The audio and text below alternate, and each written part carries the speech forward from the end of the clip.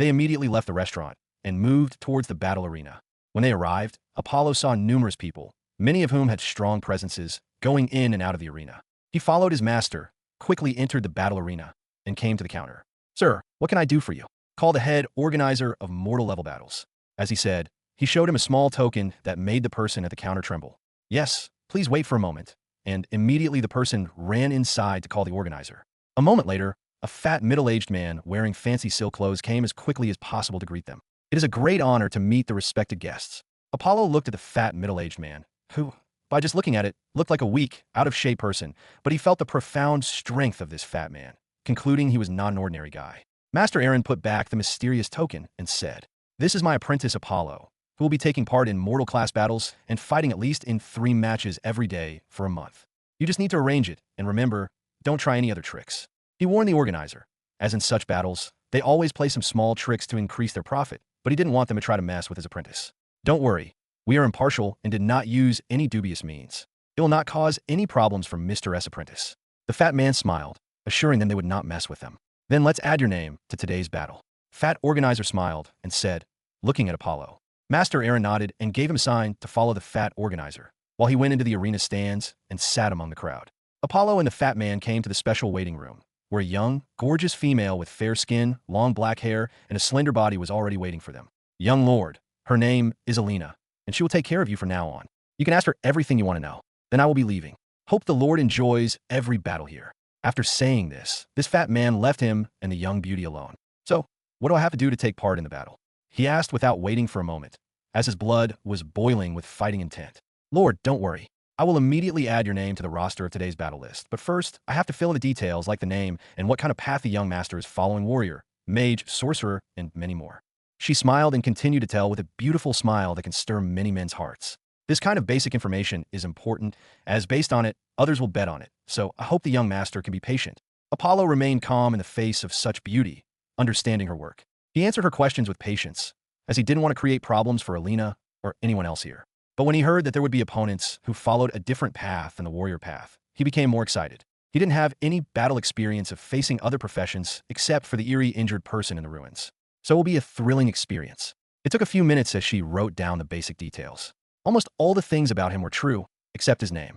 Apollo wasn't going to use his real name, but chose Ice Lord, an attention-seeking name that would bring a lot of criticism and challenges, which was what he most wanted. "Young lord, are you going to use this name? Then there's going to be a lot of trouble." Alina was facing a problem with this name, as here in the northern wasteland region of Forest-held City, where the strong ice energy users live, using a name like Ice Lord is like a direct challenge to everyone. "Yes, don't worry. The more challenges he receives, the better. Then, I will submit these details, and as this is the young lord's first time, it will take some time, and it might take 1 or 2 hours for your match to be announced." "Good, I can wait." Apollo nodded as Alina left him in the waiting room, where he was looking forward to his battle. In the battle arena, there are 2 kinds of battles: ordinary random battles between the same ranked fighters in the arena, or exciting challenges from anybody.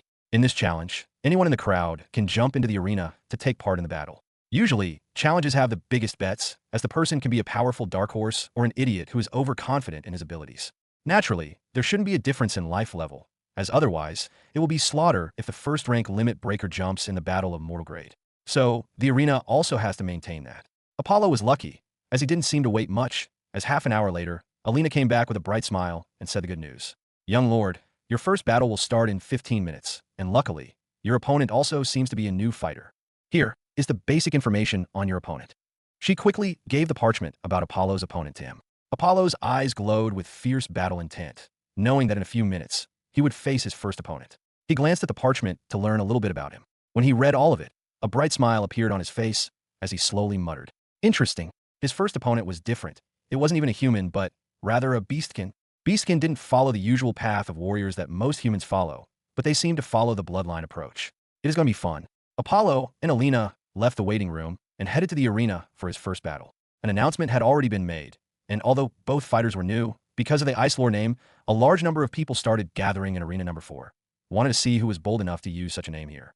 Master Aaron also heard this and quickly arrived at arena number 4. Apollo was ready as he took out a mask that he found in ruins. It also seems broken, but still has some mysterious power, which can change his voice and aura. So, the people would not recognize him easily. He had already checked with the master, and even the master felt it was difficult to identify him using the mask. The mask will protect his identity. Even though he wanted to create a loud noise with his name, he was not idiot enough to show his face openly. That would be like asking for a beating. When he just appeared, his opponent also came, and both of them made eye contact. Both of them showed their fighting intent. Both fighters come on the stage. As soon as the announcement was made, Apollo and his beastkin adversary appeared in the arena, and the loud cheers from the stands filled them with excitement. They all looked at each other, especially Apollo, who was seeing Beastkin for the first time up close. The Beastkin named Jacob in front of him was quite big, about 7 feet tall, with a powerful, sturdy body that seemed to radiate the aura of an indomitable beast. Understanding the Beastkin's strength is easy and can be understood by seeing the animalistic character shown by their body. Just like Jacob here, who seemed to have come from a bear lineage with strong strength and sharp claws. He clearly showed signs of a bear family with similar mouth, ears, and claws, so it was easy to understand what kind of enemy he was facing. On the other side, Jacob, who although looked like a wild beast, was also calmly trying to figure out his opponent, but his opponent seemed to be covered in the mist, and he could not figure out anything about him. This made him feel grave, as his opponent might not be as easy as he thought. I bet on Jacob. Just look at his eyes. I bet on the Ice Lord. He seems to be more mysterious. He should be strong. Yes, come bet on it. Numerous people were excited and betting vigorously, as both fighters were new, and they didn't know the true depth of their strength. All bets were entirely based on observation and luck, which excited the gamblers to try their luck. That seems to have made this rookie match more famous and exciting, with a large amount of money to bet on. A large crowd gathered to watch this battle.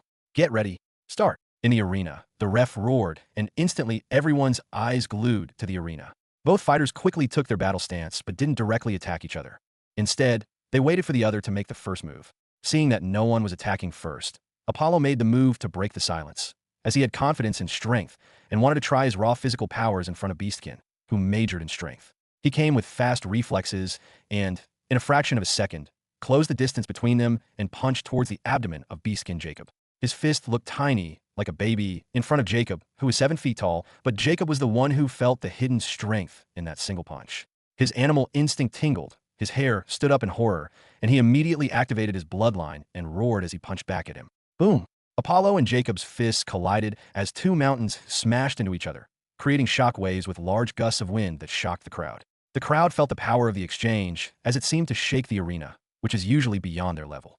They even felt that their strength reached the level of a limit breaker. The crowd was taken aback as what looked like an exhilarating battle was about to start. Master Aaron, who also had placed bets on Apollo, felt a little surprised, not by his disciple's strength, but by the strength displayed by his opponent Jacob. As it seems, the Beastkin was not an ordinary guy. This bear, did it have royal bloodline? He felt seeing it be able to hold Apollo's punch, but that's it. He still didn't feel much, as he had full confidence in his apprentice. In the arena, both of them moved backwards to create some distance between them, as after their small clash, they get an idea of each other's strength. Both were able to surprise each other in this clash, especially Jacob, who was proud of his raw strength, but just now, he had to use his bloodline power to resist the punch from human. He was shocked but also terrified, as humans have one of the weakest bodies among major races, but just now a human overpowered him with a royal blood beastkin that can go toe-to-toe with dragons in strength. Apollo, on the other hand, was feeling excited, as after increasing his strength, he seemed to have no chance to let loose, and he accumulated a lot of frustration in his heart. But now there was an opponent who wouldn't die if he let go of his body freely, so he was going to enjoy it. And he didn't wait, and with a speed like teleportation, he came close to Jacob and launched a fury of punches. Jacob was alert, as his blood was boiling, and with his powerful physique, he collided with Apollo's attack.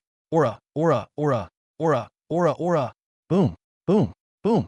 Their fists continued to collide, creating a loud noise like big chunks of metal colliding with powerful shockwaves that shook the whole arena. Apollo was smiling with excitement as he let go of himself. Every cell in his body was filled with energy and was roaring with power as he started to exert his strength. He started to get better and better at exerting his strength, and he started to push Jacob. On the other side, Jacob first was a little better, but as they continued the onslaught, slowly Apollo started to gain momentum. Damn! As he was being pushed, he quickly made up his mind to use his trump card. Otherwise, he might lose without showing his true strength, bloodline transformation. Boom! Jacob's body, which was already domineering, seems to have become more violent and burst with an extremely powerful aura that surprised Apollo. His hands started to change and become bigger and bigger, almost becoming twice as thick before being covered in golden scales with a large claw covered in a powerful golden aura of destruction. Get ready. It's going to be your defeat. Jacob first exchanged words while showing confidence that he never showed. Heavenly Bear Claw. Jacob, even with his large size, moved extremely fast, as the partial transformation seemed to not only increase his strength, but also give him an overall boost. Apollo was surprised by the transformation, but he wasn't afraid. He can dodge this, as his reflexes were also off the charts, but why would he be dodging? His blood was boiling with excitement as he was going to face the attack head-on. The aura around him also changed as a silvery white life force came out of his body. The temperature of the arena dropped, and the thick layer of ice covered the entire place. The shocking change caught everyone's attention, as it seemed that the name Ice Lord wasn't without a reason. Even for a moment, Jacob also felt ominous, but he instantly let go of this feeling, believed in his bloodline, and attacked with confidence. Apollo used all his strength, concentrated his ice life force in his right fist, and attacked head-on. Bomb! The fist and the claw collided, creating large tremors that traveled throughout the arena and shook the crowds sitting in the stands. It seems they are equal in strength as they cannot push each other, but this changed as a cracked sound could be heard. Ah! Jacob wailed in pain as his claws seemed to be the first to break. The ice life force seemed to have frozen his hand, and the powerful force from Apollo's punch sent him flying. Boom! He landed outside the arena, creating a large crater, with his transformed hands covered in ice. The crowd was shocked that, at that moment, only utter silence remained. Hundreds of people couldn't believe what they had just seen, as the strength displayed by Ice Lord wasn't something that could be shown by mortals below the Limit Breaker stage. With his last bit of strength, Jacob gazed upon his frozen hand, utterly decimated by the unrelenting power of the ice energy. Just look at Apollo standing in the middle of the arena as his heart trembled in fear, and he couldn't believe the strength of this human. After the silence, Ref quickly announced the winner. Winner, Warrior of Ice, Ice Lord. The announcement finally brought the shocked crowd back to reality, and loud cheers reverberated throughout Arena 4. The crowd couldn't help but talk about the Ice Lord, who is extremely strong and covered in mysteries. Even weird rumors about him started that he is from the Eternal Ice Palace and was an apprentice of some old monster. But Apollo didn't care as he left the stage and returned to the waiting room with his head high and feeling great, letting out a bit of steam. Alina also came back while following Apollo, feeling shocked, as she had just seen the match and couldn't expect him to be this strong. She also opened 9 primary prana circuits, but she might not have lasted a second in front of Apollo. So, when will it be my second battle? Apollo asked while feeling good, as his opponent was good, and he couldn't wait to battle other stronger opponents. Alina was a bit surprised by the sudden question and couldn't answer it. Because of the strength shown by him, it will be difficult to find an opponent. The battle arena needed time to find a strong opponent and arrange that. As she was about to say this, the fat organizer quickly came running. Young Lord, Apollo nodded and asked, what's the matter? Young Lord, it might be a little hard to organize a match for you today. He was confused. Why? Lord, your strength is beyond expectation, and it is difficult to find someone below the Limit Breaker state who can fight with you. But don't worry, it will take some time to publicize and find a worthy opponent for you. I needed just 2 days. Yes, 2 days will be enough. The fat organizer quickly answered and gave him enough assurance that he would quickly organize more challenging and spectacular matches for him. So Lord, what do you say? Okay, then do that. Apollo agreed that it would be best if they could find better opponents to try his limits. After this, there was nothing left to do. He could only leave the place as Apollo came out of the battle arena. Master Aaron was already waiting for him with a smile on his face. Master, yet kid, you surprised me. It seems you are stronger than I expected. So, when will your second battle be held? As he expected, after seeing that ordinary opponents were not worth the time, the battle arena needed time to arrange better warriors. 2 days later, Apollo said calmly, feeling a bit reluctant that he had to wait 2 days. Don't worry, let's go to our next stop to increase your spirit, as it is also an important factor in breaking the limit. Apollo nodded and followed his master as they, after walking for a few minutes, arrived at their destination. At that time in the battle arena, Jacob, who a few minutes ago was seriously injured, was standing tall without a hint of any harm, like he was never injured. 2 figures were standing ahead of him. One seemed like an ordinary human, and the other was similar to Jacob, but even bigger than him. So, how does it feel to be ass-kicked by someone in their strength domain? Brother, it isn't a laughing matter. It was you who was getting proud, but now see, there are people beyond people that cannot be fathomed. But that guy, Ice Lord or whatever his name was something to overpower you this much. Did he, like the rumor, truly came from Eternal Ice Palace? What do you say, Morris? The big beastkin asked the human next to him. The ice energy he released is different from any ice life force I've seen. It was many times stronger and more mysterious than anything. If the person wasn't below the limit-breaking realm, it would be difficult to cure your brother this easily. So, just because of the profound ice life force, I believe it might be true that he is from Eternal Ice Palace. Hearing this, both Beastkin brothers' expressions became grave, as Eternal Ice Palace is a behemoth force that even the Empire doesn't dare mess with. But now someone finally came out. Is this a prelude to the fact that big things are going to happen? They don't know, but they had to take it seriously. As time went on, rumors about the Ice Lord quickly started to reach every corner of the city, which brought the attention of many strong and mysterious beings in Frostheld. Somewhere hidden in a paradise-like place, a mysterious voice reverberated. Seabass, Krallo, go check. It seems someone is impersonating us. Yes. Two shadow-like figures emerge from mysterious space and advance towards Frostheld City. Apollo didn't know that his appearance in the battle arena had created such large movements among the forces in the city. As right now, he appeared in front of the Runic Tower, one of the 3 host spots of Frostheld. Kid, are you ready to feel high? Hearing Master's words, a wonderful expression appeared on his face. Master wouldn't want to make a 12-year-old kid an addict. He asked high like him being drunk. Seeing the weird expression on his apprentice, he remembered his mistake. Oh yeah, I sometimes forget how young you are. Drinking is bad. Don't become a drunkard like that old dwarf. Don't think much. It will just make you feel like that for a few times first, but nothing bad as you slowly get the hang of it. Master Aaron corrected his words, but Apollo had a different feeling about this. A place where you can have the feeling of getting high, but don't really have to do it. A true paradise for stoners. Now, when he thinks about the things that are supposed to be training, he feels weird as he seems to be doing something entirely different. The first was gambling in the arena, and now this. Is he training to become a strong warrior, or for the strongest wastrel? Sai, let's go. Both entered the Runic Tower, which had fewer people within, as it was not like a battle arena filled with many people and instead could be said to be a bit empty. He only saw a few dozen people on the ground floor of the tower. Maybe it had to do something with the cost. Here, they didn't have to wait, as a cute lady quickly came to them and led them to the person who would provide them with the required authorization for the different floors of the tower. The person ahead of them seems to be a beautiful lady with a sexy figure that can turn even an old man, as even as Master Aaron seems to be feeling some of the heat. It might be worse if her face wasn't covered by a veil, but she still made everyone's hearts tremble with her voice. Hello, what floor permit do the guests want? Apollo still maintained his calm. He did not feel much, maybe because of his mind or just because his body was still young. The charm of the lady ahead had a minimal effect on him. Who are you? Someone as talented as you doing this simple work. Master Aaron could not help but ask as he felt the extraordinariness of her beauty. Sir, misunderstood. How can this lowly one be considered talented in front of guests?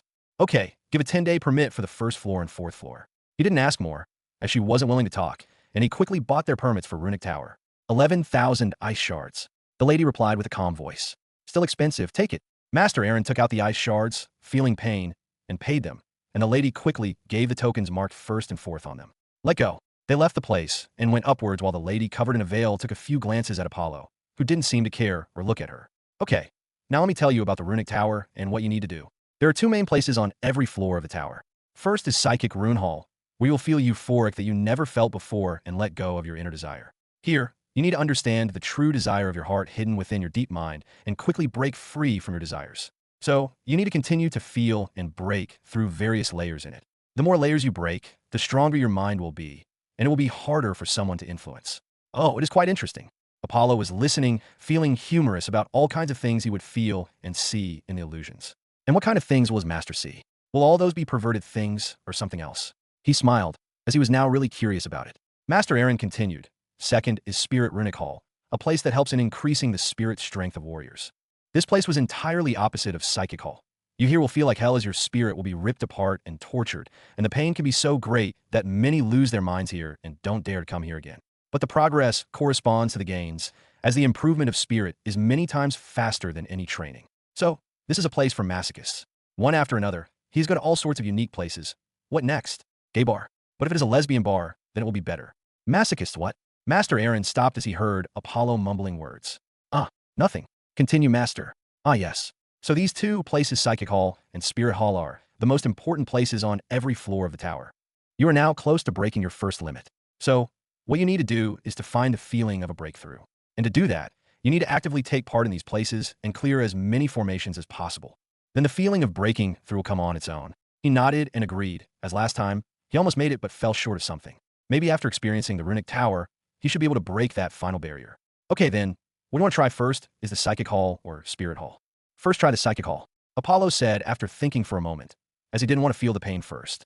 Master Aaron didn't say anything and led him to the Psychic Hall. As they came close to the entrance of the first floor, their token runes glowed up, and the runic formation that covered the place let them enter without a problem. They came in front of Psychic Hall, where a few people were talking and laughing, looking at the large metal monument with various names beside them. There are still no changes in the ranking. How can it be easy? It's already quite an achievement. Not many can ever get their name on it. Apollo was drawn to the monument filled with various names as they were discussing with enthusiasm. Master Aaron noticed and quickly introduced him to the ranking monument. This monument records the various records cleared by the people on the first floor. Like every floor of the tower, Psychic Hall has 99 runic formations. There are different runic formations that everyone can try to break. And the more runic formations you break, the higher the chance to get your name on the ranking monument. If you clear all 99 runic formations, then your name will be carved on the monument forever, and you will also receive great rewards from the runic tower. Oh, interesting. But wouldn't it be easy for someone like Master Strength to break through all the runic formation on the first floor? Apollo couldn't help but ask, as he felt it was an easy loophole in the whole process. Kid, you underestimate the capability of the runic tower? It can judge the life level of a person, and only if the person clears the floor of their level will they receive an award or their name appear on the monument. The first floor is for geniuses below the limit breaker level and is the best place for you. You can also try if you leave your name here, but if you can't, then don't try too hard, as after 70 runic formations, it becomes extremely hard to break through, as if it was made just to piss you off. But still, there are monsters who may appear once in 100 years and clear all the 99 runic formations. Apollo found the ranking monument interesting, which was filled with many names. The ranking monument was divided into two parts, one big and one small. The bigger one took up 2/3 of the area, and the names on it were glowing with bright golden light, like representing kings. They were the names of the eternal geniuses who left their mark in this place. Even after 10,000 years, there were only about 181 names on it. They were shining brightly, showing their eternal brilliance.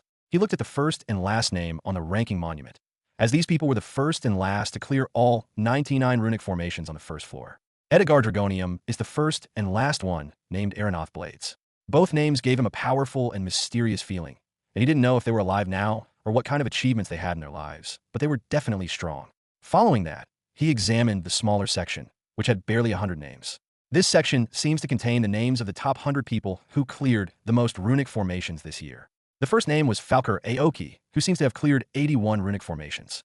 The second one seems to be a girl named Arya Starkin with a clear record of 80 runic formations. The last one among the 100 seems to have cleared 74 runic formations, meaning all of them are quite close, but still, the difficulty can be understood as 81 is the highest anybody has reached this year. Kid, try and let me see how high you can go. Master Aaron smiled and encouraged Apollo to show him what his limits were. Yes. Apollo calmly entered the hall, covered in runic formation. Without hesitation, he stepped inside and instantly felt everything around him started to disappear. His senses started to dim. He started to feel weird, but the feelings were very weak. He can still maintain his proper senses without losing them. Boom! The moment he exerted some strength, his runic formation shattered, and everything returned to normal. On the token, the number 1 appeared, meaning he cleared the first runic formation.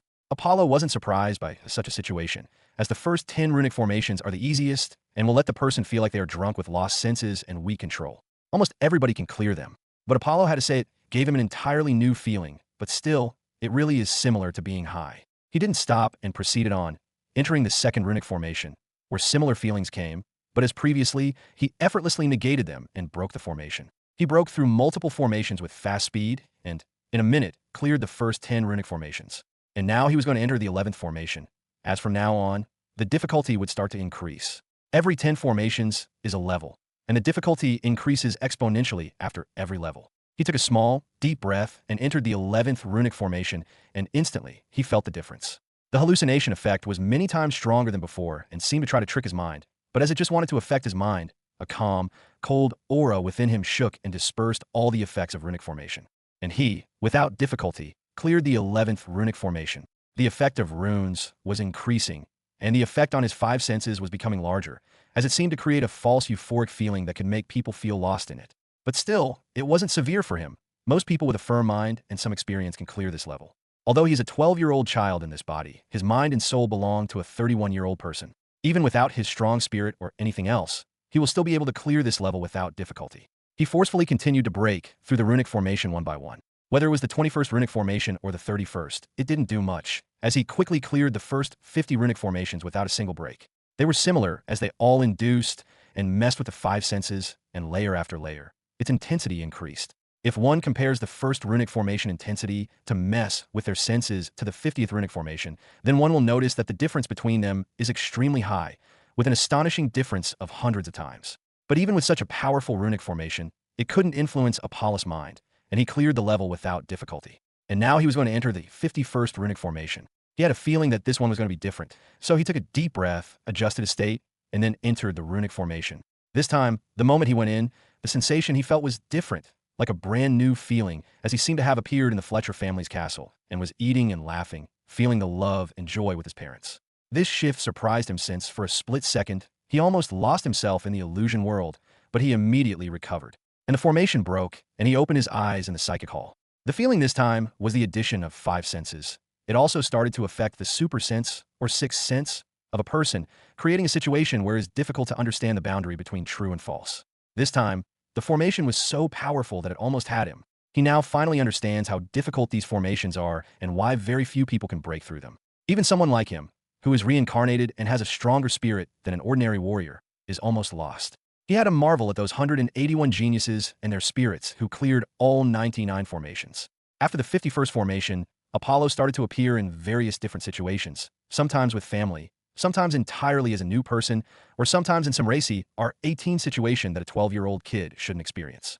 But as a grown man in a child body, he still faced such inappropriate situations. He felt weird, but he shattered those illusions without much difficulty. And now Apollo had cleared 70 runic formations and reached an important checkpoint without facing major setbacks. He now is going to set foot in the realm where only absolute geniuses can set foot.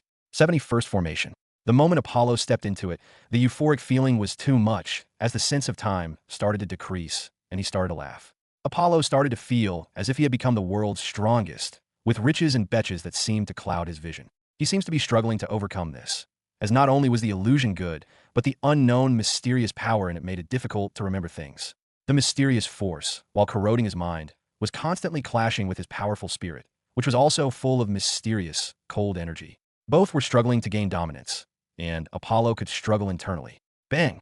The silvery ice energy in his mind seems to have its consciousness. At that moment, it felt threatened, and it exploded. All the energy within his body rioted, and he broke free from the surreal illusion. Foe! Closed. This was dangerous, as this time he really struggled and almost lost. He now started to have doubts about whether he would be able to reach the 99th restriction and break it. He might need to transform to clear those formations at the end, but if he does that, the people at Runic Tower will know his secret, which he did not want. But it will be difficult to clear all the restrictions without the transformation. After taking a moment to rest, he continued his attempt to break more runic formations. With some difficulty and concentration, Apollo cleared the 80th runic array and equalized the record with the second-ranked Arya Stark. Shit, I almost lost it. Apollo was sweating a bit, as on the 80th runic array, it took him almost half an hour to completely break free from the fantasy. He looked at the 81st runic array with a grave expression, not knowing what would happen in that. As with every step, the time and effort needed on formations were increasing, and the next one was going to be a brand new level of difficulty. Come on, bring it. He steps into the 81st formation that only one person cleared this year. SZZZZ. The moment he stepped in, he blacked out. Everything around him disappeared, with only darkness remaining. Negative emotions started to flood his mind, and he seemingly seemed to have lost his mind. Even his strong spirit with cold, mysterious energy doesn't seem to help at all. This was something that never happened before, as there was no struggle and no indication of anything. Apollo not only couldn't seem to see anything, but negative emotions were also slowly accumulating, making him lose his mind. The time seemed to stop as he was alone, feeling nothing. But from the outside, it looks like he is standing in one place like a statue. But within his mind, he felt lost and was feeling worse and worse without any hope or reason. Only loneliness, like a person who lost his way. Outside time seemed to pass half an hour, 2 hours, and 3 hours, but Apollo didn't show any sign of movement or any improvement. But as the runic array hasn't forced him out, he was still in the game, and it wasn't the end. But he still has a chance. Another hour. But there wasn't any change in his situation, as internally he was still feeling lost, but suddenly the lost will seem to ignite, as it seemed after 4 hours of silence. It burst from the depths of his mind. Apollo seemed to remember the feeling of despair he felt lying on the hospital bed. His life, which was given a second chance, he doesn't want to end like this. He wanted to be strong and fearless without being haunted by thoughts of death and despair. Crack! Crack! Something within him broke, and a burst of powerful aura came from within his body that seemed to synchronize with the laws of the world. An unusual aura covered him as he opened his eyes, shattering the array that held him. His eyes were calm with a hint of indifference, and something within him seemed to have changed. It was not an increase in his strength, but it was more mysterious and important. Sigh! With that mysterious feeling around, it somewhat disappeared, and the usual Apollo seemed to have returned. The 81st array broke, and he also equalized the score with first ranker Falker Aoki in a ranking monument on the first floor. Please give your name. On the token, glowing words with a small screen appeared. After seeing this, he still felt surprised at how beautifully runes could be used to do many things that were only possible with technology in the modern world. But still, this world also has its kind of science and technology that can be mind-boggling for people on Earth. As for the name, he was going to use his real name. He didn't want Ice Lord to dominate in every field, and with that, he wrote his name on it. Apollo Fletcher. Outside, a few people and Master Aaron, who also just returned from the fourth floor to see his apprentice, noticed the change in the ranking monument as one section of it glowed with a bright glow and a new name started to appear on it. With bright light, the first name on the current list changed and was replaced by a new name, Apollo Fletcher, with a similar record of 81st runic array. According to the time taken, Apollo seems to be faster than the first guy, thus deserving the first spot. Oh kid, you know how to surprise me. Master Aaron was surprised as he saw his apprentice's name directly in the first place. He did expect a good result from him, but he didn't expect him to be this good. He seems to be exceeding his expectations in every way. He had personally experienced how difficult those runic arrays are, and when he also tried for the first time, he couldn't even reach the 71st runic array. But now his much younger apprentice has reached the 81st runic array. Although it was surprising, a smile appeared on his face, as this was his apprentice, who might have much more talent than he expected. Now, all he had to do was train him to his best so that he could reach higher levels in the future and make his name known throughout the Empire or even the whole Ryan. Damn, who is this guy? He beat the young master of the Aoki family. Could he be the most talented member of some royal family or ancient force? Those few started muttering with each other as they tried to guess Apollo's identity. But just at that moment, the runic array shook and Apollo came out of it to surprise others, but he seemed to not care about other eyes on him.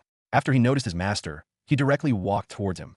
Those people wanted to ask if he was the number one Apollo Fletcher, but now, in addition to his good looks and cold aura, there was a mysterious feeling that made them hesitate. Master Aaron also noted a change in his apprentice, as if Apollo had blended with the universe, giving him the impression that he was confronted with the world itself, rather than another person. However, it also gave him a deeper and more mysterious feeling, making him uneasy and his soul tremble. Kid, you changed. What do you experience?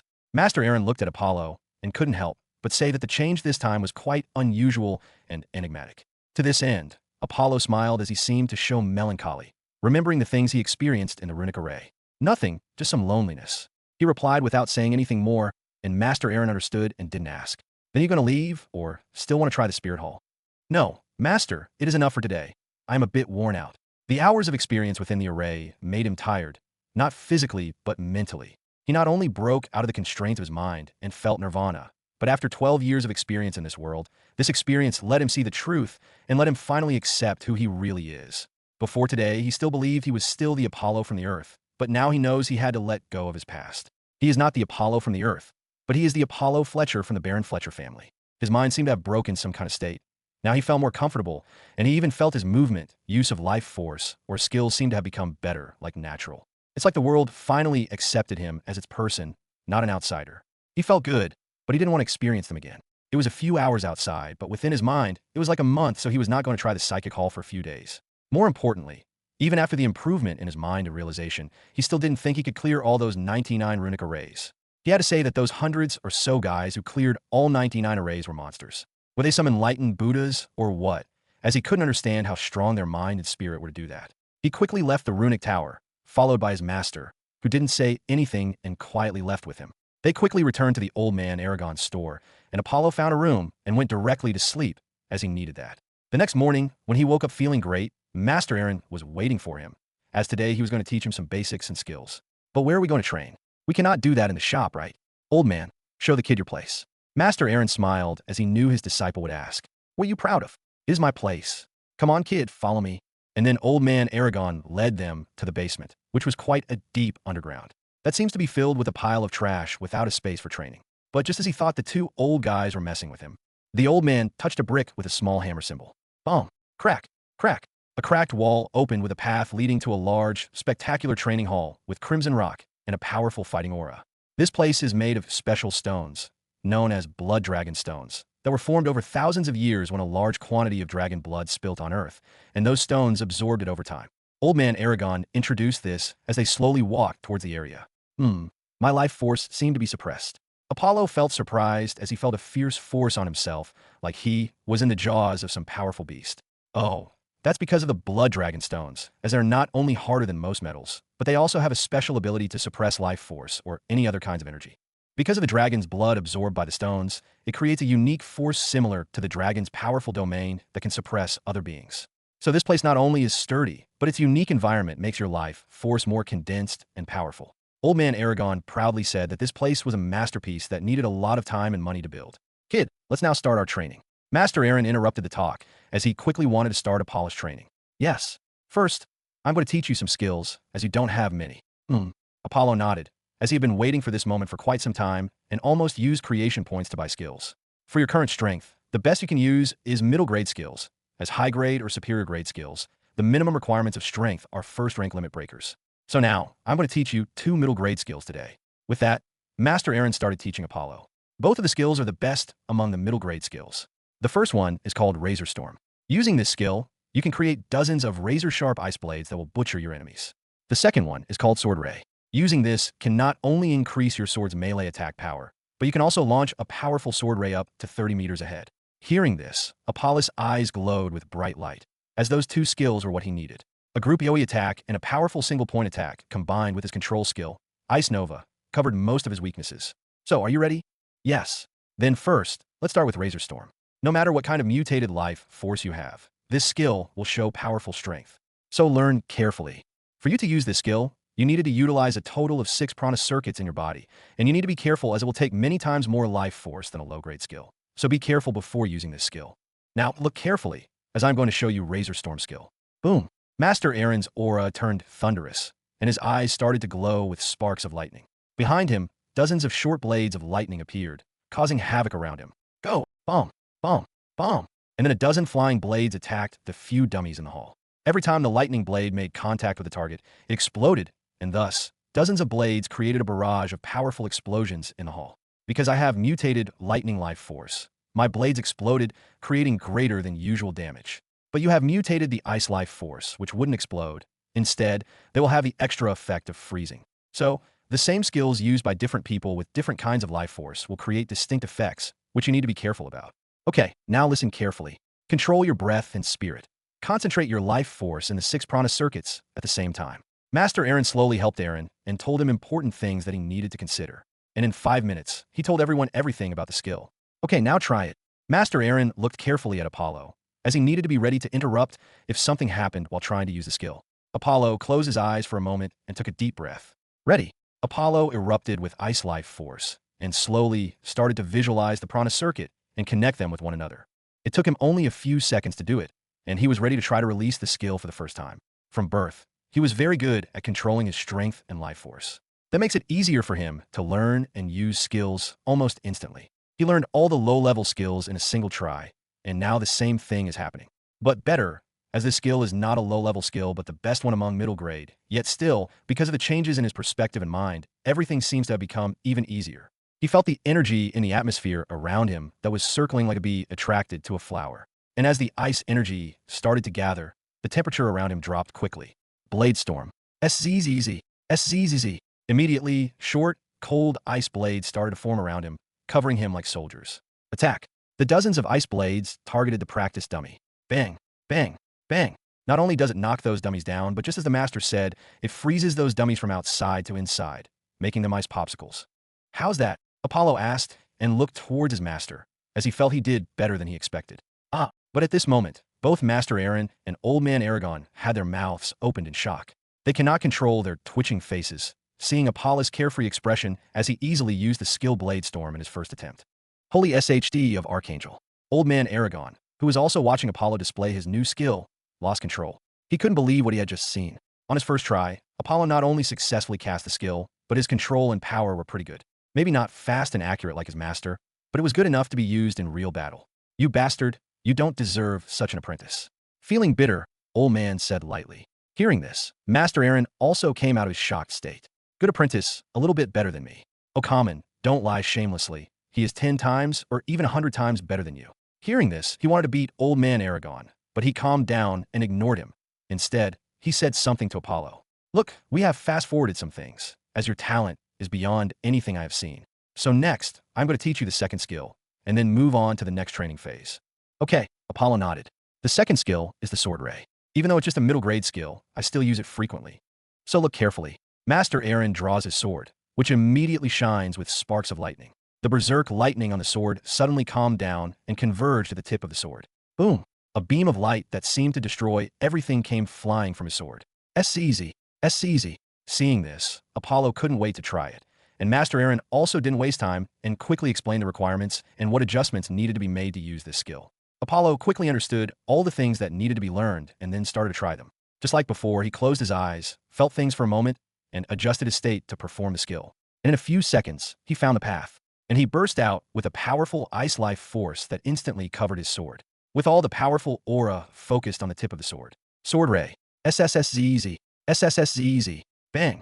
An ice ray came out of his sword that instantly froze the place within its path and created a 30-meter-long and 10-meter-thick small ice mountain. The impact this time was less, but they still wondered if maybe the skill Blade Storm was too compatible with Apollo, and that's why he could use it in a single try, but that thought quickly shattered as they saw him firing an ice ray. Apollo was feeling good, as he felt that the power of this skill was quite good and was looking forward to seeing how his future enemies would feel about it. Then let's begin the next phase. Old man, take out those pairs for both hands and legs. So, you're going to use the old hard training method, but then again, the brat of yours is really strong. Then Old Man Aragon took out a pair of things from his space ring that surprised Apollo, but also brought back some memories of Earth. They were nothing else but shackles for both hands and legs. Seeing them, Apollo immediately remembered the weight training in many anime and manga, but he didn't say anything as he was waiting for the explanation. You should be confused seeing them, but they are not ordinary items. The shackles that you're seeing are made from Hellstone, a very rare and precious stone that is used to suppress powerful people. The Hellstone had a very powerful ability to absorb any kind of energy in the world. It can absorb life force, mana, or even death energy. It consumes energy like a voracious beast, rendering even the mightiest individuals in the Limit Breaker realm powerless against it. And now you're going to wear them 247, whether you're eating, sleeping, or taking a dump. You have to wear them all the time. He had a hunch that the shackles possessed certain abilities, and his intuition proved correct. While this type of occurrence was not new to him, having read similar scenarios in novels or manga, a smile crept onto his face as he realized he was about to embark on a similar journey. But he still asked a question, which made him confused a bit. Master, you mentioned that even the Limit Breaker powerhouse cannot gather any energy in it. So doesn't that mean it will also absorb all of my energy in seconds as compared to those powerful warriors? I am too weak. Don't worry. The pair you're going to wear is different, and the amount of Hellstone used in it is so minuscule that even people below the Limit Breaker stage can wear it without getting sucked dry. Come try and tell me how you feel. Apollo quickly came to Old Man, who gave him the shackles. Careful, they are heavy. Each piece weighs a ton. But he effortlessly lifted the shackles without a problem. As soon as he laid his hands on the shackles, he sensed his life force being gradually drained by them. It wasn't fast, but it still made him uncomfortable. He didn't whine and quickly wore them on both hands and feet. Now, he was weighing more than 4 tons because of the 4 shackles on his body, while his life force was continuously being sucked dry. So how are you feeling? Master Aaron inquired, knowing that most individuals below the Limit Breaker stage would struggle to even lift, let alone wear those shackles. Initially, he doubted that this ancient training technique was meant for humans, but upon witnessing Apollo, he started to believe the ancient tales of geniuses who once walked the Rhine. It's all good, just a little uncomfortable. Apollo felt nothing much. The weight of shackles wasn't much for his physique, which was stronger than beasts, and the draining effect wasn't much as his life force reserve was many times greater than usual for warriors. Really? Then why don't we try that? Old Man, let my apprentice feel some things. Activate Stage 1 Security. Old Man Aragon issued a command, and suddenly, Frozen Dummy's eyes began to glow with crimson light. Crack, crack, bang. The ice began to crack, and suddenly, it shattered with a loud noise, releasing a dozen dummies.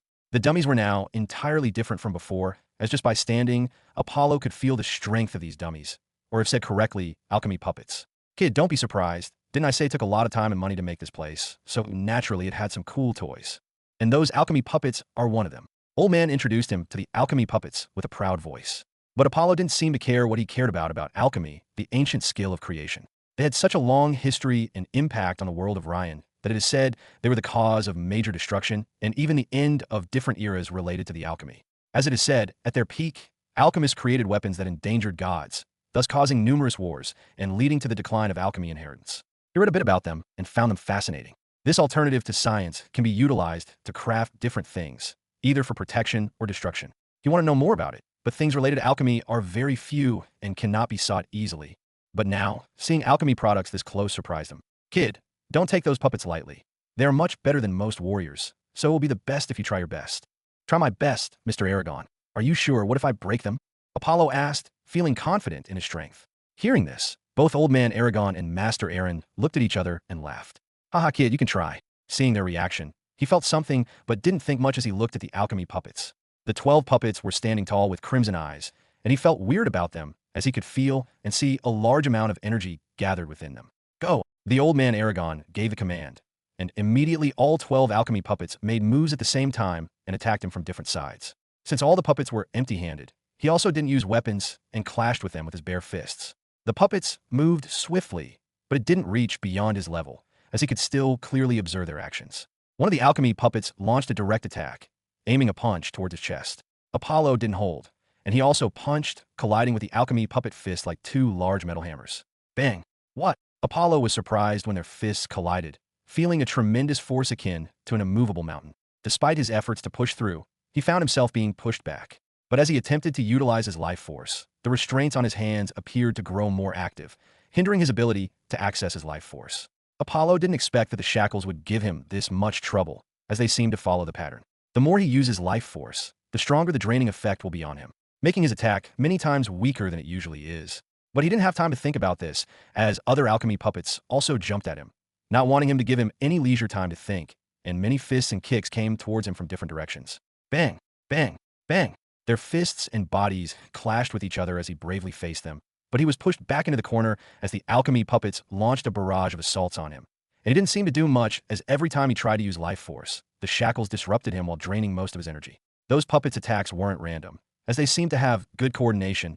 If one attacked from the front, someone from behind would also attack him. He was holding up with his powerful physique, but even that had started to crumble as the bodies of the puppets were too sturdy and indestructible. Every fist and kick shook his bones. Now surrounded by a dozen puppets, he alone is aware of his present situation. Throughout his life, he never faced such a situation, even in ruins. He didn't feel this bad, even facing the god, as the difference between them was too large to compare. Although the puppets are strong, they didn't reach the level where he would feel despair.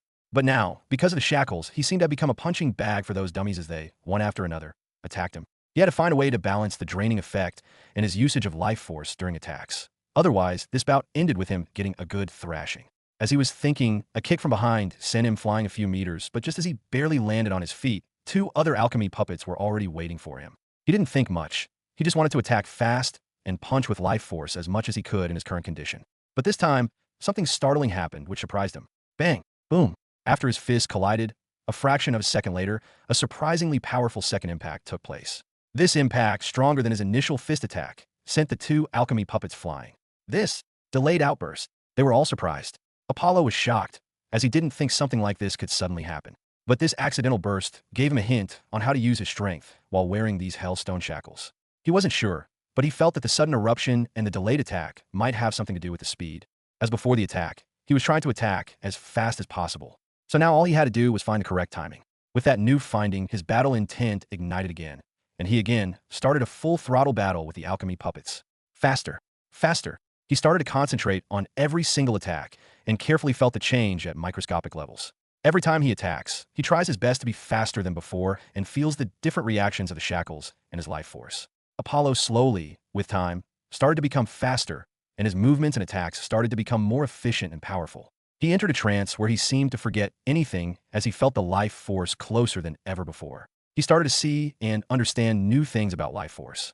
Although he was getting faster and better, he still didn't replicate the delayed outburst. But he didn't stop the alchemy puppets, who seemed to have unlimited stamina. His concentration reached its peak, and the world around him changed as he deeply merged with the world. His breaths, movements, and heartbeat all seemed to have synchronized.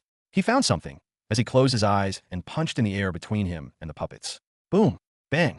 An invisible shockwave traveled through and knocked the puppets ahead, who didn't feel anything until they were sent flying dozens of meters in an instant. Crack! Crack! FK. Master Aaron and Blacksmith Aragon were shocked, and both could not control their twitching faces. As of right now, Apollo has not only performed a delayed attack from a distance, but his attack seems to have dealt some damage to the alchemy puppets.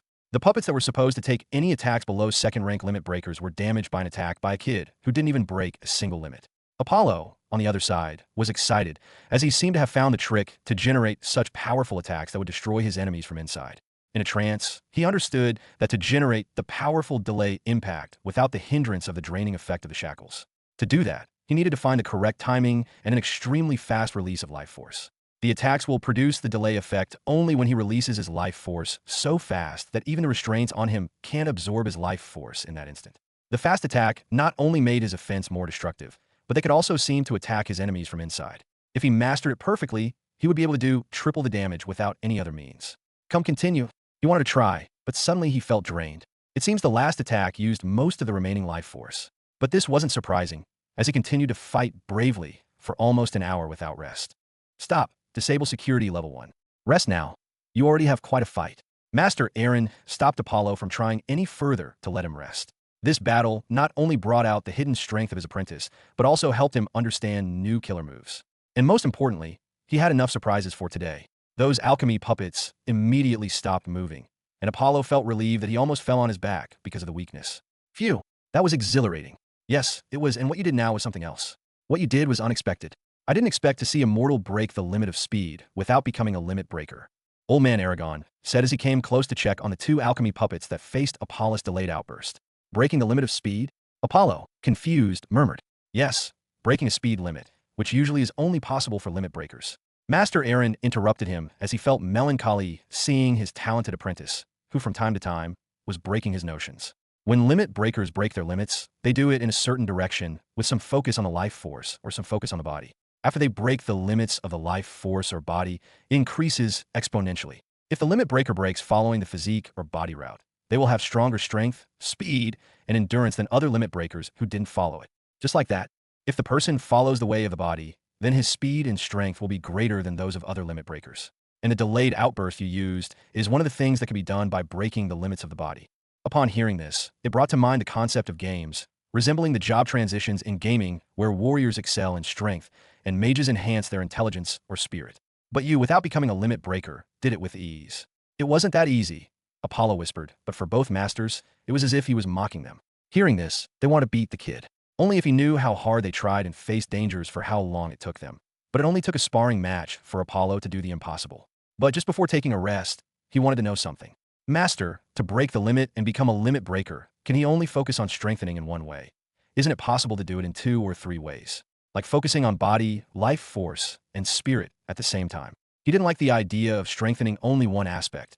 He wanted to be an all-round, powerful limit breaker with no weakness. As a reincarnated guy with a system, he should have special plot armor or something. Maybe because of the system and the half-demon god transformation, it should be different for him. But to be sure, he still asked, as knowing more isn't bad. Well, even if you didn't mention it, I'll tell you about this later, but from the rate at which you are improving, you will not need to wait much time to become a limit breaker.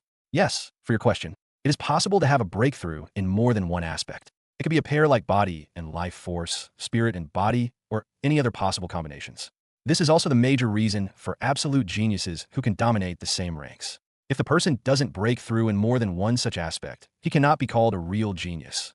As for the guys who break limits with more than 2 different aspects, they are called divine children, as it is said that only by breaking through in all 3 aspects of body, spirit, and life force can one follow the path of godhood. This is also why I wanted you to do your best in the runic tower and increase your spirit as much as you can, so you can break through in all 3 aspects. As compared to the body and life force, breaking the limits of the spirit is many times difficult. Although I feel you have talent in the spirit aspect, don't take it easy, as breaking the limits of the spirit is not easy, as it is more mysterious than the body and life force, and only a few chosen ones can break through it. So, even if you have reached the 81st array in the runic tower, you can try more and reach higher. Maybe the chance of breaking the limit will be higher.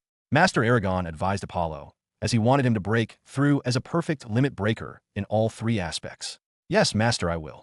Apollo nodded his head and agreed with his master, as although there were some uncomfortable moments in the arrays, it definitely improved his mood and liberated his spirit. From now on, you will continue to fight against alchemy puppets and hone your delayed outbursts to be ready to face powerful opponents in the battle arena. Go and take a rest now, and the shackles will continue to drain you slowly.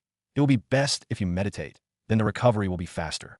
Apollo left quietly and went back to a room to take a rest. After he left, only Master Aaron and Old Man Aragon remained in the training hall. Your apprentice is extraordinary. Didn't it be said that only people with a bloodline of gods can break the rules? But for what you tell me, he is from some barren family? I don't know that. It became quite confusing. Maybe it had to do something with the ruins and the commotion that happened outside, throughout the world. So you want to say your apprentice somehow got connected with gods or taboos? Maybe or maybe not. I cannot tell. You know that it can be good or bad, depending on the scenario, if you made contact. Sai, we cannot do much. Let's just follow nature. The following days continued with regular training sessions with his master and alchemy puppets as he honed his control and ability to create double impact with most of his attacks. Just like that, 2 days passed, and the day for the challenges in the battle arena came. Apollo wore a mask and had already come to the battle arena early. He couldn't wait to fight against worthy opponents. Today, the battle arena was more crowded than most days, as it seems the rumor of Ice Lord being from Eternal Ice Palace has attracted a lot of attention from people from all over Frostheld and Northern Wasteland. Many powerful people that are usually hard to find surprisingly appeared for the battle of some weak mortals below limit breakers. Everyone is looking forward to seeing how good this Ice Lord is and whether there's a connection between him and the Eternal Ice Palace. Master Aaron and Old Man Aragon also came and were already sitting in the stands, waiting for the battle to start. It seems rumor has traveled quite far. Old Man said this as he saw the crowd and group of powerful people here.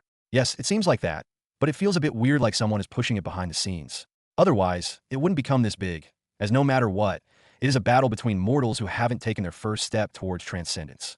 Master Aaron felt it was weird as the commotion was too large, but he couldn't figure out why there was a need to do this. At the same time, in a top VIP stand, two figures covered in black cloaks were sitting and looking at the arena from high, and one of the figures with only a visible, eerie smile started to say something. So what do you think about the Ice Lord guy? Will he be a bit interesting, or some idiot who wants to be famous? I don't know, but God's blood was indeed sensed by the divine weapon at that time. And somebody did work hard to make this guy famous to attract some attention. Another black-cloaked big figure with a heavy voice said what he knew. Somebody is fishing for us or someone else. Hee hee, those are some brave idiots. Hopefully, they are good, as I am now really looking forward to meeting them. The black cloak guy with a creepy smile laughed as he felt this small outing was going to be fun. And somewhere outside the city, two guys with a mysterious aura slowly walked towards the frost-held city. Why are you making things more messy? Is it necessary to rope the Eternal Ice Palace? Nothing, no matter what we do or how we do it, will piss them off, so making a larger mess wouldn't change the outcome. And come on, I also wanted to see how good they are. Anyway, if something goes, other ways elders will make moves, so let's enjoy this. Undercurrents were spreading throughout the city and even in Northern Wasteland.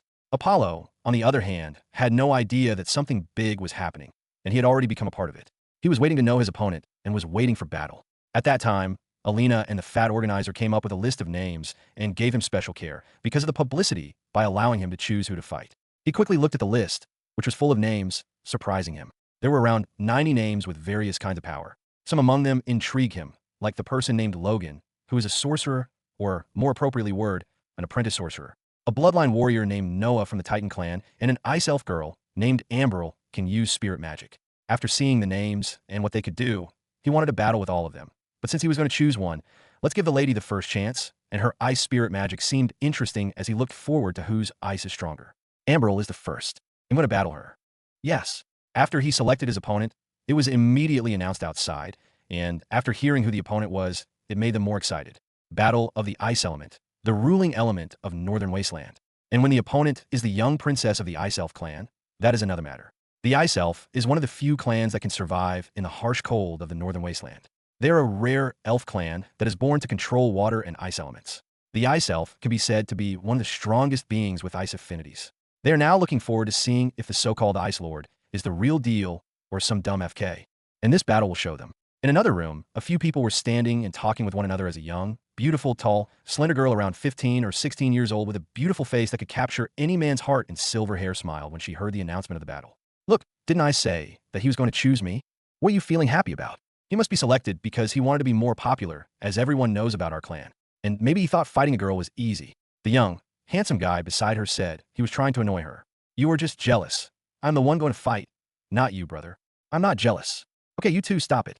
And Amberl takes this battle seriously, even though rumors might be false, but he must have some strength. Otherwise, Battle Arena wouldn't arrange such high odds on his bets. Yes, and I understand. After a minute, Apollo came out of the room and went straight to Arena 1, where the battle was going to be held. He appeared, and an announcement was made.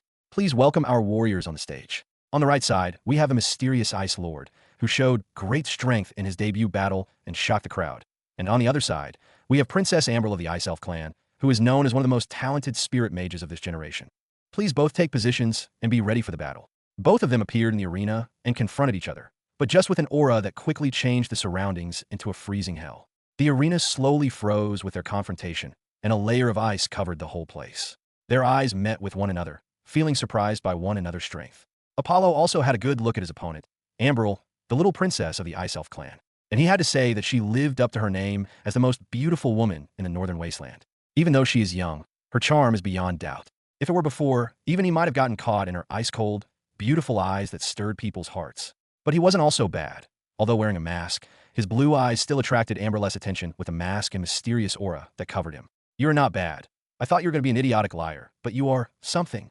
Amberl's interest was piqued as she spoke with a cold but euphonious voice, seeing how easily he tackled her aura which was strong enough to freeze most guys below limit breakers. You have also lived up to your name as a talented beauty who will bring the Ice Elf clan to new heights. Apollo also talked, as this Princess Ambrel seems quite strong, and her spirit magic seems unique.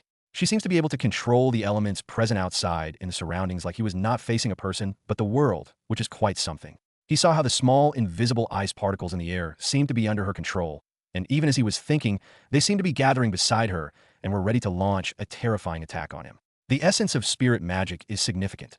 As the name implies, it centers on the user's spirit. Ambrel possesses a remarkably robust spirit, even surpassing his own. Until now, he never met someone better than him. But for the first time, he felt someone was better than him in some aspects, one of which in the current scenario is spirit. After thinking, a slight smile appeared behind the mask, as he felt this battle might be more interesting than he thought. Fight! Seeing the intense, indirect confrontation, he didn't wait any longer and immediately announced the beginning of the battle. Ambrel instantly made the move decisively, as it seemed she also didn't want to waste time. The ice elements surrounding the arena started to tremble, gathered above Apollo's head, and transformed into a gigantic ice sword. And it launched a devastating attack on him. The ice sword, which was more than 10 meters long and 3 meters wide, fell above Apollo with a powerful force. He remained still, unaffected by the sword approaching him. When it neared, he simply punched without any elaborate technique or flair. Bang! Crack! Crack! Shattered. The single strong fist from him and the gigantic ice sword 10 meters long cracked and shattered like a piece of glass. Boom! Boom! The broken pieces of ice went flying around the arena, creating noise and destruction. You had quite a strong brute force. Ambrel was surprised even when she heard about his strength. But now, after seeing this with her eyes, she knows that it is not just beyond simple strength. It is entirely on a different level. Apollo, on the other hand, smiled, instantly disappeared in front of her, and appeared close to her. The speed of movement was so fast that only the limit breakers present in the crowd were able to follow his movements. Her expression changed, as she didn't expect him to be this fast. Instantly, an ice wall formed between them, but Apollo didn't stop. He punched through the ice wall. But still, it did its work of delaying him and letting her regain control while creating some distance between them. And she didn't waste time, as beside her, immediately many ice spikes appeared that launched a barrage on him. Those ice spikes were fast, and she seemed to be able to somewhat control them and change a bit of direction in the middle air, creating trouble for Apollo as he continued to evade them with his fast speed and otherworldly reflexes. While launching those ice spikes, she seems to have started chanting as if preparing for something big. Pedicabo ego tibi durum est quat sacis tus pila vacua fiat. Pedicabo ego tibi durum est quat sacis tus pila vacua fiat. Seeing this, his expression changed, as it seemed that Ambrel was trying to make a big move, and he had to stop her. He also immediately used the skill Blade Storm, and instantly, a powerful cold ice life force burst from him with dozens of razor-sharp ice blades that appeared beside him that seemed more sharp and dangerous than attacks launched by her. Boom! Boom! Boom! Those blades counterattacked Ambrel and easily cut through her attacks. But she continued to attack, while showing some impressive reflexes and nimble movements. Apollo's attacks were sharp and ruthless, and she seemed to be unable to evade all his blades perfectly. And a few cut marks started to appear all over her body. But she didn't give up chanting and remained determined. But just as he was about to launch a more fierce attack, she stopped her chanting and shouted, "Come, Colossus! Bzzz!" Boom! In an instant, ice particles from the vast battle arena, which was many times larger than Earth Stadium, began to converge around Ambrel. A wave of ice energy surged forth, freezing the entire area. Even the spectators in the stands were nearly frozen by the sudden surge of icy energy. Apollo immediately sensed danger as his hair stood on end. He quickly moved backwards as the arena seemed to change into a cold hell, and he saw a figure start to form behind her. An enormous ice figure with 6 hands, each holding a different weapon, emerged behind Ambrel. The powerful aura radiated from it shocked Apollo and everyone in the crowd, as they didn't expect her to have such a strong trump card. This Colossus Ice Titan was as tall as 30 feet and had 6 arms with different weapons. He gave Apollo a dangerous feeling that he hadn't felt before. Just standing in one place has decreased the surrounding temperature exponentially. Even the spectators in the stand felt chills because of how cold the place had become. Apollo attacked first and once again used the skill Blade Storm, but this time, the number of blades was twice as many as before, and each was sharper and deadlier. This time, he didn't hold back. He used the skill to its full extent. Attack! Boom! Boom! Boom! Every single ice blade was capable of destroying guys below the limit breaker, but now hundreds of such blades attacked simultaneously. This attack's destructive power can be imagined. At first, it looked like the target was the Colossus, but he wanted to trick it, as half of the blade's target was the caster Ambrel. But the Colossus seemed ready for it, as it appeared in front of her to protect her. It roared, almost creating a blizzard, and then he moved with his 6 hands. As various weapons in his hand come into play. Different weapons, like a sword, halberd, or spear, moved ferociously through the storm of hundreds of ice blades. Bang! Boom! Bang! Boom! Every swing from him created a large wind and sound that shook the onlookers. They can feel the power in those swings that can tear apart any flesh or body. Apollo felt it more clearly than others as he looked at the colossal power. Ow! Is my Colossus Ice Titan good? Amberl, standing behind her, smiled as she was now very confident in the strong spirit Colossus she summoned. But she had to say that this Ice Lord is very strong, with a strong body and a powerful ice force that doesn't weaken in front of her. It is good, really good. Apollo smiled as he heard her words and felt her pride. And he also felt she had the right to be proud of the strength of the Colossus. But he wasn't afraid.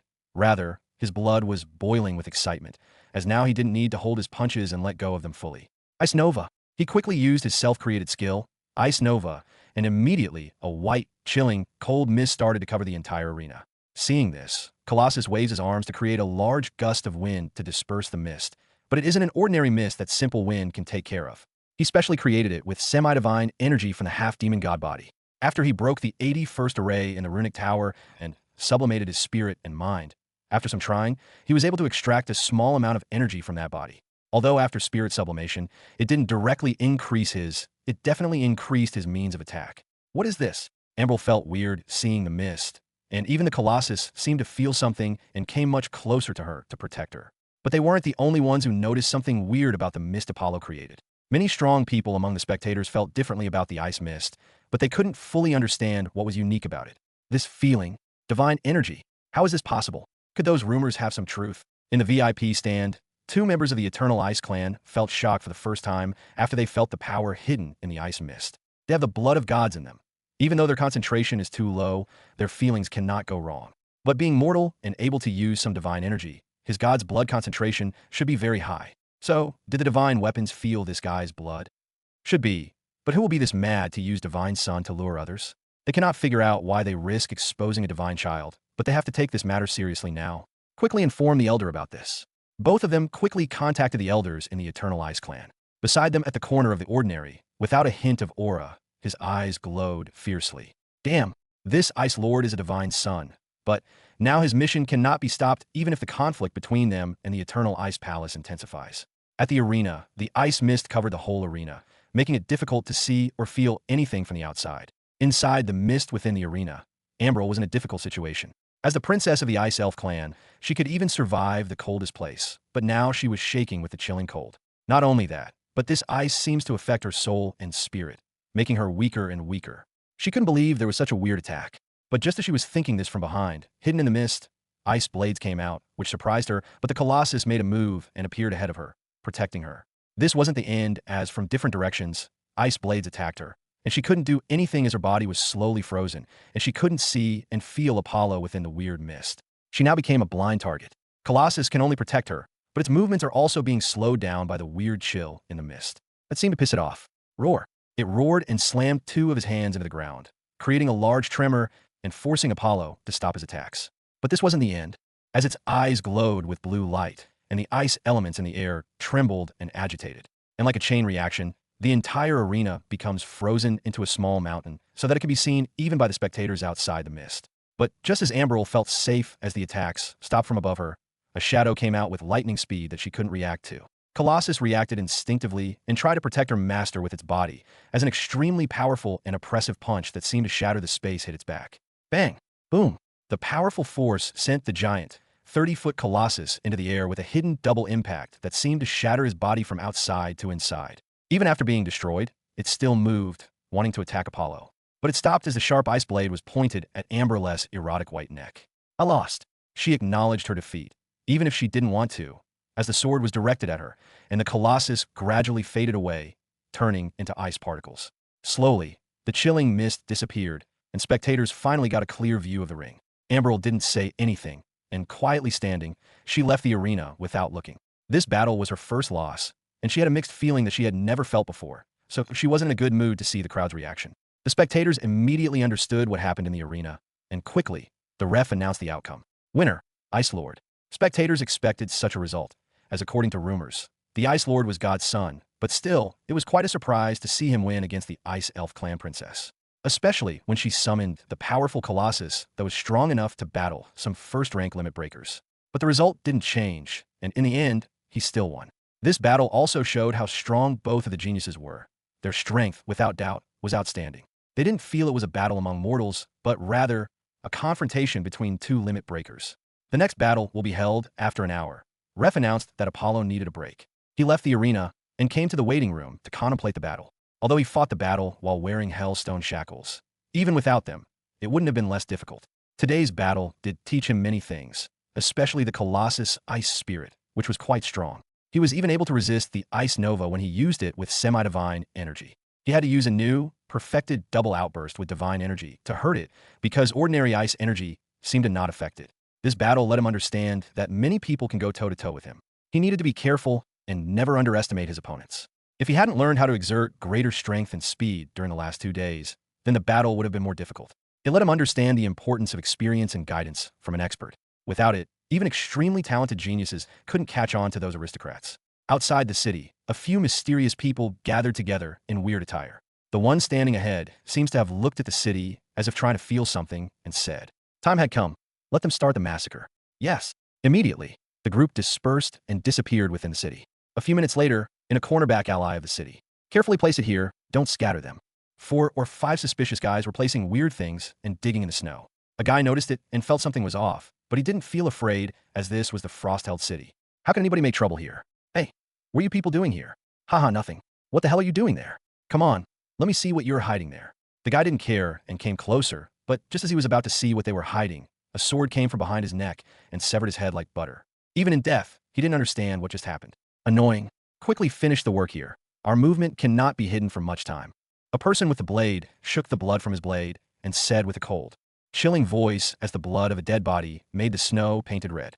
Similar things were happening in different parts of the city, and Apollo had no idea about this, but he was concentrating on recovery.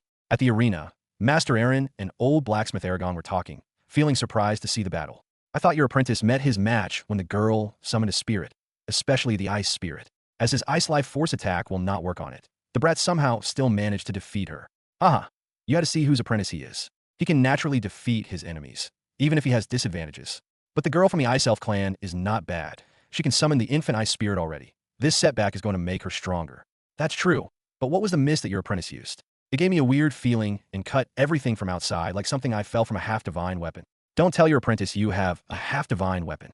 "Half-divine weapon? That is not possible. How can he use it with his strength?" Master Aaron didn't know what kind of power his apprentice used, but he knew it must be his secret, and he wasn't going to ask. But just as they were talking about this, something shocking happened. Boom, boom, boom. The whole battle arena trembled as a continuous explosion took place within it. What happened? The spectators were shocked by what was happening right now. But it wasn't the end, as numerous mysterious people covered in black cloaks started to attack the battle arena's members. Fuck. Master Aaron and Old Man Aragon were also stunned by the sudden twist. They couldn't believe someone would attack the battle tower in the frost-held city. But this wasn't the end, as an explosion happened among the spectators, killing and hurting numerous people and creating chaos. The chaos started to increase as mysterious attackers also started to attack everyone in sight without caring for their own lives. In the chaos, Master Aaron and Old Man Aragon also swept in it as those mysterious attackers assaulted them. But both were not ordinary people. They retaliated with their strength.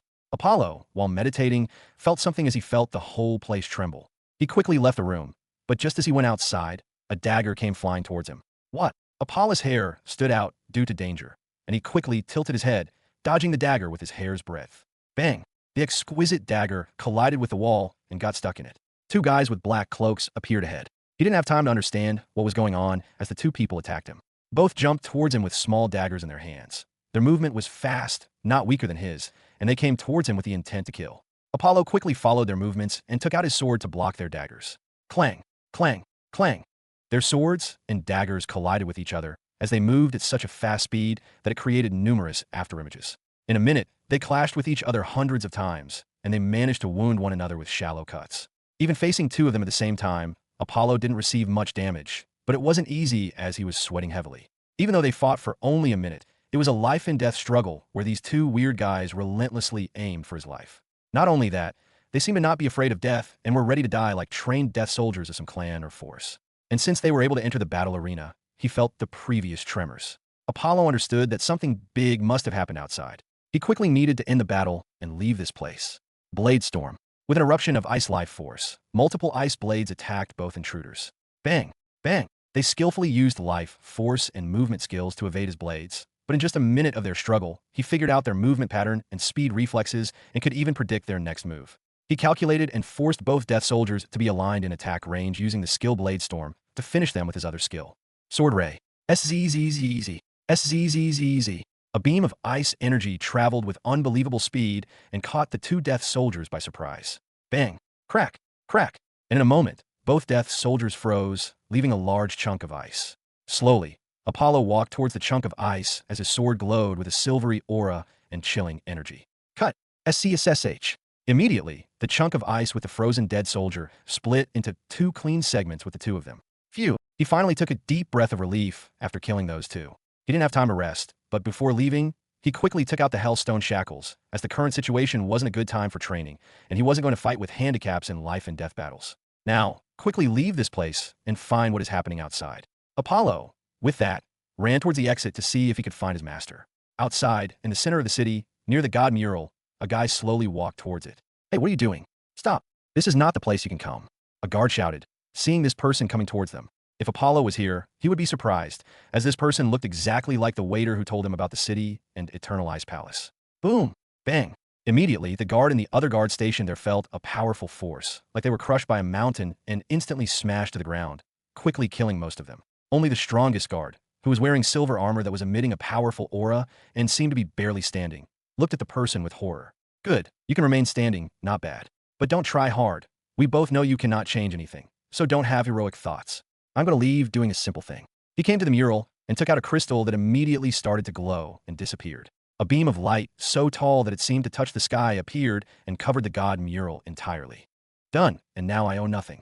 After murmuring this, he disappeared, leaving the guard standing there, horrified. With that, it seems to have sent a signal, and quickly, at the four corners of the city, mysterious guys made their move. Activate! Activate! Activate! Activate! 4 symbol sealing array. Boom! Instantly, a grayish barrier appeared in the sky that covered the entire frost-held city. What this? What is going on? Why is the sky covered by a grayish veil? The people all over the city noted something was off, and a gloomy aura seemed to cover the city. City guards near the battle arena noticed something happening in the arena, and were going to take action, but suddenly seeing that towering light at the center and the sudden enveloping of the city in a barrier gave them bad vibes. Something big was happening right now, and it wasn't just battle arena, it involved the whole city. And it came true as suddenly different people around the city started to attack each other, as if they seemed to have lost their minds. Brother, what happened? Why are you attacking me? Brother, what are you doing? I am your master. Clang, bang, clang. Throughout the city, many people became bloodthirsty and started to attack everyone in their sight. Few even attacked the city guards, and the chaos enveloped the entire Frostheld, and the gloomy and eerie aura covered the city. The 2 members of the Eternalized Palace looked below as the numerous Death Soldiers were fighting and killing. But such a thing didn't bother them, as it was a child fighting for them, but their expression as they felt something. One of them made a move, swung his hand upward, and exploded the roof. After jumping outside the room, they gazed at the city, watching it transform under the sky, feeling disheartened by the realization that they were trapped in the sealing array. Are you able to contact someone outside? The big guy of the 2 asked, feeling gloomy, looking at the barrier that covered the whole city. No, the barrier is blocking the signal, and the runic transmitter cannot send a signal outside. The other one said that feeling that matter is really big. Say mine also. Looks like we are trapped here with everyone else. Bang, bang, bang. Numerous explosions started to occur throughout the city as the madness and chaos enveloped it. Let's move. We have to take control of the situation. They were ready to move, but suddenly, an energy beam came from behind, surprising them. What the? SCZZ. Boom. The energy continued to destroy dozens of nearby buildings before it stopped, creating a mess in the entire area. Damn. From the debris, both came out feeling angry at the sudden attack. Come, what the hurry to leave? Let's have a heart-to-heart talk. A pale-looking person with a tattoo of snakes on his face appeared and slowly walked toward the Eternalized Palace members. Who are you? They asked, feeling a bit grave as this guy was able to hide his presence in front of them and attack them by surprise. Me. You can call me Sith. The pale-looking guy with the snake tattoo said it with a wicked smile that could shake people's minds. And to know where I am from, you have to defeat me, but looking at you two made me feel kind of disappointed. Eternalized Place should have declined if they have such weak members. Bastard, how dare you? Both became extremely angry and exploded with a mighty aura that made the space around them tremble. Boom. From beneath the area where Sith was standing, a giant hand came out and tried to hold him, but he seemed to have expected it and quickly evaded it as he jumped into the sky. Boom. Boom. Boom! Just like numerous hands came out of the snow and slowly transformed into giant white soldiers with armor and swords. Instantly, an army of 100 giants seems to have appeared in front of them, and every single giant soldier was many times stronger than the spirit colossus summoned by Amberl. Kill him. The hundreds of giant soldiers marched forward with lightning speed and jumped on Sith, who still had a smile. As this battle was going on, the situation in the battle arena also started to become more intense as the powerful guys started to show their strength. Boom! Within the battle arena, the organizer of the arena and various other powerful members gathered. They were looking at the dozen guys wearing cloaks who appeared here. Oh, you forgot me this quickly. This is sad, and I thought we were close. This voice, the leader and manager of the battle arena, who was standing in front of them, was shocked to hear the familiar voice. The person also didn't let him wait, as he quickly showed his face, which shocked the manager. Morver, how could you be alive? Thanks to my deep hatred and will to get revenge, I barely survived. The intruder's face was half burned, with a horrifying scar, and his eyes were full of hatred and killing intent. Sorlone, you and all the cursed blood are not going to survive today. Bang! Bang! He and other intruders charged and collided with the members of the battle arena. The battle among them was fiercer than outside, as every single one present here was a limit breaker, and their every movement created vast destruction. Especially the battle between Morver and Sorlone, as both were like deities.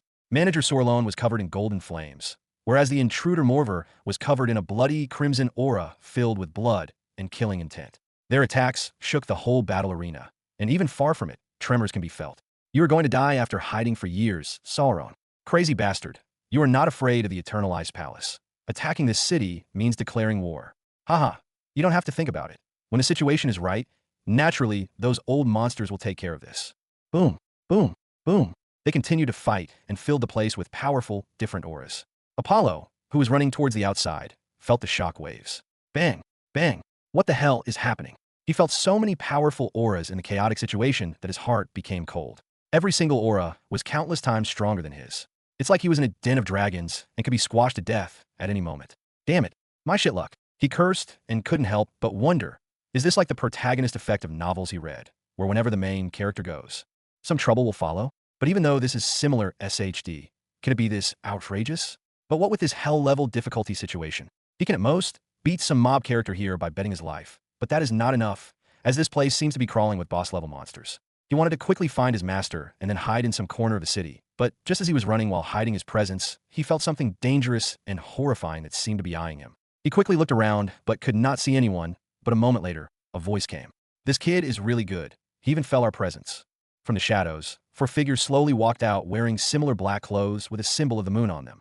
This you should expect from a divine child with godly blood. A cold, handsome man who looked like he was in his early 20s spoke with a calm, confident voice. But now, kid, you have to come with us. The young man said it with a cold and unquestionable voice like he was giving orders to Apollo.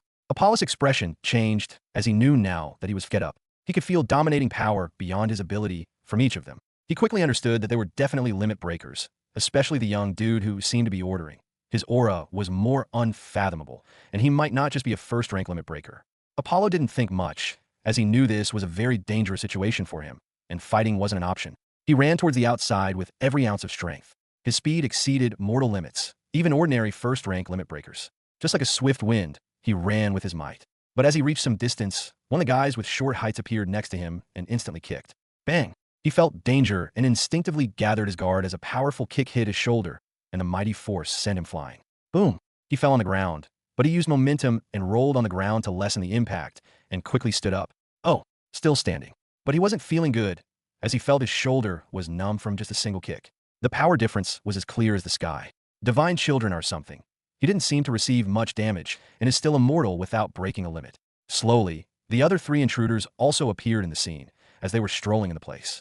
That's it. Deal with him quickly. We have to leave before someone notices.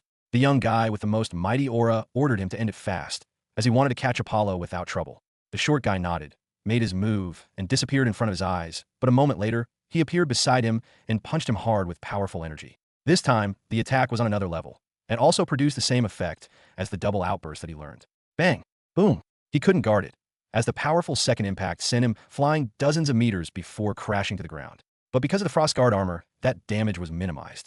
Just as he was trying to stand up, a ferocious kick came to his face and tossed him again. Apollo was hurt as blood was coming out of his nose and mouth, and he could feel the taste of blood. The short guy didn't seem to care and again attacked him, treating him like a rag doll. Apollo tried and used his skill and control countless ice blades to attack him, but he couldn't do much with his speed. Even with his sharp cognitive power, he can barely follow some of his movements to hold on without being knocked down in a single hit. This kid is something, even though Swift Eye didn't give his best, but to survive against him for such a time is some feat. One of them looked at the ongoing battle, feeling surprised by the talent and strength shown by Apollo.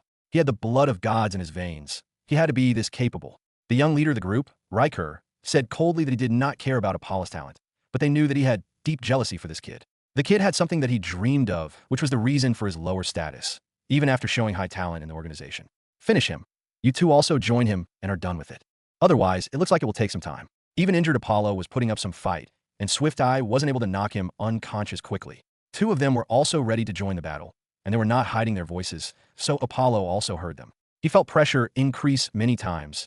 Even when the other two didn't attack, he knew he was done. Now that the time for life and death has come, he cannot hesitate anymore. He had to use his trump card, and there was no other option. His eyes glowed with a fierce light that was ready to swallow them. They felt fierce fighting intent from him, and they were surprised by his sudden change of mood. Instead of losing hope and feeling despair, his fighting intent became more fierce. It didn't wait, and the two also joined the battle without hesitating, not wanting him to feel any better. Apollo was ready, but suddenly, from the land beneath, a stone spike appeared, which he dodged by a hair's breadth by jumping in the air. But at that same time, a dagger came flying at the perfect timing of his jump. He used a sword to stop the dagger in midair. And just as he landed, what waited for him was a big guy among them whose fist was burning with flames. Boom! Sizzle! Sizzle! The flame fist got a clean hit on him, causing him to spit a lot of blood as he flew a dozen meters and stopped before destroying a few walls. Bang! Bang! Boom! Okay, this should end things. The big guy named him on, who punched, laughed as he felt his attack connected perfectly, and there was no way he was going to stand up anymore. Saber, go carry the kid, we are leaving. Leader Riker ordered and started walking without looking at Apollo. Why me? He felt annoyed as he had to carry the kid. Because he did the least here, stop yapping and carry the kid.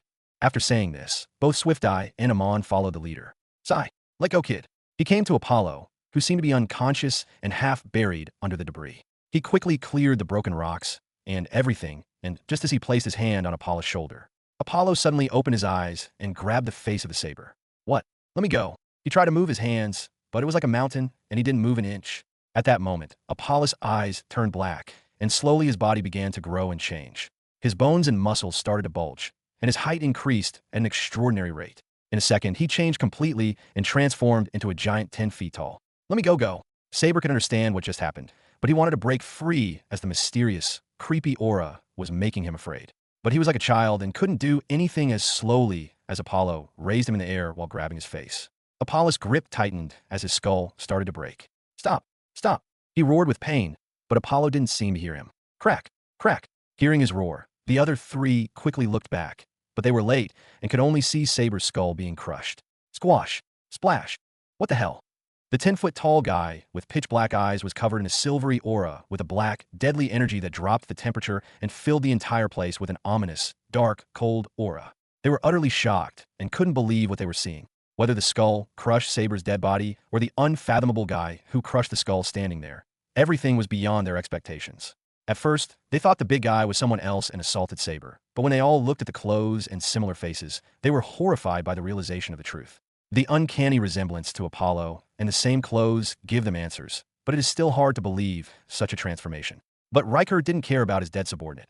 Instead, he remembered something that he learned once from the Elder and became afraid. According to the Elder, when somebody reaches the demigod stage, that person can activate and transform into the god form. The true form of God is an aggregation of strength and understanding of themselves, which only demigod and true God can tap into. But now, seeing Apollo transform and turn into a mysterious form filled with an arcane aura that made him uncomfortable, he couldn't help but feel very wrong.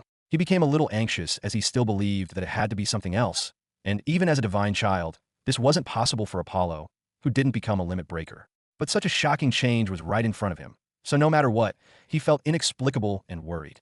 Apollo, on the other hand, was feeling great, as the wound and pain from the battle had healed, and he was feeling unimaginable power that everything was under his control. A moment ago, he was in a desperate state with nothing to do, but now, after transformation, everything has changed. The emotions of anxiety and depression have disappeared, and he was filled with confidence. He looked carefully and seemed to care about the three enemies. First was the feeling of being mighty, and he looked carefully at his crotch and saw that, thankfully, the clothes weren't torn apart. He specially asked for special thread clothes that could stretch many times, and since he was not naked, those clothes were worth it. He didn't want to fight naked and show his DK in balls every time he transformed, as he was not an exhibitionist. Even if his enemies were beauties, if it's the opposite, he didn't mind. He quickly opened the system interface, looked at the current stats, and couldn't help but feel great. Void Creation System Host, Apollo Fletcher, half, Demon God Form, Life Level, half-step limit breaker status, Healthy Physique, 1120, Normal Adult Human 1, Spirit, 190, Normal Adult Human 1, Prana, Sun Divine Energy, 95 units, 100 Life Energy 1 Sun Divine Energy, Innate Talent, Eternalize, Death Devourer Skills, Ice Cut, Lowest Grade, Boost, Lowest Grade, Ice Nova, Middle Grade, Blade Storm, Middle Grade, Sword Ray, Middle Grade, Creation Energy, 89 points. The massive power and the feeling of crushing his enemies with absolute power were awesome. At the moment, he didn't notice that his emotions had changed a little, and his overconfident attitude and looking down on others were slight changes, but he didn't care about that as he was going to destroy some low-level beings. He glanced at the three enemies who gave him a strong and unfathomable feeling before, but now he didn't feel anything, but even felt they were a bit weak.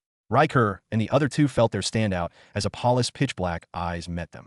They immediately felt their souls being sucked in by those horrifying eyes. Snap out of it.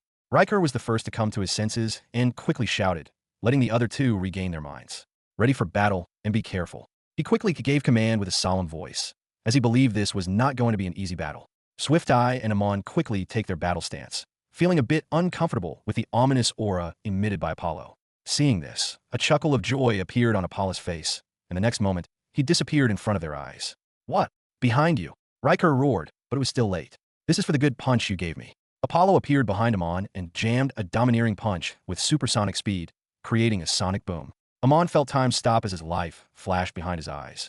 His body stopped moving like his legs were glued to earth, and he could not do anything as the unimaginably powerful punch came. Death. Boom. Explode. Squash. His upper left shoulder exploded as his body could not take the devastating blow. Ah. He roared in pain and agony as the blood gushed out like water. Amon. Riker and Swift Eye both became pale seeing the condition of Amon. In a single punch, he disabled Amon and left him in a dying state. Next, Apollo had an expressionless face, as if he had squashed an ant, and looked at his other two targets. Damn, you. Riker's anger exploded as he felt contempt from Apollo's expression. A golden aura burst forth, containing such sharpness that even Swift Eye felt as if he was being cut by razor-sharp blades. He took out his sword, which seemed to be a transcendent weapon that immediately glowed with a golden, sharp aura containing profound destruction. Golden Dawn. Slash. Boom. Instantly, an energy slash with a golden aura filled with destruction traveled, annihilating paths, and came to Apollo. Kulme. Apollo wasn't afraid of the shocking power shown by Riker. He aimed his finger straight in the direction of the golden sword attack. Sword Ray. He had used the skill Sword Ray, but at the moment, the difference in power in the skill was to an unknown degree that even his master wouldn't believe that it was the same middle grade skill he taught. This wasn't an ordinary Sword Ray, but a Sword Ray with a finger with a large amount of semi-divine energy fired in his half-demon god form. And like before, it wasn't a minuscule amount, but he poured almost 1/10 of his semi-divine energy. Boom! A humongous sword ray filled the entire place, came out of his fingers, and collided with the destructive golden beam. Boom! Both of their attacks were extremely powerful and ravaged the area as they clashed. It looked like a balanced collision of power, but it changed in a second as Riker's attack started to weaken and disappear, but Apollo's energy, which seemed eternal and never-ending, continued to force its way. Apollo's sword ray got the upper hand after a moment of confrontation, as it continued to travel, freezing every matter in its path. Move! Both Riker and Swift Eye jumped to evade the fast sword ray as it froze things and created a small hill of ice. Riker managed to do it perfectly, but Swift Eye, who was the fastest except leader Riker, was just one step slower, and some residue aura latched on him. But the chilling residue made him feel like hell as his organs started to freeze and his blood started to decrease. With the current situation, he would freeze to death in a few minutes. He couldn't believe the slight aura was this strong that his peak first-rank limit breaker could not take on life force from a guy who didn't break a single limit. What kind of monster is he? Swift Eye couldn't help but roar after feeling his condition. Originally, it was supposed to be an easy task, but two of them are already done, and his situation isn't good. Now, he can only hope Ryder can do something. Otherwise, this might be their burial place. Ryder beside him had an ugly face, as his attack was easily overpowered by Apollo. He couldn't help but feel the horror of the chilling ice life force, which can seem to freeze everything. Apollo looked at Ryder with a small smirk, taunting him for his weakness. He previously had a proud face, and he looked down on him, but now the tables had turned. He played enough, and he was going to end this battle. Now was the right time for him to try his innate talent skills and see their power. This is the end. Eternal ice. Apollo erupted with a godly aura that made the space around him tremble, and everything around him started to freeze at an alarming rate. The moment he exploded with a godly aura, people around the city felt something as a sudden chill made their spines shiver. Whether it was the powerful guys in the battle arena or the people from Eternal Ice Palace, they felt their hearts throb with fear. The ice this time around him was different, as it had a grayish shade, and everything that got caught in it seemed to get annihilated and dispersed around the world. It seems to affect things at the molecular level, like an absolute zero. Run. The moment Riker saw the weird ice domain that seemed to be quickly enveloping all things within its range, he felt a deadly threat, like if he got caught, he wouldn't have any chance to survive. Swift-Eye also felt the terror and tried to run, but the expansion of the ice was fast, and he became slower as his internal organs took damage from the previous crossfire. No! His foot got caught in the ice first, and quickly it enveloped him whole, immediately freezing him and shattering him into a million pieces like glass, and disappearing in heaven and earth like dust. Damn it! Riker roared angrily as the whole situation turned into a hot mess. He didn't think more and ran for his life while firing multiple golden sword slashes. But nothing seemed to stop the expansion of ice, as even his golden slashes couldn't even make a crack on ice like they were indestructible. What kind of ice is this that couldn't be damaged by an attack by a second-rank limit breaker like him? Hundreds of meters of area were instantly covered in eternal ice, sturdier than diamond. Riker gave it all and finally, by a hair breadth, evaded the attack as it stopped expanding. But just as he was feeling lucky, 2 arrows came towards him. It was fast like lightning. He dodged the first arrow, but the second one hit his leg. Bang! SZZ! His leg instantly froze. Aya! He immediately lost any feeling in his leg. He was afraid, as he felt death was coming. But his movement slowed down many times because of his leg. And Apollo quickly caught up. No, don't come closer. No, no, it isn't possible. All the arrogant feelings he had before disappeared, and only fear remained. He could only watch as Apollo slowly came closer to him. Stop! He jumped, and, in a moment, caught up to Riker, who tried to leave by attacking him with his transcendent sword. But with his indestructible body, he tanked them effortlessly, remained standing. Apollo froze the lower portion of his body, immediately, making him incapable of moving. Damn you, Riker roared. But Apollo didn't show a shed of emotion as he just walked with his dark, pitch-black eyes. Death devouring. A black aura came out of his hand as he touched his forehead. The deadly black aura covered Riker as it started to swallow its life force. He wanted to shout, but all his strength started to disappear, and he was swallowed by Apollo while his body slowly shrank, leaving only a mummified body. Apollo, at the moment, was covered in a heinous, deadly aura, making him look like a true demon god. His strength was slowly increasing, and all the life force absorbed was slowly transforming into his strength. The feeling was so great that he almost lost himself in it, but at the last moment, he came to his senses, and the deadly aura disappeared. He looked around and felt the deadly aura that remained, and he felt too gloomy to quickly transform back to his human form as his mind almost turned into a mess. The whole place turned into an icy hell because of his tremendous power, which changed the landscape. Both his innate talent skill were too powerful. Eternal ice seems to freeze everything and let the matter enter, similar to the quantum degenerate state of thermodynamics. The second one, death devouring, is a bit evil, and he almost loses his mind as this is the first time he used on a powerful living being and to be on a powerful limit breaker. He almost lost his mind, even though he had quite a powerful will, but he still lost himself in it. He had to be very careful when using it, as he didn't want to become a monster who sucked other people dry. He felt a bit afraid of his power in half-demon god form. As he was about to move on, he felt a small life force surprising him, and after a careful look, he found the small source of life energy. Apollo searched the area with his spirit and found the source of the diminishing life force. It was none other than Amon, who was still alive even when his arm and shoulder were torn off. But he was on his last breath and barely breathing with difficulty. He had already seen what happened with others and especially felt horrified by how Apollo swallowed life force out of Ryder. He felt the horror and pain in Ryder's screams and howls. He was a monster, a demon who swallowed life. What kind of bullshit godchild? They were clearly mistaken. Apollo, seeing this, slowly walked towards him. He wanted to ask some questions about the attack and its motives. As this operation was massive and to attack the city of Frost held under Eternal Ice Palace control, the enemy must similarly come from an equally powerful force. Now, you are already hurt and beyond saving. So, how about you tell me about your group? If you simply tell me, I can give you a painless quick death, or you can act as a tough guy to feel every drop of your life energy being slowly sucked away. Apollo came close to him and said with a smile that they were talking about good days like an old friend. Demon, that's the only word that came to his mind seeing the harmless smile. He smiled bitterly with his remaining strength and wanted to be tough, But when he remembered the scene of Ryder's life energy being devoured and the pain and despair on his face, he admitted his failure. But you have to promise me that you will give me a painless death, and then I will tell you what I know about. Sure. He immediately agreed, as it seemed the half-demon god form had left such a deep impact that he seemed to not even dare try to save his life. Tell me quickly, who are you guys, and what is the reason behind this attack? And your attack on me was just a coincidence or something else?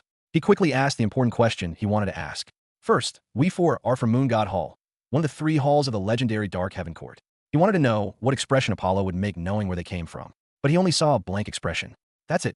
Why stop continuing? Apollo maintained his calm attitude because he didn't know a SHD about any Moon God Hall or Dark Heaven Court. He is just a kid, and he didn't have a chance to know much about great forces. And it wouldn't change anything if he showed confusion or wanted to know more. Since it can go against Eternal Ice Palace, it must be created by some god.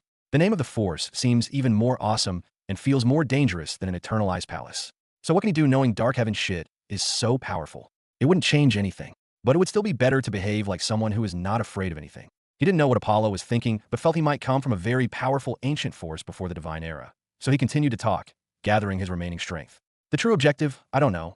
Maybe Riker might have known a bit more. He came from a powerful family within the Moon Hall. Our mission was to create chaos and deal with battle arena lower-level guards. As for you, it was luck. The blood of God is very rare, not to mention a young godchild. A young godchild like a treasure troop that even 4th or 5th rank limit breakers will salivate for. So, seeing you, we think it was our chance as most of the stronger members were fighting higher and more powerful people from the battle arena, and we were the closest team. He didn't say more, and think about their shit luck that they met with such a demon, resulting in their annihilation. He felt better knowing that he wasn't being targeted, but because of his bad luck and his semi-divine energy, he attracted this group's attention. He just needs to hide from now on, and then he will be safe. Continue. That's all I know.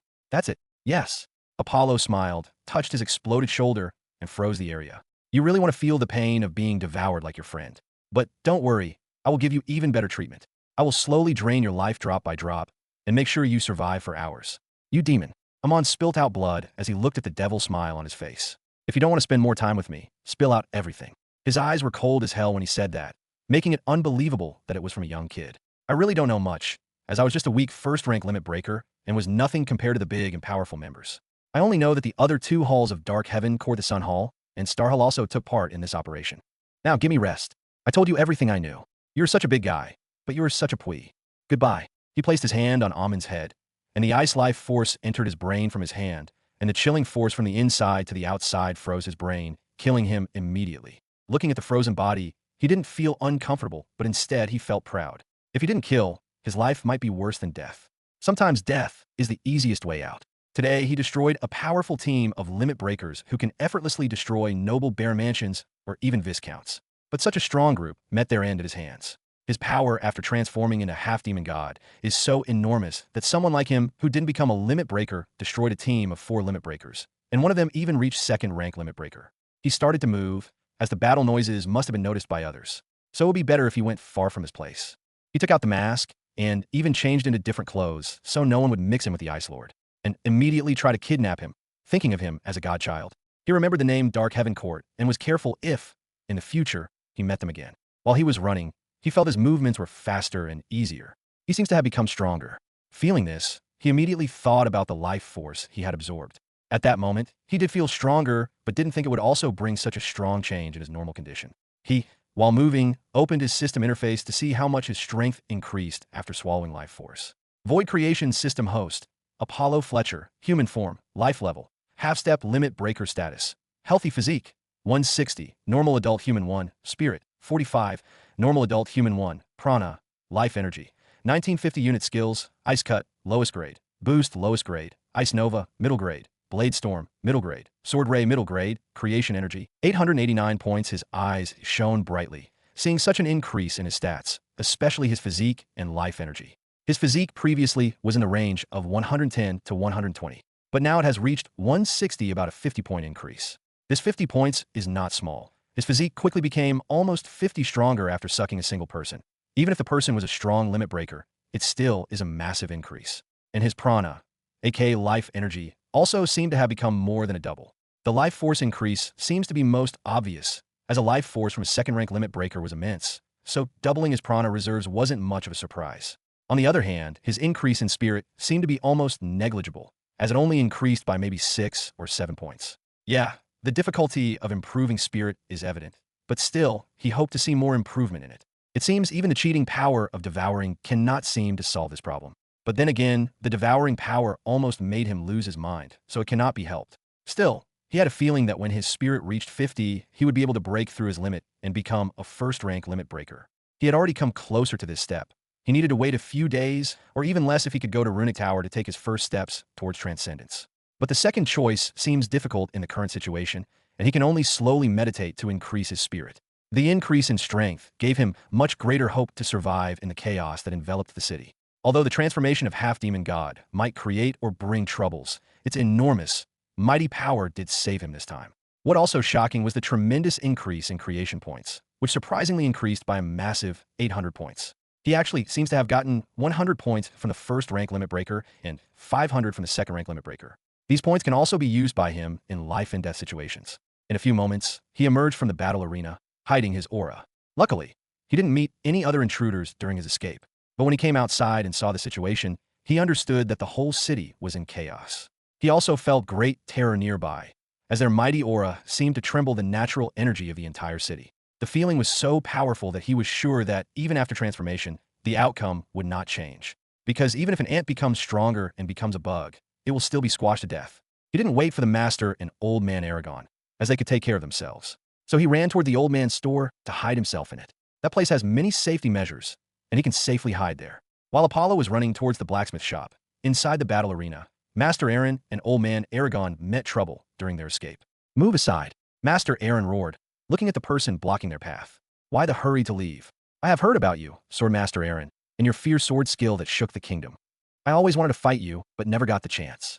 But I didn't expect to meet you here. Since we met, let's see whose swordsmanship is better." With that said, he took out his sword from his sheath, which looked a lot like a katana. But Master Aaron and old man Aragon weren't feeling good about the challenge in the current chaos. "Damn it, didn't I always say your Fwang Swordmaster name would bring you big troubles?" Master Aaron's face was bad. Not because he was afraid, but because their battle might bring attention to other strong enemies, which sadly is quite a lot. He knew he was strong, but he wasn't invincible, as in this chaos. It is never known from where you might get fwayed up.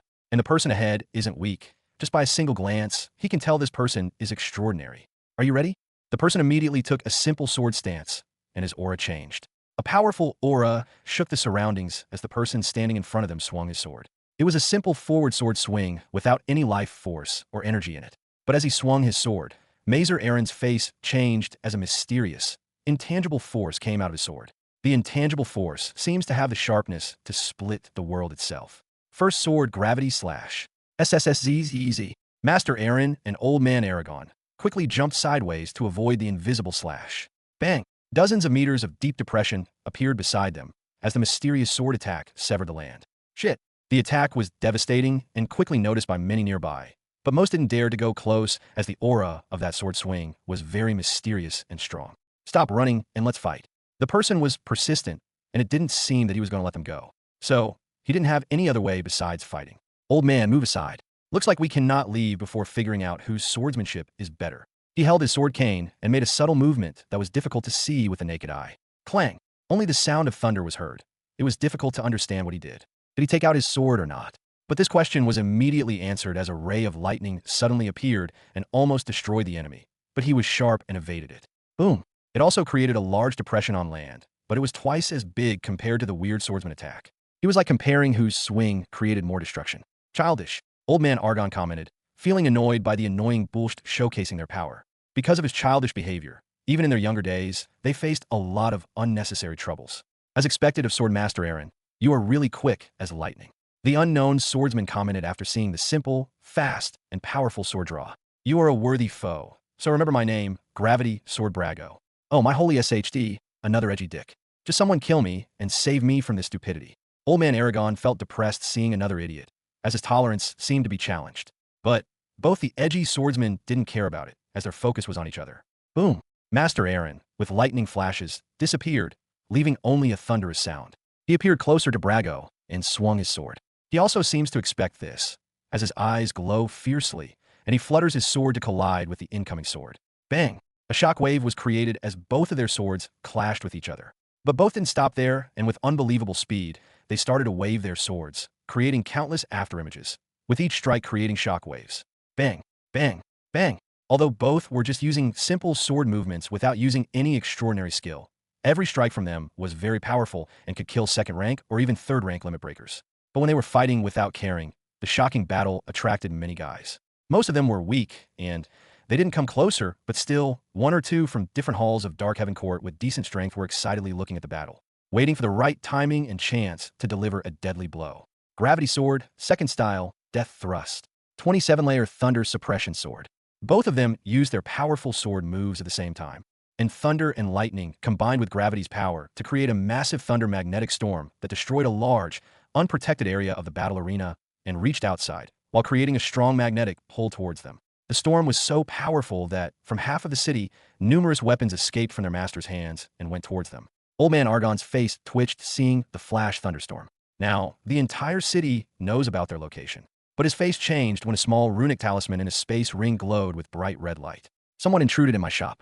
A few moments ago, outside Apollo, while carefully hiding and silently killing a few death soldiers of the peak mortal stage, he finally arrived at the blacksmith store. He quickly went inside the shop and went straight to the underground training hall. Thankfully, during the last 2 days of training, Old Man told him how to activate the security system of the store. Otherwise, he would be in much trouble. After activating, he felt safe even in the current chaos of the city. Dozens of alchemy puppets activated, came collectively to him, and silently stood in their respective positions like well-trained soldiers. The current strength shown by the puppets was completely different from before, as they all showed their true strength of peak second-rank limit breaker. Every alchemy puppet here was stronger than Riker, the second-rank limit breaker from Moonhall. There were even 3 purple alchemy puppets with the strength of a third-rank limit breaker. With them here and various traps in the store, he is sure he can survive any situation. At that time, a little far away from the old man's blacksmith, a severely injured person with countless wounds on his body, slowly limping, was coming towards the shop. The shop should be around here, he whispered, feeling saddened by the current situation. He couldn't believe something like this could happen. Suddenly, the city was attacked and full of chaos, and taking this chance, someone would infiltrate their city hall mansion. They had a long and brilliant past with extraordinary strength, and usually, many strong forces outside did not dare mess with them. But this time, they were attacked by a behemoth force that could even make powerful god-level forces tremble. Before helping him run away, he told him to deliver the item to the owner of the shop. And at present, he was looking for that shop. A few minutes later, he found the old shop that he was looking for. Here, finally found it. A smile appeared on his wounded, pale face. Without any more thought, he quickly entered the shop. The moment he entered the underground training area, Apollo was immediately alerted. And like some technological sci-fi movies, a holographic picture appeared in front of him. Damn, he couldn't help but feel surprised at how ahead of their time those alchemist masters of old were. And he could also understand why others were afraid of them. The things they created were so good for people at that time that powerful, high-standing guys should have started to feel afraid. Apollo stopped thinking about that and looked at the pictures that were showing. He looked and found somebody had entered the store, but the person seemed to be alone and seriously injured. The guy seems young, with black hair, a strong jawline, and well-defined facial features. It actually didn't look like he came to do any harm. Hello, somebody here, hello. He quickly yelled to find the owner of the shop and deliver the item his father told him to. Master Aragon, are you inside? My father sent me here. Apollo, from within the training hall, saw and heard what the guy did, but when he heard that this person came for Old Man Aragon, he was surprised. As it seems, he isn't the enemy. But he didn't go outside, but instead sent an alchemy puppet outside to talk with the person. At first, the guy felt panicked seeing nobody coming out, but it was very important to deliver this item to the shop owner. So, he was not going to leave without being sure, and was thinking of going inside to check. But suddenly, he heard footsteps that seemed to be coming toward him from inside the store. Someone, but instead of a person, he saw a red-eyed puppet, which made him vigilant. From the puppet, a voice came. Who are you? And why do you want to meet Master Aragon? Apollo, sitting in the underground training hall, looking at the pictures, was speaking through the puppet. He was a little surprised to see an alchemy puppet first, but he immediately calmed down, as it wasn't the first time he had seen something like this as a respected young lord of the City Hall Mansion. I am Ragnar Langenberg, a young lord from the City Hall Mansion. My father, Sigrid Langenberg, sent me here to deliver something. So, can I meet with Master Aragon and give the item personally? Hearing the answer and knowing the true identity of this person, he felt surprised. The young lord of the city personally came here to deliver something given to him by the city lord himself. It seems Old Man Aragon has some big connections throughout the city. Even a young lord seems to have fought a tough battle. It seems the outside situation is grave. He had to come running here in such a wounded condition. Master Aragon isn't in the shop. If you want to meet him, you can only wait, as I don't know when he will return. Truthfully, he didn't want him to wait here, as who knows if somebody is following him. His arrival has already put this place at risk. But he cannot throw the guy outside, not only for his noble background, but also because he seems to have something to do with Old Man Aragon. So, It would be better if he left on his own, and that would be best. On the other side, young Lord Ragnar seems to be in a difficult situation. He had to give the item to Master Aragon quickly, as he did not have time to wait. The enemies from whom he ran might catch up with him. After seeing the struggling expression on his face, Apollo finally said something. If you want, you can leave the item you wanted to give here. When Master Aragon returns, I will give that to him. Hearing the words, Ragnar felt relieved, but he didn't fully believe the person he could not even see directly. Apollo felt his concerns and said, "You know, I'm controlling all the alchemy puppets in the store, and the only person who can do it is Master Aragon or someone he instructed himself." As all those alchemy creations had a very strong security measure when it came to their tools and devices, and since Master Aragon believed in me, he gave me access to the alchemy puppets, which means I am a trustworthy person. Now, your only choice is to leave behind whatever you brought here with me. After this, he didn't say anything more and waited in silence. And he even goes to such trouble only because it might be important for old man Aragon. Otherwise, he wouldn't care SHD about it. Young Lord Ragnar, after contemplating, made his final decision. He took something from the space storage ring. It was an old box sealed with weird runic symbols. Please give it to Master Aragon the moment he comes back. It is very important. After saying this, he placed the box in the alchemy puppet's hands and was ready to leave with his tired, wounded body. Wait a moment. Apollo stopped him, opened the system shop, and bought a bit of an expensive healing potion with 40 creation points, not knowing exactly how effective it would be. But he felt bad for the guy and decided to give him a healing potion anyway. Maybe so his subconscious mind didn't feel bad for helping more. Zoom! After buying the potion, it immediately appeared in front of him. The potion was in a small, crystal-clear bottle and, surprisingly, was crimson red, which was a bit different from most ordinary healing potions. Go quickly. Give this to him. He commanded another alchemy puppet and let it deliver the potion to Ragnar. It quickly came out and gave the potion to the young Lord Ragnar. Take this healing potion. It should help you heal most of your wounds. He felt a little weird about the unusual color of the healing potion, but he didn't think much and drank it as his condition was quite bad, and he could use less than 5 of his strength. Boom! From within his body, mysterious energy came out that was like a fairy spring and quickly started to heal his various wounds. His blood was boiling with heat, and the mysterious energy was slowly flowing through his entire body. First, the shallow wound quickly healed, and then it started to work on deeper wounds. Even the spiritual injuries started to get better.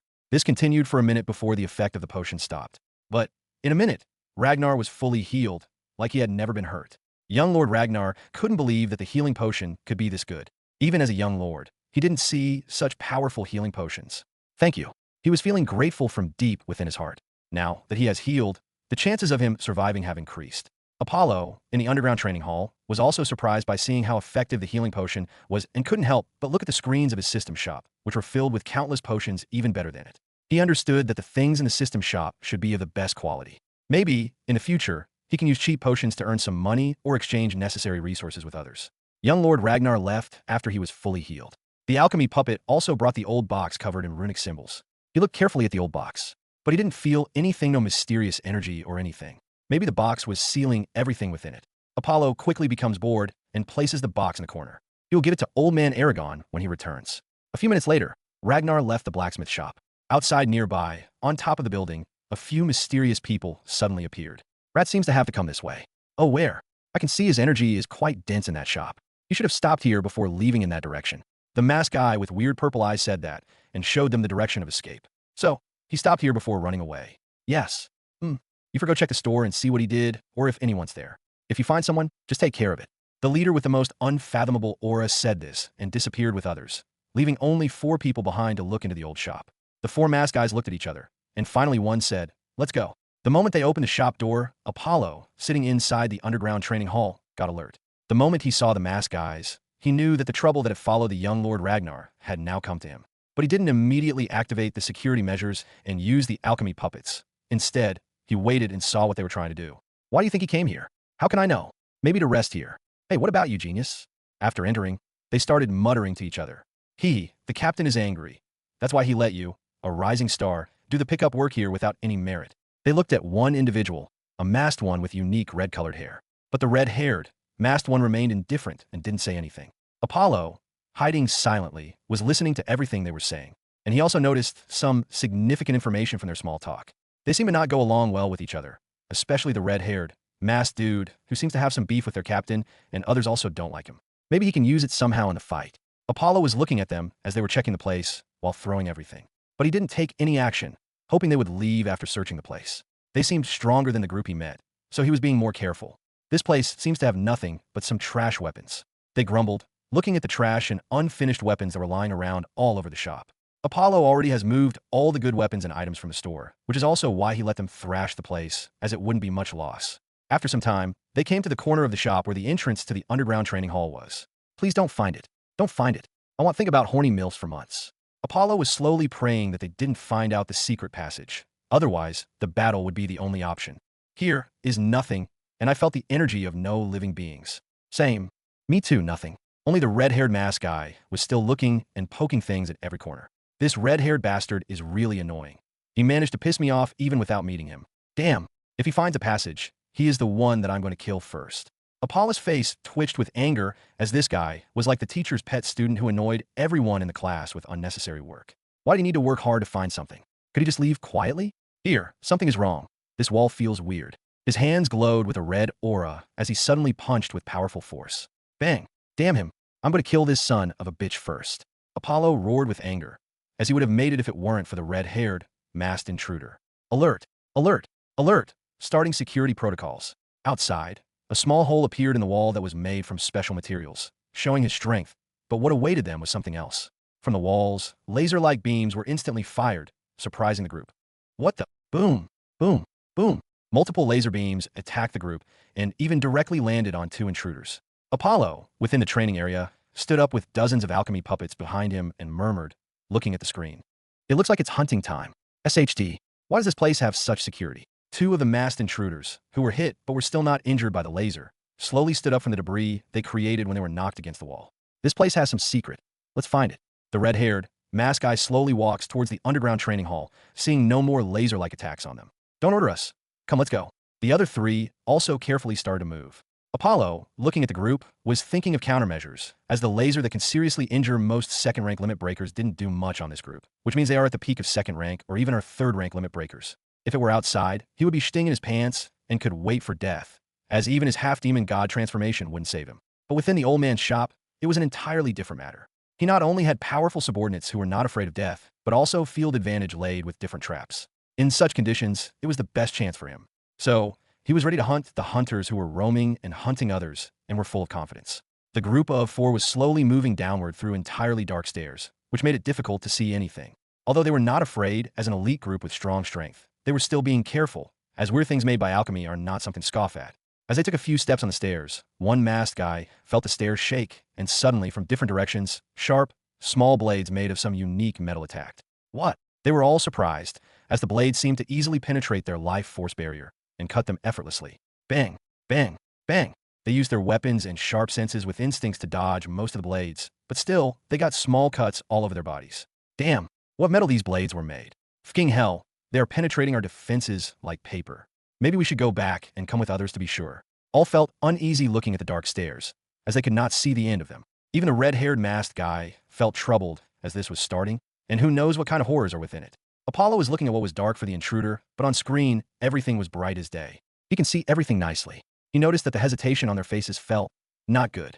They cannot leave this place. If they tried to leave, he had to do something about it and let them stay here permanently. No, we're not leaving this place and being laughed at by others. If you are that afraid, like some PY, then go outside and wait. Oh, not bad, not bad.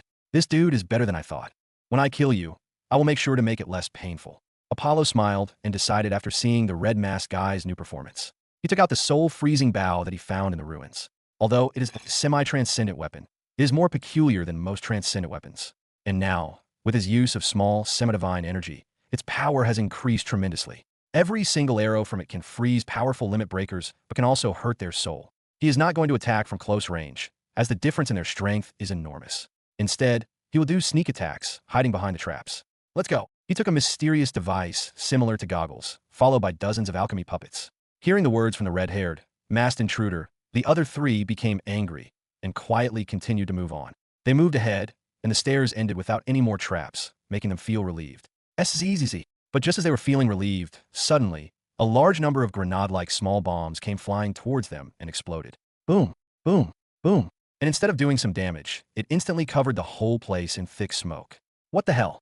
One of them seems to have a wind life force, as he quickly creates strong winds to clear the smoke, but because the place is sealed off, the smoke doesn't disappear. Don't breathe. Smoke is poisonous. A red-haired masked intruder felt something and shouted. But everything is far from over, as suddenly, without any indication, a dozen of alchemy puppets suddenly attacked them. Bang, boom, bang, boom. All of them received a surprising sneak attack that they weren't expecting, as the alchemy puppets are not living beings, and the further stealth mode of these puppets is quite terrific. They couldn't feel their approach in the special smoke that clouded their senses. FK. They roared as, this time, they received some damage and were seriously wounded. The weapons of those puppets were made of the same material that can easily penetrate life force. All of them weren't able to protect themselves from the sneak attacks of alchemy puppets. Nervously, all four gathered around each other to look each other back as the alchemy puppets disappeared in the thick smoke. Buzz. SSSZ. An ice arrow with fast speed came towards the person who was injured most in the last attack. What? He burst with a powerful aura and deflected the arrow when it was an inch away. But at the same time, multiple alchemy puppets also attacked, and even 2 of the 3 purple alchemy puppets were within them. Attack. Wind Slice. Flame Dragon. Blood Side. They attacked simultaneously with their powerful attacks, to which a puppet jumped directly at the attack and took on all head-on. Bang, bang, bang, crack, crack. Numerous cracks appeared on it, but it did its job, as the other puppets didn't stop their attack. Water Shield. The last member used the defensive skill at that move, but the puppet's blades pierced through the water shield with ease. Damn! 4 ice arrows also came at them as the water shield disappeared, perfectly timing the puppet's attack. They decided to take the alchemy puppet's sneak attack while trying to evade or tank those arrows. They felt the power of the arrows was quite low. Bang, bang, bang, bang. They barely handled the assault from the alchemy puppets as their weapons blocked most of the attack, but made them react slower to the almost simultaneously coming ice arrows.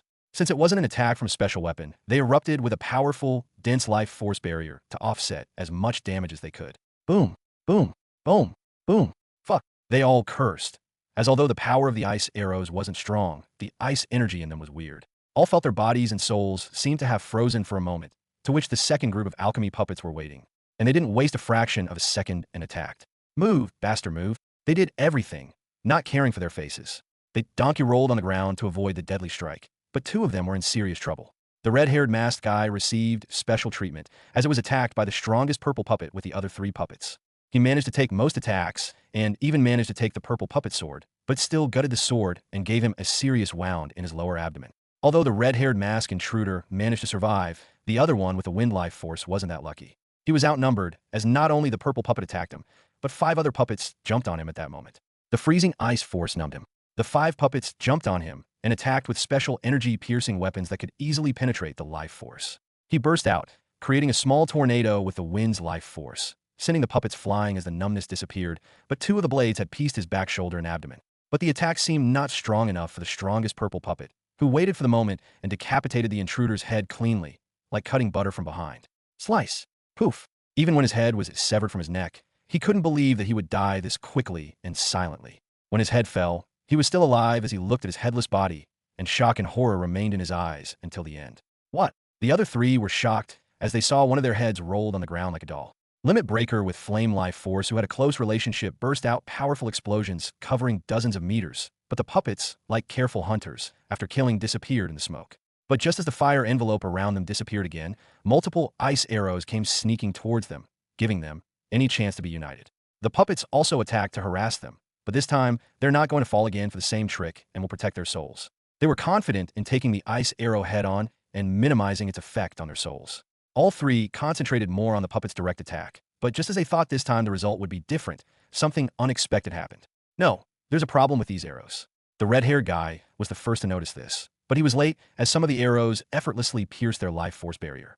Poof, poof, poof. The red-haired, masked intruder managed to move backwards to save his life, but his leg got caught as the arrow went through his thigh. But the other 2 weren't lucky, as some arrows penetrated their energy shield and poked a hole in their chest. Splash, splash. No, they died as the arrows punctured their hearts, leading to quick deaths. This attack was a careful way for Apollo to deceive the elite group of limit breakers. He just coated the arrows made of special energy-breaking iron with his ice life to look and release similar energy to his ice arrows. And then he fired multiple shots, mixing them with these special arrows, creating the simple illusion that all his attacks were the same. The dark and thick smoke created a perfect environment, which resulted in this perfect scenario of one-sided slaughter. The red-haired masked guy didn't get the chance to think, as now he was all alone, injured, and trapped in an underground place filled with deadly traps and killer puppets. Blood Tsunami. He attacked, and created a tsunami with blood that seemed to have covered everyone in the corrosive blood sea. But the puppets were not humans. They didn't have blood, and their bodies were made from extremely strong material. But the corrosive blood is still doing some serious damage, especially for the normal puppets, as slowly cracks started to appear on them. I have to run away. I feel weak. Maybe poisoned by the smoke, which is making blood manipulation difficult. He now didn't have any intention of finding the truth.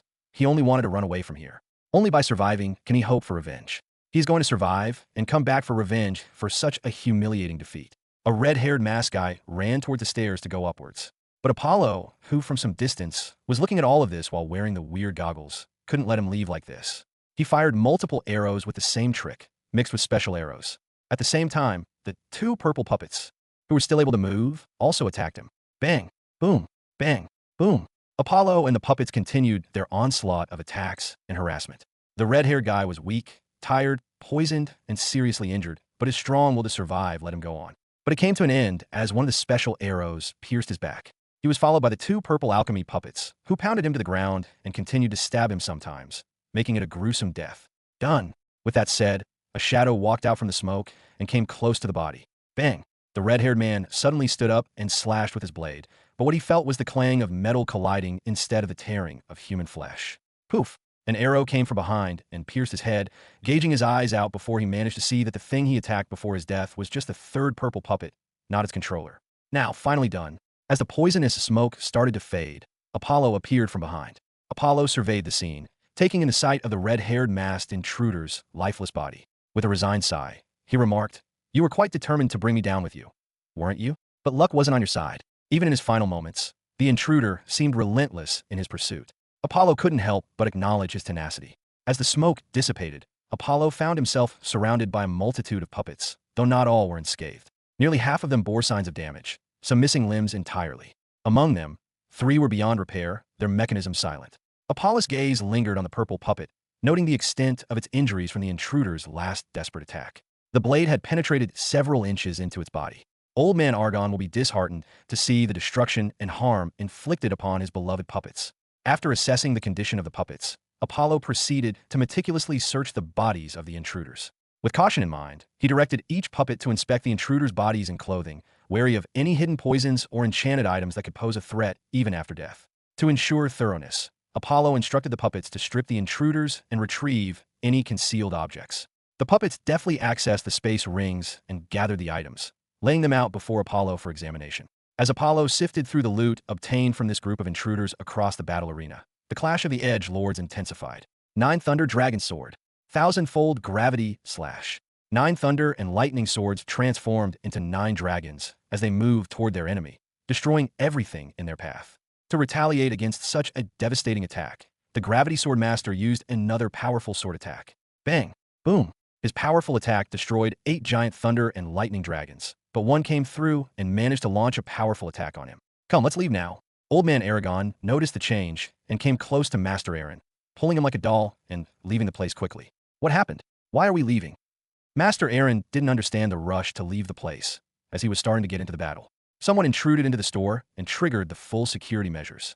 But to fully activate it, it needed special permission, and currently only 2 of us and the kid know this.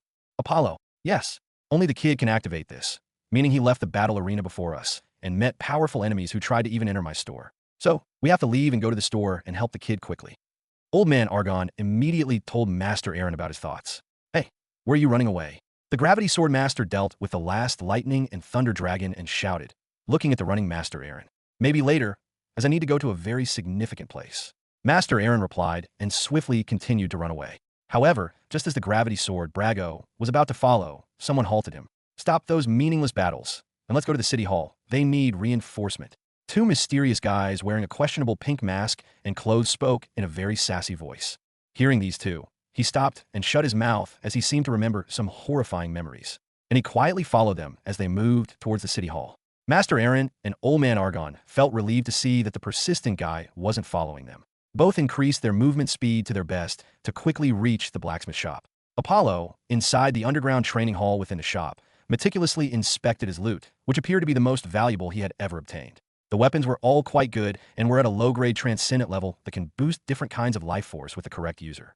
He also found some potions, but after seeing the effects of the potions in his system store, he lost interest in these potions. What piqued his interest was not this, but the weird spell scroll, which he couldn't understand and had to wait for his master to return to ask about.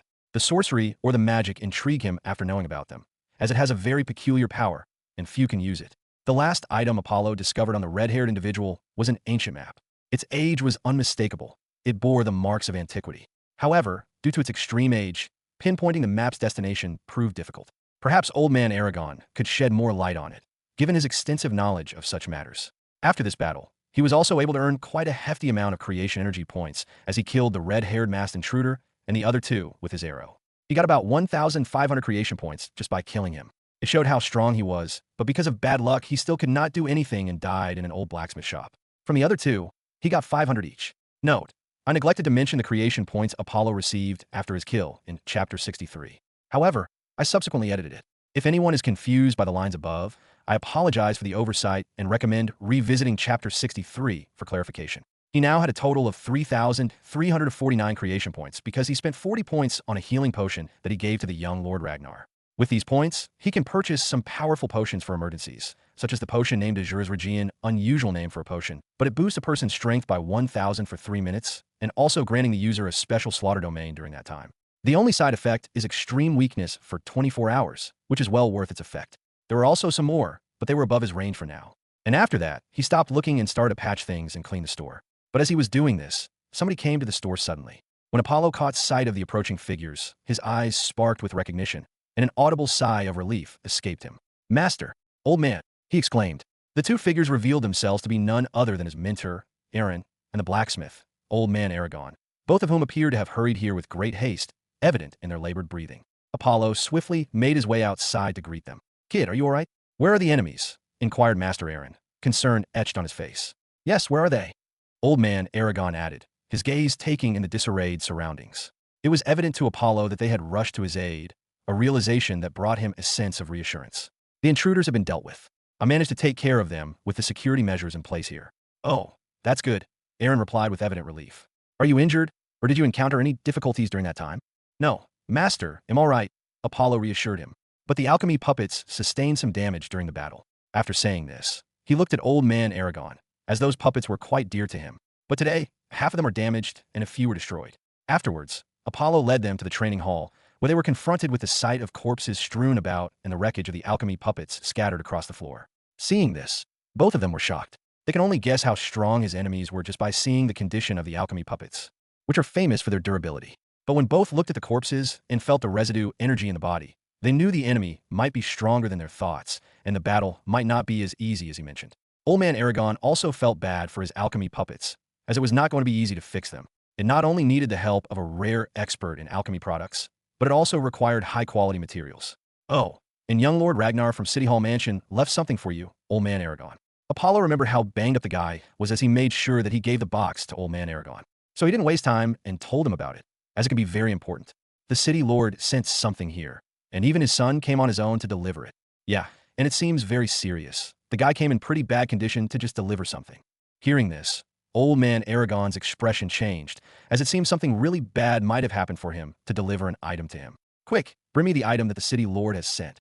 And after that, Apollo let the alchemy puppet bring the old box to him. "Here it is." Old Man Aragon quickly took a look at the old box and felt surprised by the special runic seal on it. Something really bad must have happened to him to send it to me. "Come here, kid. Let me teach you how to open this Fibonacci runic seal."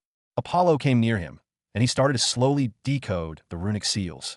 This runic seal follows the numeric order of the Fibonacci series, and you just needed to break in that order to open all the seals placed on box. 1, 2, 3, 5. He meticulously dismantled the runes in sequence, dedicating several minutes to the task until he ultimately deciphered them, unlocking the seal guarding the box. SZZZ, as some powerful aura burst out from the box, which shook them as the seal was broken. 3 of them looked intently at the old box, wanting to know what was inside it. When they opened the box and looked inside, all of them were surprised to see the item in it. Surprisingly, it was a crown of resplendent golden circlet adorned with enigmatic black crystals, imbuing it with an aura of mystique and profundity. "What is this?" Apollo asked as he felt fascinated by the crown, which seemed to attract him like they had some sort of deep connection. Old Man Aragon had a different expression, as it was filled with shock and fear. He didn't seem to expect that this was with the city lord all this time. "What kind of crown is this?" Aragon, what's the matter?" Master Aaron felt weird seeing his reaction. It must be massive since he has never seen him make this kind of face. He and Apollo didn't say anything and remained silent. The whole place at the moment was so quiet that they could hear and feel their breaths. Sigh. I cannot believe that somehow the Dark King's crown will end up in my hand.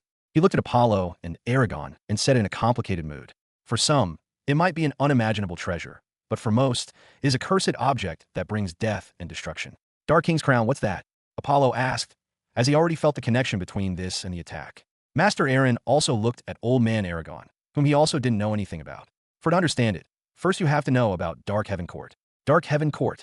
Are you talking about the crazy guys that destroy kingdoms on whims and have their tentacles all over the Rhine? Master Aaron burst out loud, hearing Dark Heaven Court as this ancient power is one of the craziest ones out there. Yes, the same one. Its history is very ancient, even before the creation of the Empire of Rhine. It was a force created by 3 powerful ancient gods, and among them, the strongest was called Dark King Eryx. The might of the Dark King Eryx was so formidable that it was rumored that 2 other gods paled in comparison, mere servants to his dominance. As he vanquished additional gods over time, he rechristened his dominion as the Dark Heaven Court. Legend holds that the Dark King's crown is the most coveted treasure in his possession, purportedly concealing the enigmatic source of his unparalleled power. It was said to have been lost 3,000 years ago and never seen again, but now, the lost treasure containing mysteries and power is right in front of us. Old Man Aragon told them everything he knew about the Dark King's crown. So, Old Man, can you unravel its secrets and discern what lies hidden within the crown? Apollo's interest was piqued knowing the ancient history of the Dark King's crown, as he also felt a mysterious attraction towards it. He had a feeling that the secret power hidden in the crown could help him greatly and would bring about an ultimate change in his strength. Master Aaron also felt interested, as he also wanted to know the secret of one of the strongest ancient powers in the world. It is going to be difficult.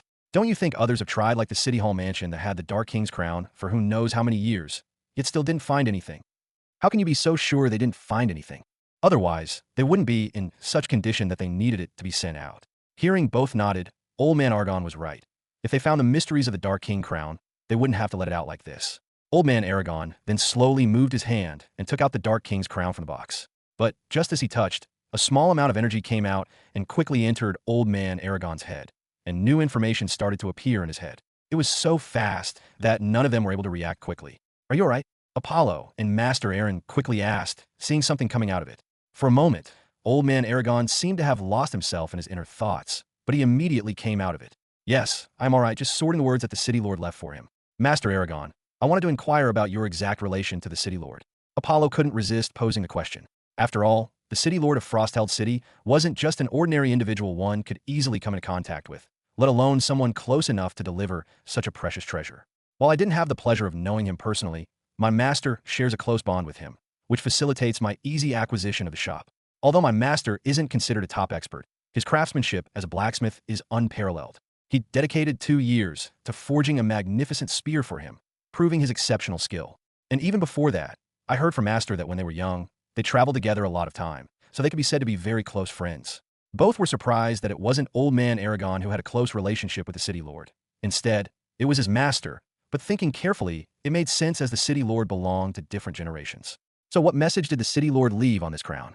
Master Aaron asked after knowing their relationship, as he wanted to know more about the attack and chaos. The City Lord wanted me to bring the Dark King's crown to my master to hide it from the lunatics of the Dark Heaven Court. And as we expected, the whole city was attacked by the 3 halls of Dark Heaven Court. 3 great sages attacked the City Hall with dozens of grandmasters. And right now, they are in fierce confrontation, but it will not last, as there are only 2 sages in the City Hall. Old Man Aragon said with a grave expression, knowing the severe situation. But shouldn't there be more sages and powerful warriors in the City Hall mansion? Master Aaron couldn't help but ask this, as the City Hall was supposed to be the strongest force in the Frostheld City. Not only is the entire city sealed, but multiple powerful sages from the 3 halls are holding back the City Hall support.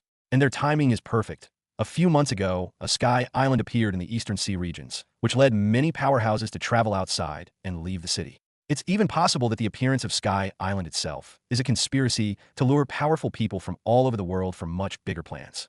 Old Man Aragon said all the reasons and coincidences of the appearance of Sky Island seem to have created the current get-up situation. Old Man Aragon, what you are going to do, as the city is sealed and we cannot leave and bring it to your master? So why not first look at it carefully and see if we can find something in it? Master Aaron said with a greedy laugh that he wanted to look carefully at the unimaginable treasure. Apollo didn't laugh. but his eyes were also glowing as he was looking at the Dark King crown. All right, Old Man Argon agreed to their request, as although he believed they wouldn't find anything, maybe only the guys from Dark Heaven Court could know the real truth. But still, it's worth a try. Boom, boom. Multiple shock waves came that made the entire city tremble, and the old shop also shook. Looked like the battle is getting more intense. At the same time, the City Hall mansion, which is filled with countless corpses, was trembling with shock waves from countless battles. But the most powerful aura was coming from the sky above the City Hall mansion, where 5 people were standing in the air and controlling heaven and earth. All 5 were injured, as it seemed they were in equal confrontation even when one of them was facing 2 guys at the same time. Bang, bang, bang. Multiple explosions took place as they collided with each other, which shook the whole city. A middle-aged, handsome man with a well-built physique and a strong, chiseled face exuded confidence and charm, even as he stood injured and bruised, eyeing his 2 adversaries. While his 2 enemies were much older and filled with rage and killing intent, they looked at him. Langenberg, don't be cocky. Quietly give us the Dark King crown, and we will let you live. Otherwise, not only you but everyone in our bloodline will die a horrendous death. Both sages from the Dark Heaven Court roared with anger as they cursed the city lord. Even with the 2 of them fighting together, they cannot get the upper hand, which is making them frustrated. Haha, don't try to threaten me. It's not going to change my mind. I guess I understand your resentment, as even after hundreds of years of training, you old guys are still this weak. If I found myself in a situation like yours, getting my ass handed to me by an opponent half my age, I'd rather face death than endure the shame. Bastard, don't get cocky. We have not even started doing our best. Really? Then what are you 2 old guys waiting for? Don't tell me you are waiting for a miracle of your impotent dick to get an erection again. If so, I had to sadly remind you that even God from the Dark Heavens Court cannot solve your 2 guys' problems. Hearing the teasing word from City Lord Langenberg, both old guys' faces became so red with anger that they couldn't wait to tear him into pieces. You want to die? Then we will fully grant your wish, Lodbrok. With that, the aura of the 2 old guys started to rise exponentially, and even the atmosphere around the city started to change. Law domain compression. Law domain compression. The energy particles of ice and gold elements all over the city started to vibrate at an unimaginable frequency as their energy continued to increase at an alarming rate. With that change, 2 mysterious and powerful auras descend upon the city, suppressing everyone within the city. Whether they were hiding or fighting, everyone felt otherworldly pressure beyond their understanding. Their strength seems to be suppressed by 50, and it doesn't matter whether they were following the path of a warrior, mage, or another. They were all suppressed, and all could help but look in the direction of City Hall, where the most powerful aura was concentrated.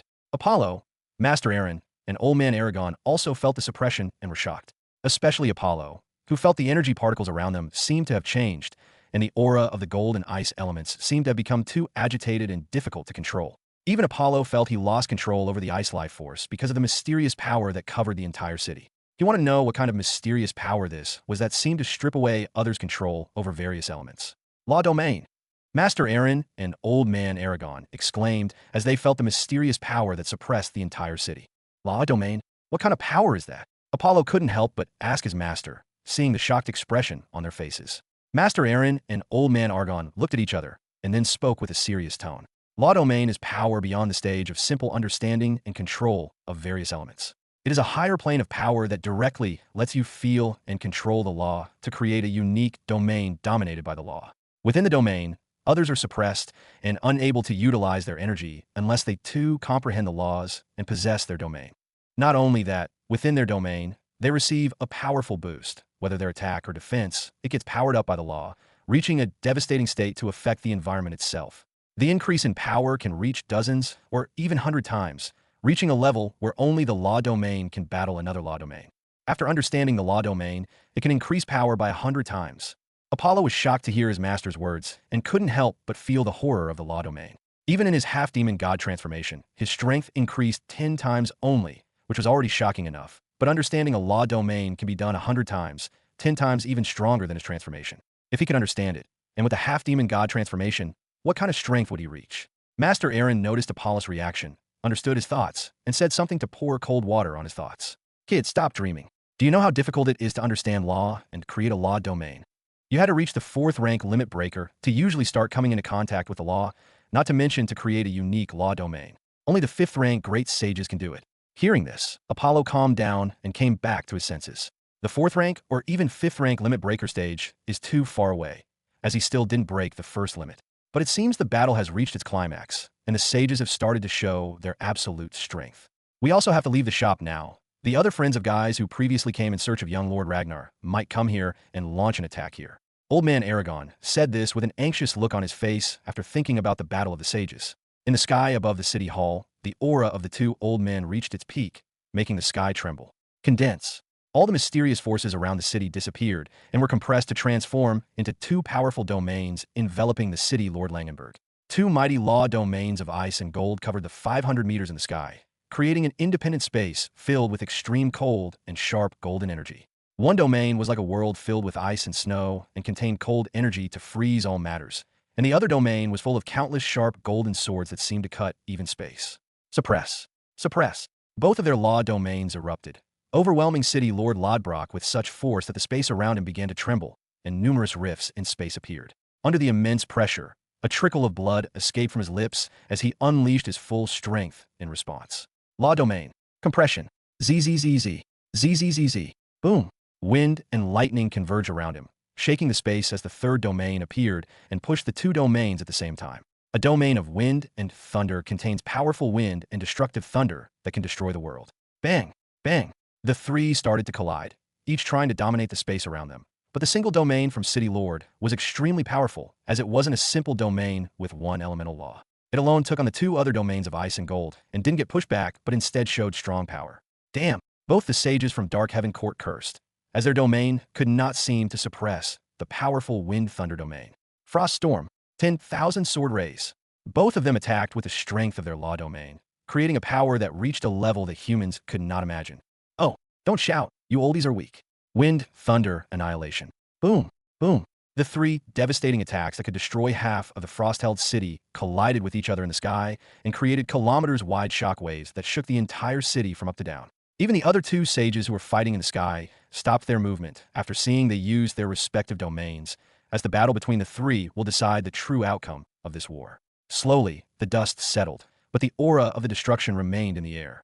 Three figures were still standing in the sky, but now a few of their expressions weren't very good. The two old guys from the Dark Heavens Court seemed to have lost in their confrontation and were more gravely injured. They were both bleeding from their shoulders, and their faces were pale. Even their domains seemed to have been shaken up by the previous attack.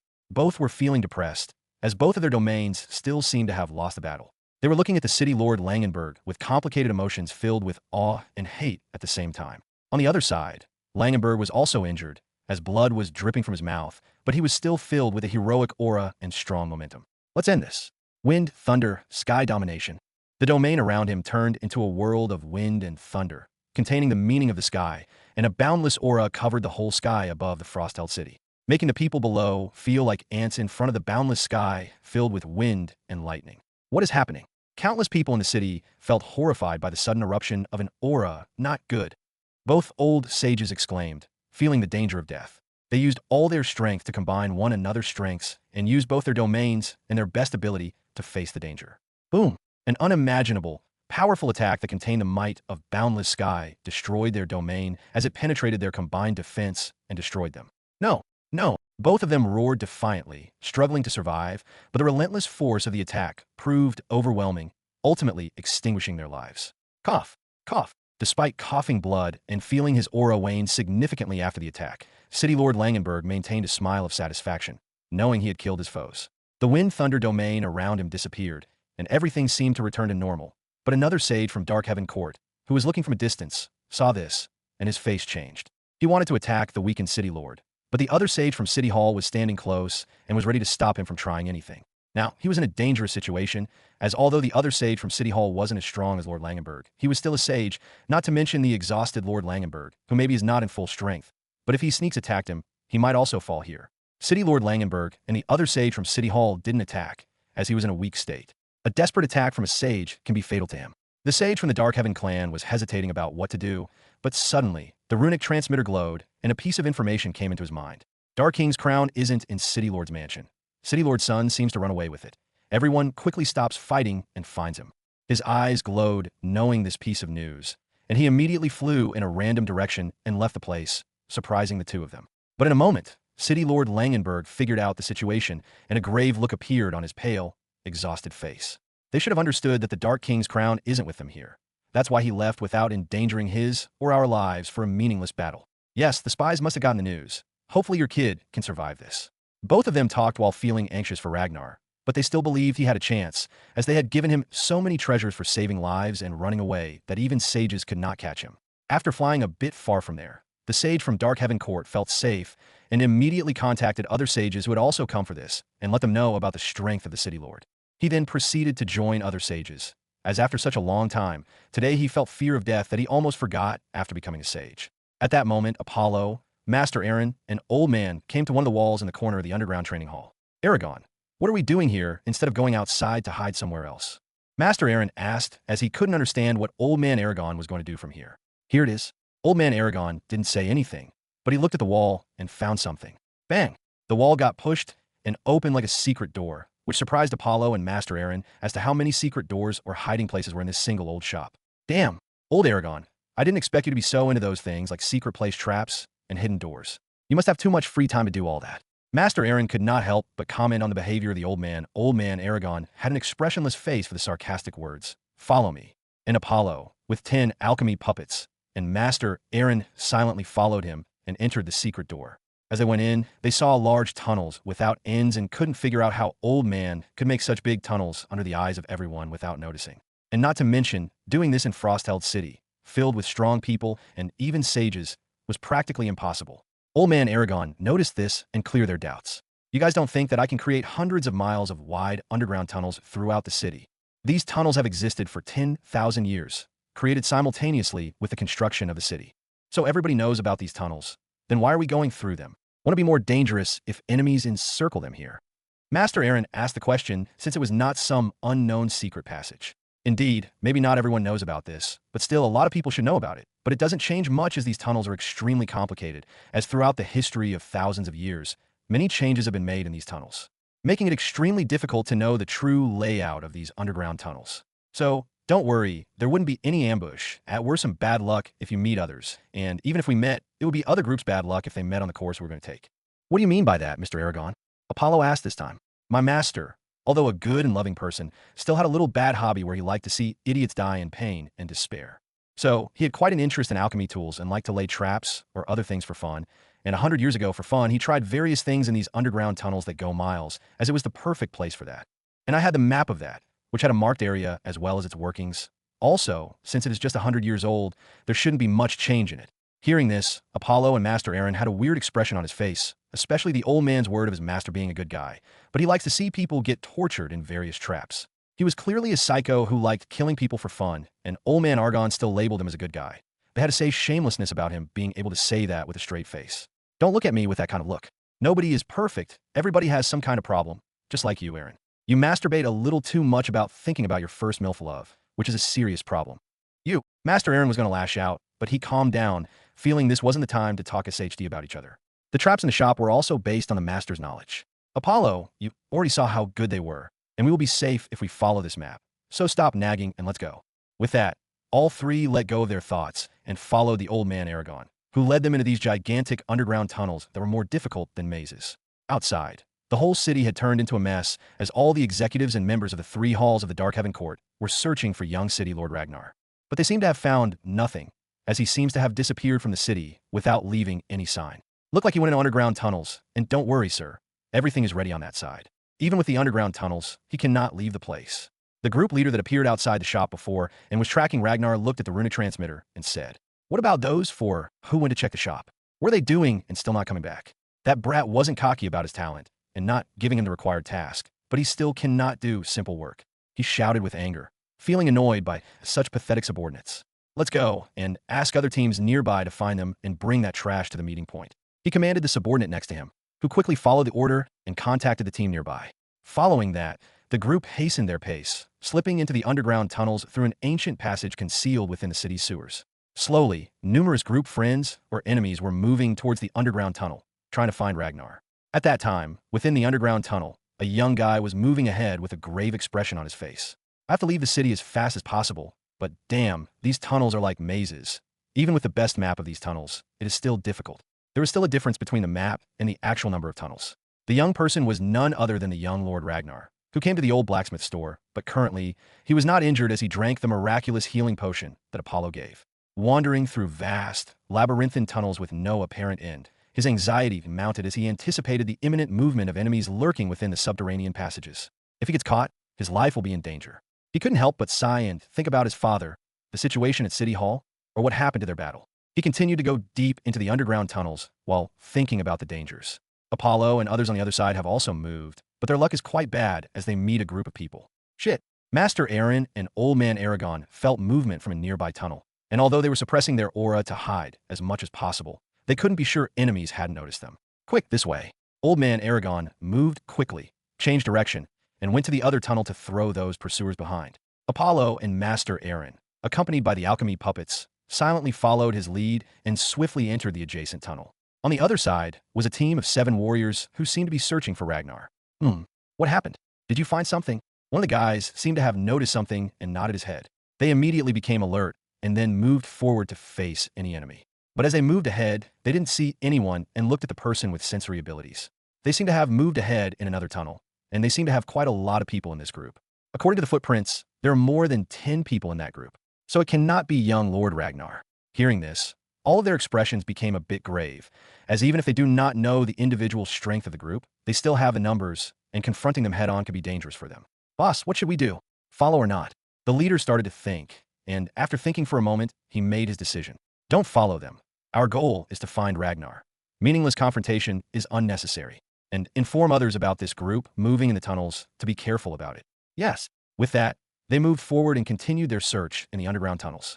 On the other side, Apollo and others felt relieved, as it seemed the other team wasn't going to follow them. Look, they aren't going to. Yes, it's a relief. Old Man Aragon and Master Aaron felt at ease seeing this. Apollo remained silent, secretly relieved by the turn of events. He had no desire for a confrontation, even with the protection of numerous alchemy puppets. He knew everyone out there surpassed his abilities unless he resorted to unleashing his secret transformation. But he didn't want people to know about it, even if it was his master, as he had a feeling that if his secret was known to others, it would bring catastrophe to him and his family. The three continued their journey, while numerous guys poured into the underground tunnels as the search for Ragnar reached its peak, as well as Ragnar, who had crossed half of the tunnels and was moving towards the outside. Hee, where are you running? We have a lot to discuss. What? A creepy laugh came with a bone-chilling aura, shocking the running Ragnar. Who? Show yourself, he shouted, feeling a bit panicked as to how somebody found him in these weird tunnels that interfere with his long-distance sensing ability. Nobody should have found him unless he was somehow marked. His mind quickly thought of various methods and came to this conclusion. From the shadows of the dark tunnels, 2 figures appeared that surprised him, as one of them was someone who was very close to him. Niara. He couldn't help but yell her name, seeing her here. But it wasn't because he felt happy. It was because the guy standing next to him was one of the guys who attacked the City Hall mansion. What are you doing here with the enemy here? Ragnar couldn't contain his roar as he confronted her, despite his understanding of the implications of her presence with the other man. He questioned her, struggling to comprehend her motives for such actions. What else? She was always one of us. Sadly, the girl you liked was a traitor, but to let you feel better, her pui was great, and I enjoyed every bit of it. Instead of her, the young guy beside her answered as he held her waist and gripped her ass to pull her close. No, darling, what are you doing? Niara shyly said she felt embarrassed by the sudden intimate act. But she didn't try to stop or struggle, which showed that the person's words might be true. Damn you, slut. He couldn't hold back his curses as he witnessed the girl he once admired reveal herself as a traitor and a whore. In his mind, he couldn't fathom why he ever harbored feelings for such a woman. He pondered whether he had been under some bizarre spell or had taken some weird SHD to lose his senses entirely. Don't look at me like that. We were never close. All I did was just a job of seducing an idiot who couldn't be even confident enough to FK a girl. I just needed to say some good things, and you spilled many secrets about the City Hall mansion, so it's all your fault for being an idiot. Upon hearing such an insult, an extreme rage consumed him, and a single thought of killing this bit flashed through his mind. He quickly activated a small runic scroll without letting her notice anything about it. Immediately, a 4th-rank Grandmaster level attack appeared and attacked Niara. What? She was caught by such surprise, but the guy beside her seemed to have expected this, and an armor appeared on his body that glowed with golden light and covered both of them. Boom! The attack collided with the golden barrier, creating a large explosion and even shaking numerous underground tunnels. You coward! As the dust settled, she screamed at Ragnar, but he was already gone, taking advantage of the explosion. TCH, looked like he still didn't lose his mind. Upon witnessing Ragnar's flight, a smile crept across his face, as he could track him down again with the cursed mark. Run as far as you can, but survival will elude you still. I eagerly anticipate witnessing the despair and hopelessness etched upon your face. Come, let's hasten. We cannot risk him being discovered by another group first. Years of meticulous planning would be for naught otherwise, and the merit rightfully belongs to me.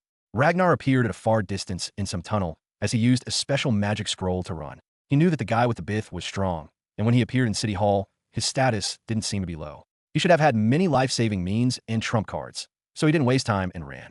Now wasn't the time for his revenge on that bith. But the attack alarmed many other groups who were also searching for him as they moved in that direction. Apollo's group of 3 also felt the tremors and increased their speed in another direction, following the map of the old man Aragon's master. But in a few moments, he felt another life force that seemed to be coming towards them quickly. They were ready to battle, but at first, they tried to continue their route to leave the person or group behind. But their pursuer persisted, compelling them to confront one another. Upon assessing the adversary's formidable strength, they would determine their course of action, whether to engage or lure them into a nearby trap. They waited, hiding their aura, ready to do a sneak attack to kill the enemy quickly without wasting any time. Master Aaron took out his sword and concentrated his mind, as he was the fastest person, and even 4th-rank limit breakers could not react to his sneak attack. Slowly, they felt the weak life that was coming closer to them. Ready. The moment the guy came in, he was about to attack, but at that, old man Aragon shouted, "Stop!" And Master Aaron stopped as slowly the figure appeared.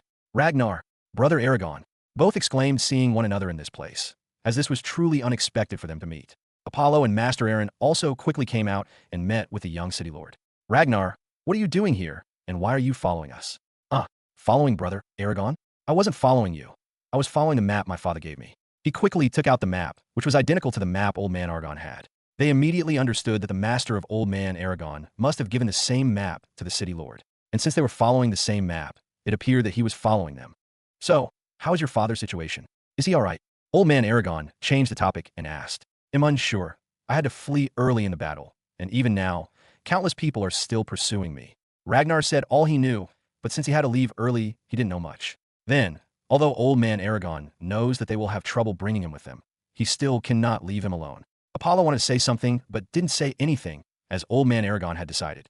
He could only sigh, steeling his heart for the journey ahead, fraught with dangers and unknown trials. Master Aaron and the old man led the group, with one guarding the front and the other the rear. In the center stood Apollo and Ragnar. During their journey, he learned about Ragnar, as he wasn't that weak. Although he was in his 20s, his strength had reached the peak of a 2nd-rank limit breaker, only one step away from becoming a 3rd-rank master. Due to his exceptional talent, he was considered the heir of their family, coveted by his elder sister and numerous cousins who had previously vied for the position. And if it weren't for the surprise attack on City Hall, he might have tried to break through. But now he didn't have time, as he had to run for his life. He also surprisingly mentioned his confrontation with a traitor, and that might be marked, but old man Aragon still didn't back down and promised to lead him outside. But Apollo felt anxious. He needed to break through the 1st-rank limit breaker to be on the safer side. So he decided to ask old man Aragon about it. "Mr. Aragon, can we first go to a safer place that has traps and can protect us for some time?" "Why?" Old man Aragon asked, hearing such a request, and even Master Aaron and Ragnar couldn't help but look at him. "I'm going to break through the 1st limit and become a limit breaker." Hearing this, all 3 of them were shocked, but Master Aragon couldn't help but ask, "Kid, you have to know that breaking limits isn't a simple matter and couldn't be done in minutes. It takes hours and days in some cases to complete the full transformation." He can understand his apprentice's eagerness to break through and wanting to become stronger, but it cannot be done hastily, as they didn't have that much time. "Don't worry, Master. I have a way to reduce the time taken for the transformation of life level. I only need half an hour to break through." Hearing this, they were surprised, for others wouldn't believe it, but Master Aaron knew his apprentice wasn't ordinary and had secrets. So, in the end, he believed in him, but still asked, "Are you sure?" "Yes." Without a fraction of hesitation, he replied with confidence. Seeing the confidence, both Master Aaron and old man Aragon seemed to be infected with it. "All right, we believe in you. There's a tunnel a little further, but that seems to have quite a dangerous mechanism and traps. A perfect place for you to break through without any interference." Old man Aragon found a place on the map, and then they quickly went in that direction. Ragnar, on the other hand, was surprised by the unexpected behavior of both, as they believed in the kid. But now that he sees this, a thought comes to his mind that the magical potion he gave wasn't from old man Aragon, but instead was given by the kid. The realization struck him deeply. He perceived Apollo as shrouded in enigmatic mysteries, unlike any ordinary genius. He also didn't waste any more time and quickly followed the trio. In a few minutes of traveling, they didn't encounter anyone and, without problem, reached their destination. Upon coming close, they immediately sensed a stark contrast between this place and the other tunnels they had encountered. An unspoken weight burdened them, hinting at an unsettling presence that eluded precise definition. "Don't touch anything and quietly follow me." Old man Aragon took the lead and instructed, as he knew how dangerous the traps made by his master could be. They walked step by step carefully and came to a wall where Old Man Aragon took out a small pin-shaped key and inserted it into the negligibly small cavity in the wall. Crack! Crack! Strange noises resonated, reminiscent of a cock and screw grinding to a halt. And, at the end of the corner, they saw a small passage door open. Apollo and Master Aaron had already adjusted to the weird hobbies of Old Man Aragon and his master. So, they weren't as surprised as Ragnar. He saw it the first time and held tightly to the key similar to the one through which this place was opened. Let's go. After that, they entered the passage closed like there wasn't anything here, and inside it was a small room. But it was small for the noble standard. For Apollo, it was quite a big room, and there was a back door that led to another tunnel for them to leave quietly. Here, you could try to break through the ranks of limit breakers while outside. No one will be able to notice it. Old Man Aragon assures him that this place is quite well hidden, as even the walls were coated with special paint, and from outside, whether it was the spirit or life force, they would feel nothing. Apollo nodded and felt safer here, and now the only thing left was to deal with the things that would increase his spirit and decrease the time of his transformation after his breakthrough. He quickly opened the system shop and opened the potion section, which was filled with countless potions, and many of them were things that could help him in his current situation. Previously, he wasn't interested because there weren't many creation points on him, and within a few days he could break through on his own. But the situation changed, and after killing many limit breakers, his creation points exploded. So, now he was going to use them to increase his strength quickly. He quickly found the required potion for his breakthrough. The creation points needed for them weren't small, as the potion named Ice Spirit Enhancer, one of the cheaper ones that can increase spirit directly, cost 200 creation points. And for the potion named Gene Stabilizer that he needed for quick transformation of his body, it cost him an ass-whooping 800 creation points. If he hadn't killed so many limit breakers using his environment and half-demon god transformation, he might have needed a lot of time to collect such a large number of creation points.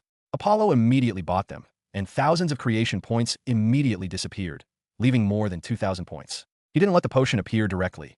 Instead, he took it into his storage space ring. After coming to a corner of the room, he sat down and calmed his mind, while all of them looked at him with interest in what he would do.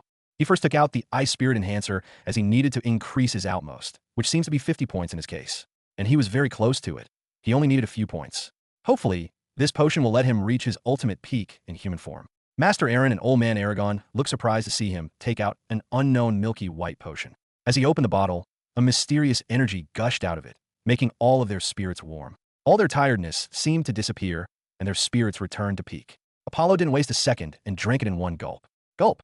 The potion entered his body, and he immediately felt warm, as if he were bathing in warm water, which seemed to heal all his mental wounds.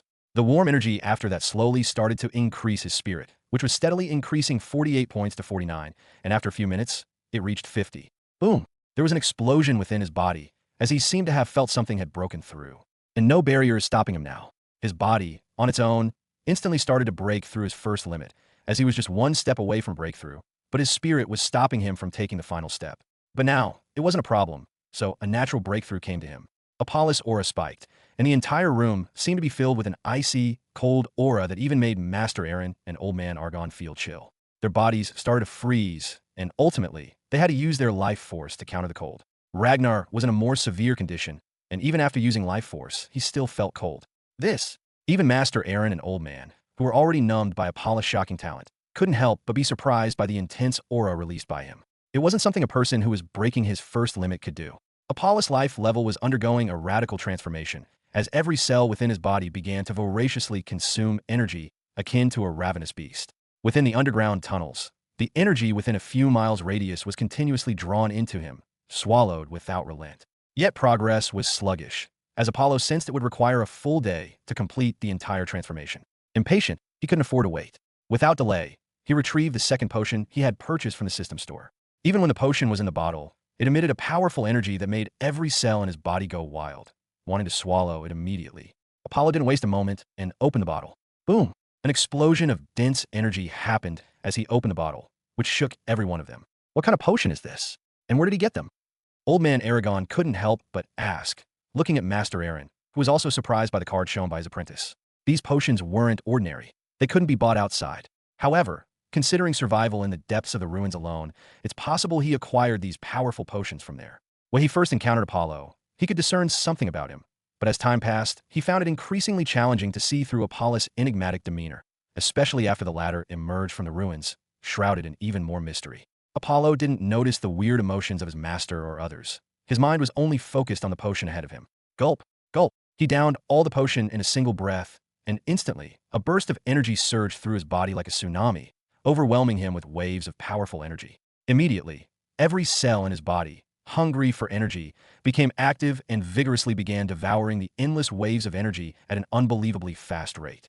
He felt his power increasing rapidly as the hungry cells devoured energy and continued to evolve and become stronger. But that's not the end, as his spirit and life force were also going through an unimaginable transformation. They seemed to have touched a mysterious higher state that he couldn't describe, but he was sure that it would bring incredible changes in his strength. The tsunami of energy continued to flood his body as he kept swallowing it all, and the process of life evolution appeared to accelerate due to the immense influx of energy. The previous slow transformation has become faster many times, so much so that the evolution that required a day before can be done within half an hour. His aura was increasing rapidly, and his temperature continued to decrease, but he didn't seem to care as he was lost within his increasing power. Master Aaron and Old Man Aragon felt the aura of Apollo had already surpassed first-rank limit breakers by a large margin and had reached second-rank limit breakers.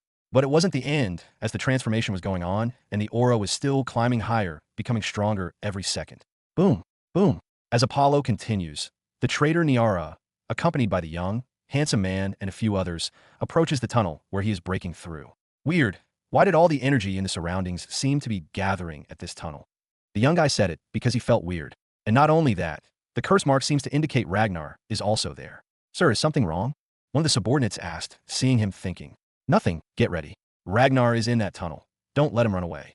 As he ordered, the group became ready and slowly went into the tunnel. But as they went deeper, they felt weird, like something wasn't right, but they didn't see anything. It was a plain, dark tunnel. Where is he? The young leader felt confused. According to the curse mark, Ragnar should be nearby, but he couldn't spot anyone or anything in the tunnel. Everything felt weird and perplexing. And what about the situation with such a dense amount of cold, ice energy in this tunnel? They all sensed the temperature plummeting. Even for a tunnel under a frost-held city, this place was much colder than expected. From within the secret hiding room, they had a clear view outside, thanks to the special runic formation. Old Man Aragon and the others had already noticed the arrival of the unknown group, but they refrained from immediately activating the trap, since the enemies were still at the edge of the tunnel. They waited for them to venture deeper into the tunnel before activating the traps, ensuring a perfect outcome and leaving them with no chance to escape alive. Ragnar already told them about the Bith, and even though he was ashamed, he still told them the truth, which made Old Man Aragon and Master Aaron feel better about him. They all, from the secret place, glanced at the young guy, who seemed to be targeting Ragnar, and felt the extraordinariness of the enemy. The young leader felt a sense of unease, as if someone were watching him, yet he couldn't seem to find anyone or anything nearby. He felt a bit anxious. He didn't notice any sign of Ragnar, but the curse mark was still indicating his place. Did he find a way to remove the curse mark? But it is impossible to remove, even for sages, in a few minutes. He felt the situation was becoming more and more weird, and everything was going out of his control. Ragnar was supposed to be in his palm, but now he cannot find him. As he was thinking about it, Old Man Aragon's eyes glowed with fierce light and a little bit of excitement. Activate! He inserted the tiny key into the runic formation, triggering all the traps set in place. Boom! Bang! The entire tunnel trembled, and walls emerged on both sides, sealing off any escape route and completely enclosing their location. What is happening? The group could not understand what was happening right now, or why suddenly walls appeared and trapped them there. Traitor Nearas's face changed, and she quickly came close to the young leader of this group to remain safe. As for the young leader, he himself was a little panicked, as there wasn't anything mentioned in the information about such a place in the underground tunnels. His name is Vlad, and he was the 9th-ranked godson of the Dark Heavens Court. For decades, he meticulously crafted his plan upon discovering the location of the Dark King's crown within the City Hall mansion. He kept most details of his scheme to himself, never disclosing them to the elders of the court, driven by his desire to personally seize the crown and harness its secret power. But now, suddenly, troubles are coming, and his plan cannot keep up with the changes. Calm down. Don't be afraid. Be alert. With me here, you'll be safe. Vlad assured his subordinates and looked carefully at the place. Go, attack the wall, and see if you can forcefully break it. He ordered one of his subordinates with the largest and most sturdy body, who nodded, came to the wall, and attacked. The guy burst out with the power aura of a 3rd-rank limit breaker and drew his weapon, which was a mighty and large axe. He gave up a powerful aura that could tear down beasts with a single axe strike, and now he tries to do the same. The axe glowed with a fierce aura as he tightened his muscles and slashed the wall, trapping them. But it didn't do anything except create some sparks. There wasn't even a single tint on the metal walls. This changed their expression, whereas Old Man Aragon was feeling proud. My master collects various rare materials from all over the world. Even if it had a small amount of that in those walls, it was not something easy to destroy. Old Man laughed, looking at the pitiful guys who were trying to destroy those walls. But suddenly, they felt fluctuations in Apollo's aura, as it seemed the life evolution was coming to an end. It seems to be faster than expected. Apollo was surprised, as he felt the transformation was nearing its end, and he would become a true limit breaker at the young age of 12. It seems he has underestimated the energy contained in the gene-stabilizing potion. The energy in it was so massive that in just 15 minutes, he completed the entire evolution of life. His life aura underwent a transformation, with his hair slowly lengthening and changing color as he underwent a profound metamorphosis. He emerged as someone entirely different, exuding a soul-chilling, cold aura of immense power. Bang! Bang! His heart was beating faster as, finally, he fully broke the first limit of his life. Boom! Apollo's fluctuating aura stopped, and he opened his blue crystal-clear eyes with his silvery white hair. You did it! Master Aaron and Old Man both felt shocked and happy to see that he had done it. Yes! Apollo smiled as he had broken through his first limit and taken his first step towards transcendence. He experienced an unimaginable surge of power, reminiscent of the strength he felt during his half-demon god transformation. However, this time was different, and now he didn't need to resort to an inhuman form for strength. Now, he believed he could directly face the group from the battle arena that had almost killed him without the need to rely on his second form, confident that he could effortlessly destroy them. He immediately opened his system panel to check on his new stats.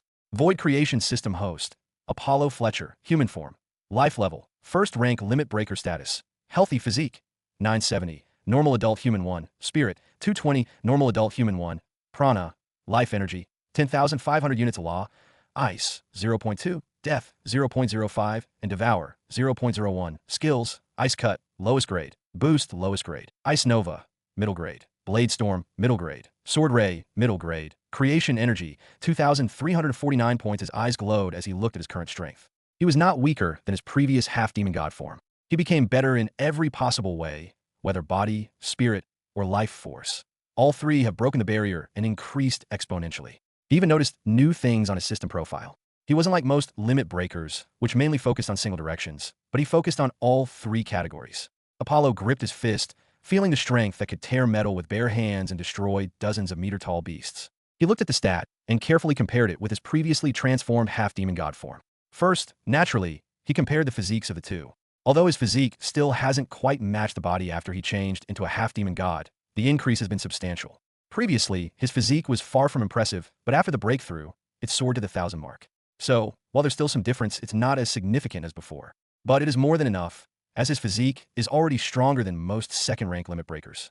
And next are the Spirit and Prana, aka Life Force.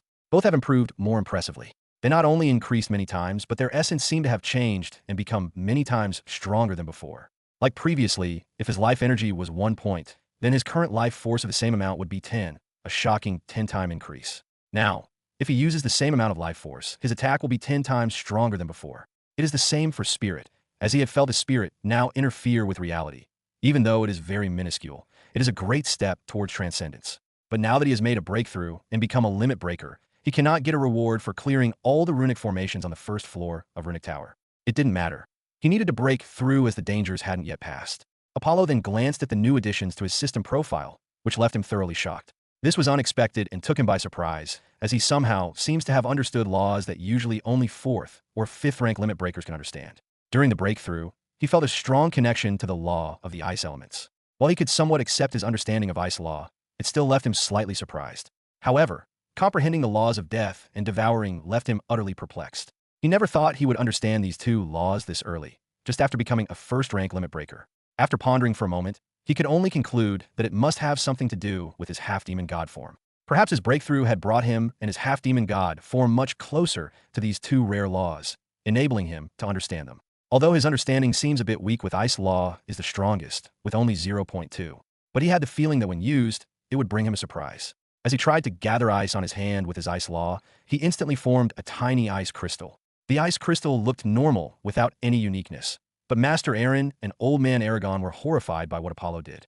Although they were third-rank limit breakers, they were not ordinary, especially Master Aaron with the Given Sword Master title. He is an expert who defeated a 4th-rank Grandmaster using his understanding of the law and powerful and fast swordsmanship, earning him the title. Naturally, the weak power of the law couldn't hide from him, but its presence left him flabbergasted. Apollo didn't know about the law until today, and now, on the same day after breaking his first limit, he already understood it.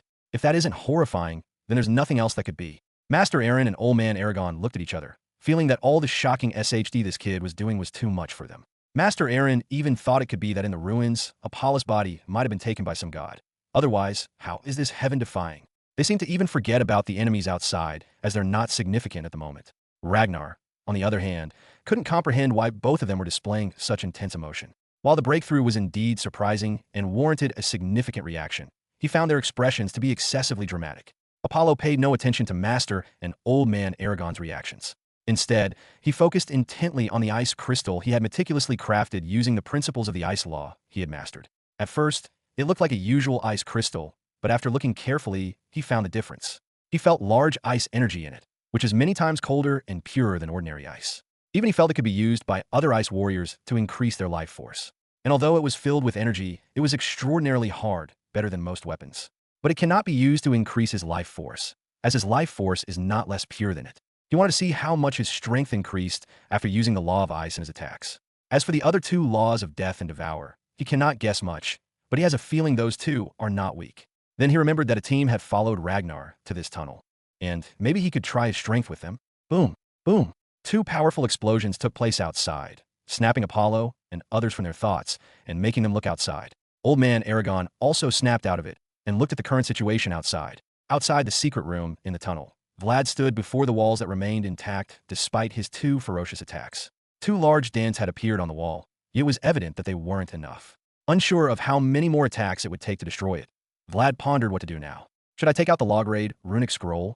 He was wondering whether or not he should use a log-raid scroll that can have devastating attack power equal to that of saints. Even though he was the godson of Dark Heaven Court, he was the youngest and weakest of the 9 godson. So, for him, log-raid runic scrolls were also very important. As of now, he only had 4 of these scrolls, which he didn't want to use here. When he was thinking this, within the secret room, Apollo said this to Old Man Aragon. Mr. Aragon, there's no need for further delay. Let's utilize all the resources available to us here. Yes, old man. Now that the kid has broken through, we don't need to waste time. Let's take care of him and leave this place as soon as possible. Master Aaron also supported his apprentice's word to end this group and leave. Okay, let's attack. Old Man Aragon agreed with their choice, and he immediately touched the runic formation to activate all the traps within the tunnel. Bang! Crack! Crack! What's that sound? Vlad and others heard the weird sounds and became alert.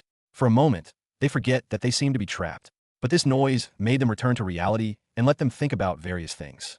Are there many traps? Is an attack finally coming? Is it under someone's control or automatic? Many thoughts were running through Vlad and others on the team, especially bitch Niara, who was most afraid as her strength is weakest, and all her life, she relied on her face and buttering others. Bang! Bang! Bang! Above, Vlad roared as countless needles came showering over them. He activated his mysterious armor, which covered him and Niara, who was holding him. No, something is not right. Bang! Bang! Bang! Clang! Clang! Clang! What energy-piercing needles? Vlad and the group immediately understood what kind of needles they were, as they easily penetrated their life force shield. But thankfully, they had transcendent quality armor with a force disruption barrier. The force disruption barrier didn't rely on life force or any similar energy. Instead, it operated on an entirely different fundamental force, safeguarding the wearer from most direct physical attacks. Thankfully, they wore such good armor. Otherwise, they would be poked by countless needles here. Upon learning about the existence of such traps in the area, their expressions grew graver. From inside, Apollo and the others observed that the energy-piercing needles failed to affect this particular group. While this revelation was surprising, Apollo understood that energy-piercing weapons were not invincible. Otherwise, it would be too easy. However, the energy-piercing needles still managed to cause some damage, as a few received tiny cuts all over the body because of their late reaction. Are you all right? Vlad slowly stood up and looked at his subordinates. Yes, sir, luckily, we wore this armor. Otherwise, it would be dangerous. Others also nodded, as this was really dangerous and unexpected, but thankfully they survived. Surviving this is just the beginning.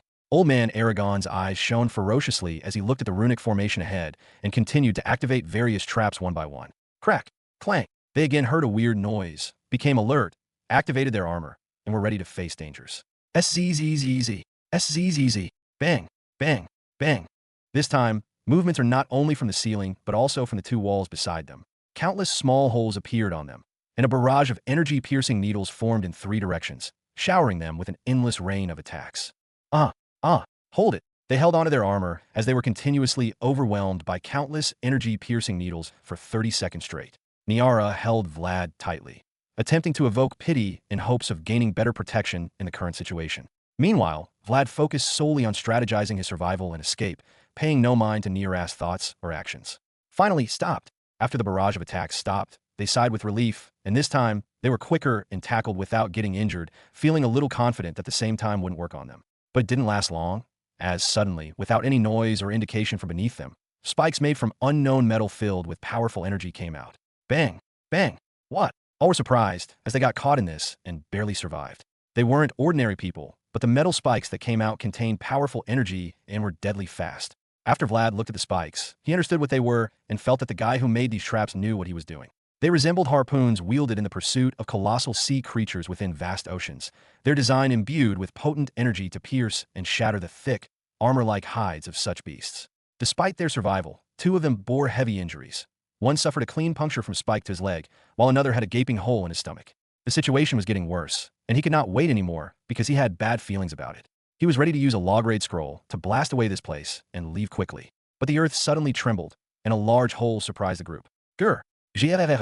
This time, it wasn't the mechanical noise they expected. Instead, a deep growl echoed from the darkness, heralding the emergence of a figure from the gaping hole.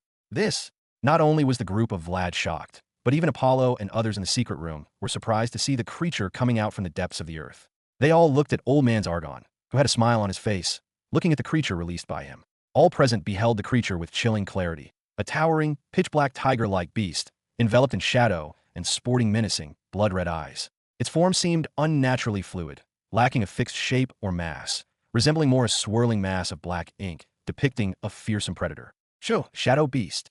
One of Vlad's subordinates stammered in a trembling voice upon beholding the horrifying beast before them. Vlad's countenance mirrored the gravity of the situation, his expression turning somber as a hint of pallor crossed his features upon witnessing the enigmatic shadow beast looming before them. Apollo wasn't as knowledgeable as others because of his background, so he couldn't help but ask his master, who also had a shocked expression after seeing the shadow beast. Master, what kind of beast is this? Master Aaron took a deep breath, looked at the beast outside, and spoke in a low, heavy voice. Shadow Beast, a rare beast from the Abyssal Shadow Realm. Abyssal Shadow Realm? Shadow Beast, are they strong? The Abyssal Shadow Realm is another dimension that is filled with horrendous dangers. As for strength, undoubtedly strong, exceptionally so. However, it's not its destructive prowess that garnered infamy, but rather its unmatched ability to survive, rendering it a relentless nightmare for warriors worldwide. They are entities that are made up of shadows and don't have any exact physical form, like the current shape that looked like a tiger beast, but entirely because it might be the strongest creature it consumed. Because they lack physical bodies, ordinary physical or energy attacks don't affect them. They simply regenerate and persist endlessly, like an unbroken cycle. So, are they invincible? How can they be stopped and defeated? Apollo asked, taken aback by the trickiness and near-indestructible nature of the shadow beasts. Naturally, they're not invincible. They can also be hurt, destroyed, or sealed. Although they are immune to most attacks, the power of law can still hurt them. For weaker limit breakers, they are nightmares, but for powerhouses and strong ones, they are not. Law is a very mysterious power that is the core of the world and its creation. So even if shadow beasts don't have physical shape or form, they cannot survive the power of law, as they are still bound to the world. Law's high. Hearing his master's words, Apollo grasped the significance of the law. It wasn't just about increasing strength. It represented the fundamental force governing everything in the world. He felt the ice law he understood and then looked outside, where a fierce battle was going to start. No more waiting. That's it, Vlad declared firmly. He retrieved the log-raid scroll, intent on blasting their way out of the tunnel. However, it wouldn't be a simple task. Countless traps reactivated, subjecting the group to a barrage of attacks, ranging from energy-piercing needles to powerful energy spikes. Amidst the chaos, the shadow beast leapt upon them, unperturbed by the traps that failed to hinder its advance. Damn it, Vlad had no choice but to hastily activate the log-raid scroll, as his group would be destroyed if they fought against the shadow beast in this place. Hi! Old Man Aragon roared as he saw the scroll taken by Vlad in this desperate situation. Upon hearing this, Apollo and the others in the secret room swiftly tried to hide themselves. Outside, it appeared as though a tremendous, awe-inspiring power had been unleashed, causing the surrounding area for miles to tremble. Boom! A massive explosion reverberated through hundreds of underground tunnels, sending shockwaves that even reached the people above ground in the city, causing them to feel powerful tremors. After the explosion, only silence pervaded the utterly devastated tunnel. Everything seemed to have been obliterated, leaving behind only scattered rubble. But the silence didn't last, as from the debris, slowly, a few figures came out. They were none other than the Vlad group, who seemed to have somehow survived. Finally survived. As they breathed a sigh of relief, another movement caught their attention ahead, and slowly, four figures emerged from the rubble. Damn, that was close, one of them exclaimed. Ragnar, Vlad shouted, immediately recognizing him among the group of four. Niara glared at Ragnar, her voice rising in anger. It must have been you controlling those traps from behind, lurking and hiding. Vlad and others also felt this might be true, and they cannot control their anger and killing intent. I'm going to torture you all 1,000 times before killing you. Vlad, filled with rage and killing intent, roared at Apollo and others. However, if I were you, my first thought would be to look behind, Apollo said with a smirk, seemingly poking fun and further stoking his anger. Just as the group was on the verge of erupting, a low rumble of a beast interrupted them. Gur, gur. As the group slowly turned around, they were suddenly confronted by a massive, ferocious giant claw, which sent tons of debris in them flying in all directions. Bang, bang, bang. They all landed dozens of meters away from where they were, surrounded by debris strewn about. See, I told you. Apollo taunted Vlad once again, who seethed with anger. But at that moment, he knew he had to focus on the shadow beast ahead, which was targeting them. The shadow beast had half of its head blown away, yet it still stood, slowly regenerating with difficulty.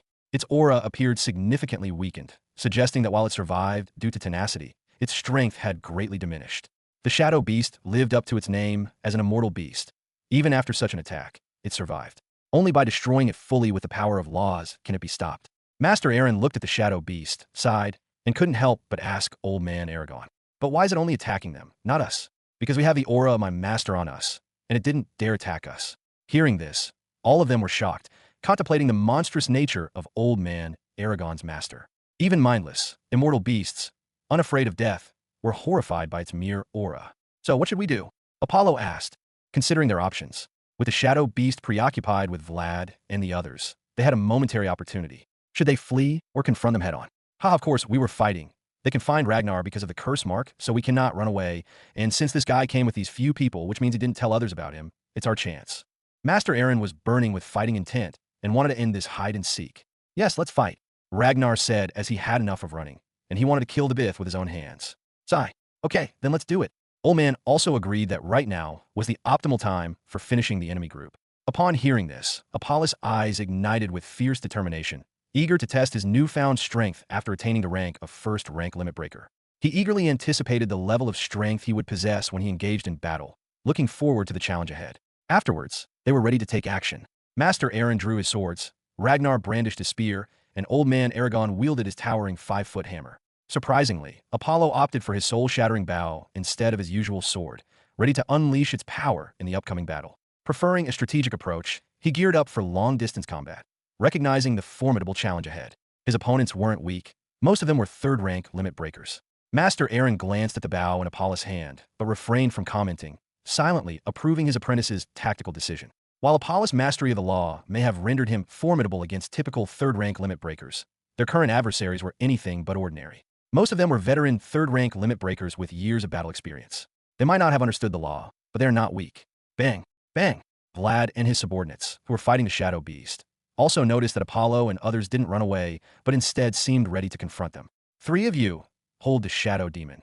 Vlad commanded through gritted teeth, his voice dripping with anger and resentment towards Apollo's group, blaming them for the troubles and the loss of his precious law-grade scroll.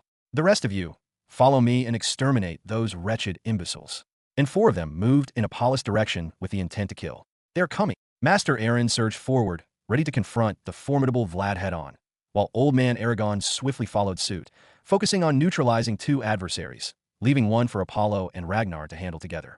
Master Aaron turned into lightning, whereas Vlad was covered in a weird gray aura filled with vitality and desolation and collided with each other with fast speed while moving from one place to another.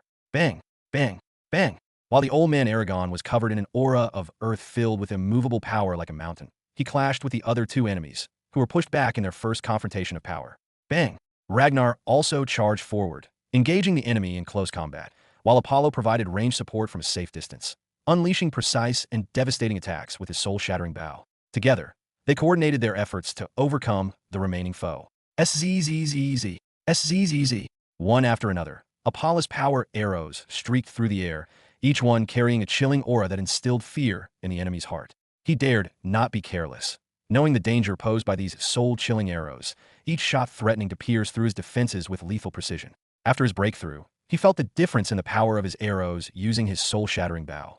Every arrow of his had the deadly power to bring down third-rank limit breakers. Unlike in previous battles, where his attacks served merely as distractions, now every shot commands attention, posing a threat that even stronger limit breakers could not afford to ignore.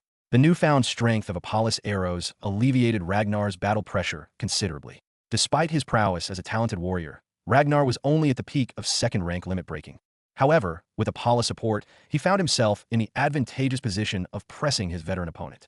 Bang! Boom! Bang! Boom!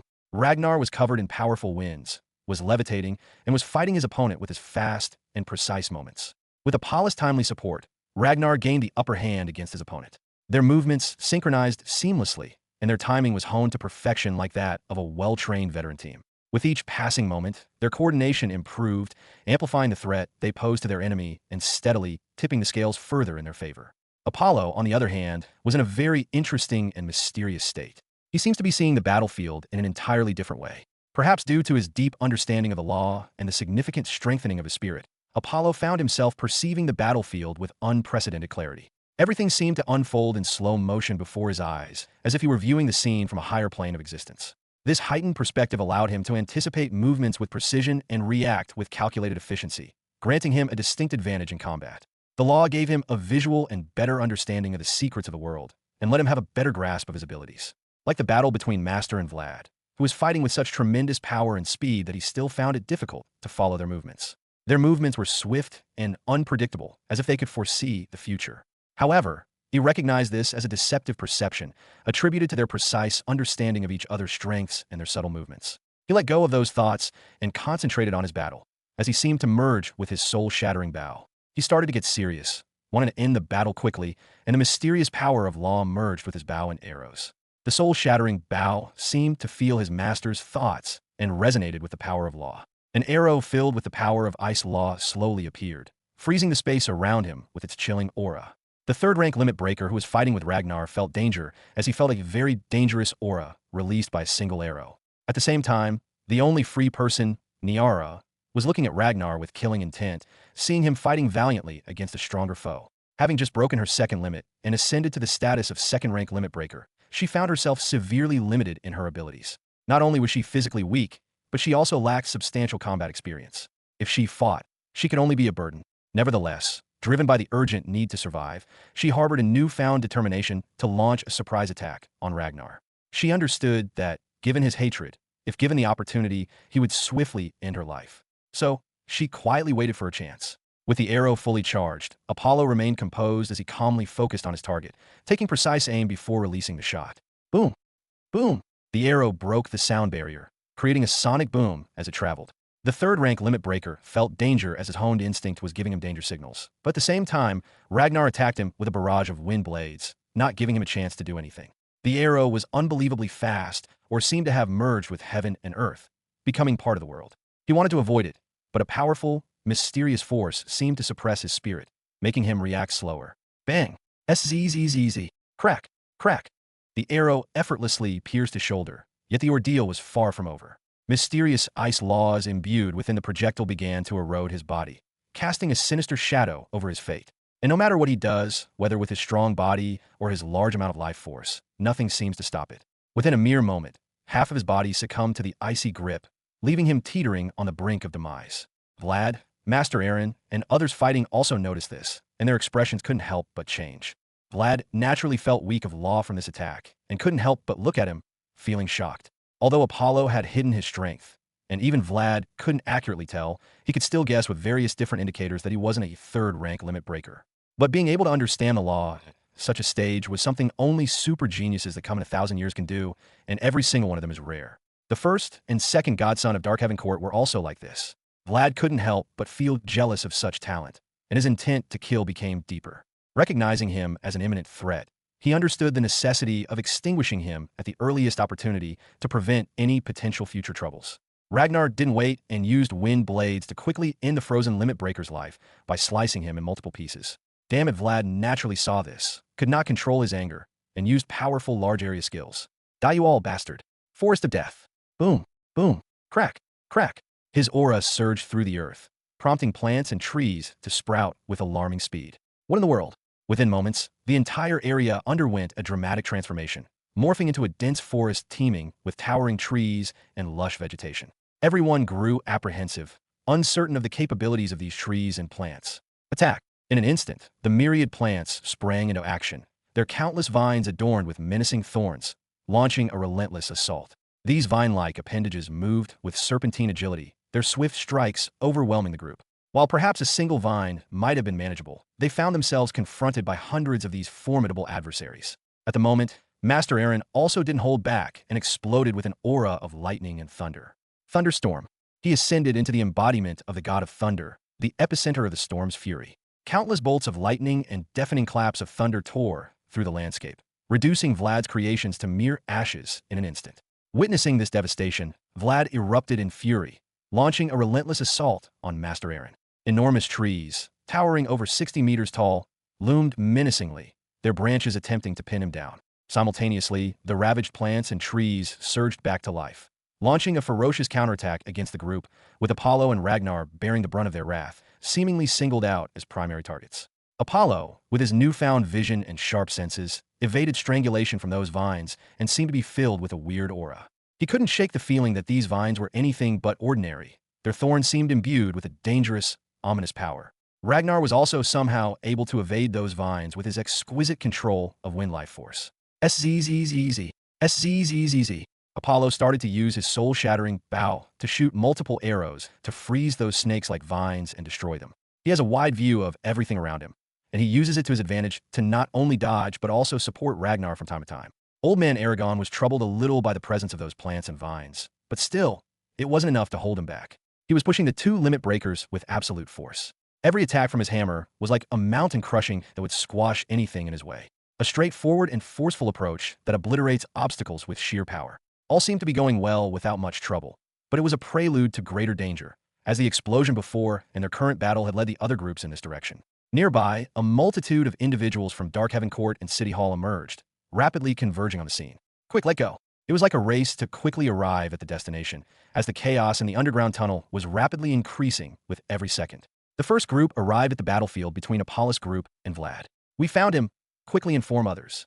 The contingent from Darkhaven Court swiftly disseminated the news, their eyes fixating on Ragnar with a mixture of fierce excitement and hunger, sending a bone-chilling chill down his spine. He couldn't help but feel afraid as the group came and gave him that look. The group of 5 seems enchanted and didn't even look at others, but directly aimed at Ragnar without any other thought. "Damn!" Ragnar cursed as those psychos came towards him, but at such times, powerful and fast ice arrows came flying one after another and stopped the group midway. Bang! Bang! Bang! The arrows flew one after another with uncanny precision, as if anticipating their targets, and striking with relentless accuracy. SZZZZ. SZZZZ. SZZZZ. The ice arrows, imbued with a soul-chilling cold life force, struck their targets with devastating speed, instantly freezing them from within, their icy tendrils spreading outward in a heartbeat. Although the group wasn't strong, they were second-rank limit breakers, but Apollo, in a few seconds with his soul-shattering bow, incapacitated them, showing his extraordinary strength. The end was not yet in sight, as a steady stream of warriors continued to arrive. In a sudden rush, 2 more groups emerged, joining the fray. But this time, all weren't enemies, as the second group was from City Lore Mansion. Young Lord, the middle-aged leader, his aura commanding and impressive, exclaimed with palpable relief upon seeing Ragnar unharmed. "Uncle John." Ragnar was surprised that one of the guys that appeared was him, as he was one of the instructors in his family who trained most of the soldiers at City Hall. "You folks lack survival instincts. You should have fled the moment you laid eyes on me." He said this and looked at the other group from the Darkhaven cult, as they felt tremendous pressure and now wanted to run away, but could not as it was too late. A colossal tornado, fueled by heavenly winds, descended upon the group of limit breakers, tearing them to shreds as if they were mere toys. All of them were shocked by the strength shown by John, especially Vlad, who was still held by Master Aaron. He already noticed other groups' arrivals and knew that he had to do something about it. Otherwise, he wouldn't get anything. But he hadn't anticipated someone of such formidable strength to arrive from City Hall first. Judging by the power demonstrated, John was undoubtedly a 4th-rank Grandmaster and not just any ordinary one. He cannot take him down without using his trump card. "Let's stop. Fking hell, like I have to follow your words." Master Aaron laughed off his words and attacked him with another lightning strike. But he suddenly took out a mysterious scepter that was filled with powerful energy. "You cannot stop me." Domain compression. Forest of Desolation. What? A shocking and powerful aura instantly covered the 500-meter area around him and transformed into a world of trees filled with vitality, but also desolation. Their strength waned as the insidious force of desolation began to devour their vitality and life essence, leaving them weakened and vulnerable. Even John, a fourth-rank grandmaster, felt weak as the domain enveloped him. But he felt it was a little different from most domains, as the effect seems weaker, and it could at most be considered a semi-finished domain. Still, it was strong enough to suppress any below sages. Bastard, what you do? You're just a third-rank master. There is no way you can have a domain. Master Aaron roared as he looked at Vlad, who suddenly burst out with such strength and created a domain. Even though it was weaker, it was still something only a saint could do. But when he glanced at the shining scepter, he immediately understood that it must be because of the scepter. Otherwise, there wasn't a need to battle at all. He could have easily defeated them all with this pseudo-domain. Ignoring the suppressed Master Aaron, Vlad swiftly moved towards Ragnar, who was ensnared by countless vines, his strength nearly depleted to the point where standing was a struggle. No, you don't. John roared as he gathered all his strength, seeing him target Ragnar, and was able to move within the pseudo-domain cast by Vlad. An attack with some powerful heavenly winds, but within the domain, even using his law of wind cannot fully negate the suppression. Vlad pressed forward, undeterred, as a massive wall of trees materialized before him, effectively halting the onslaught of destructive winds. You are coming with me. As he reached out to grasp Ragnar, a sudden arrow infused with a mysterious law pierced through the domain from behind, catching Vlad off guard. He instinctively felt danger, and with a hairbreadth, he avoided the arrow that could have hurt him badly. What? How is this possible? Vlad was surprised as he looked at the person who fired the arrow and couldn't believe he was still within the domain and could use such strength. Apollo was himself surprised at first, as he was also suppressed similarly to others, although using the ice law did have some effect. But it wasn't much because of his low understanding. But when he used his other two laws, death and the law of devour, it changed, as even though his understanding was much less than ice law, their strength wasn't weak. They seemed stronger like they were in the higher echelon of the law. He even felt other laws seemed to be afraid of them and become weak in front of them. With the combination of these laws, he managed to free most of himself from domain suppression and attack with powerful force from within the domain. John seized the opportunity presented by Apollo's attack from behind and swiftly caught up, his gaze fixed on Vlad, who was now consumed by uncontrollable rage. As troubles continued to assail him one after another, Vlad found himself cursing his luck with each new obstacle that arose. He should have silently kidnapped Ragnar when he saw him in the tunnel and got the Dark King crown way before, but now it's too late. Everyone knows their current location. He had to kill these rats extremely fast, and only one thing on him could do that. Die, all of you should die. He didn't care about his subordinates or anything. Now, he wanted to kill everyone here mercilessly. Since anything wasn't going according to his plan, let's kill them all. He had lost his cool and made up his mind to FK them all, not caring about any SHD of consequences. In his hand, immediately two mysterious scrolls appeared that shone brightly with an aura of destruction. Run. Everybody run. All understood what those two scrolls were and quickly tried to hide to save their lives. Boom. Boom. Two explosions, resembling the end of days, reverberated through the city, shaking it from its very foundations as countless tunnels collapsed beneath, threatening the stability of the entire landscape. Soldiers from City Hall and members from all three halls of Dark Heaven Court were caught off guard as the tunnels collapsed around them. As they were close to the tunnels where devastating explosions took place, the entire city trembled as if struck by a powerful earthquake, resulting in the collapse of numerous buildings. What is happening below? Countless warriors couldn't help but ask as such tremors continued. They can only think that the battle underground is becoming more and more intense. At the same time, the area beside the battle tower seems to be mostly destroyed, covered with a cold, chilling aura, and filled with numerous broken eye sculptures. It looks like a battlefield where countless soldiers fought. Not bad, you two are still alive. I guess you two did have some god blood. 3 people were in that devastating place, while 2 of them were on their knees and were having a hard time standing. They were none other than the 2 members of the Eternal Ice Palace who had ventured into the city to investigate rumors of the god Sun. However, they now found themselves in an embarrassing predicament. On the other hand, the enemy, adorned with snake tattoos, appeared unscathed, as if he hadn't engaged in battle at all. Damn, you've ascended to the pinnacle of 4th-rank Grandmaster and even mastered the pseudo-domain. Both on their knees, they struggled to speak, feeling a profound weakness in his presence. They had entered with pride and confidence, but now they were overwhelmed by embarrassment at their weakness. Come on, don't be bitch about it. You guys are also 4th-rank limit breakers. It was nothing but your weakness that made you suffer defeat. Sith's smile carried a chilling edge as he rebuked them for their feeble excuse and displayed weakness. Upon hearing this, both fell silent, unable to shake off the feeling of inferiority in the face of the man who had effortlessly defeated them. Don't rejoice just yet. We're merely the outer members. When you encounter the real talent from Eternalized Palace, you'll understand what true strength is, they cautioned, their words tinged with a hint of warning. Now, they might have lost, but they believed that those powerful disciples from the inner hall could easily defeat the guy. Maybe, but you two wouldn't be able to see that. As he moved to deliver the final blow, the sky above underwent a dramatic transformation, with ominous black clouds swirling into existence, and the air around them grew oppressively heavy. All eyes in the city turned skyward as a lone figure levitated just beyond the barrier enveloping Frostheld City. The individual bore the appearance of a youthful, handsome man with white hair, similar to Apollo. Despite the absence of any overt display of power, an aura of grandeur emanated from him, imbued with a profound sense of presence. Yet, despite his seemingly unassuming demeanor, no one dared mistake him for an ordinary individual. As he gingerly extended his hand towards the barrier enshrouding the city, a mere touch unleashed unexpected waves and tremors. The once seemingly impervious barrier, which had withstood countless assaults from limit breakers without budging an inch, now quivered under his gentle touch. Oh, the handsome white-haired guy seemed a little surprised, as the barrier didn't break from his simple touch. But instead of feeling angry, he smiled as he found it amusing. Countless people in the city were gripped by terror, unable to fathom the magnitude of power possessed by this mysterious figure. His ability to shake the impenetrable barrier, a feat that even the most revered sages had failed to accomplish with all their might, left them stunned and bewildered. Just as the mysterious white-haired individual poised to extend his hand once more, two old guys materialized beside him in the sky. The two old men have similar builds, and even their faces seem identical, just like twins. Crack! Crack! The skies above the city began to convulse as if caught in the throes of an otherworldly disturbance. Countless rifts tore through the heavens, unveiling dark voids that loomed ominously over the entire cityscape. The mere presence of the two old men seemed to be shaking the sky, and they quickly seemed to converge their strength, and slowly the sky healed itself. Both old men seemed to suppress their strength, but their aura was unfathomable, giving them all intense pressure and making it difficult to even stand straight. It was quite different from the young, white-haired man, whose aura was profound but didn't let them feel much. Sith, poised to strike down the two members of the Eternalized Palace, abruptly halted his movements. Grave expressions were etched across his face, replacing the cunning demeanor he had previously shown. The two from the Eternalized Place also took this chance to run, as Sith seemed to not care about the two. Instead, he murmured something, looking at the sky with a horrified expression. Demigod.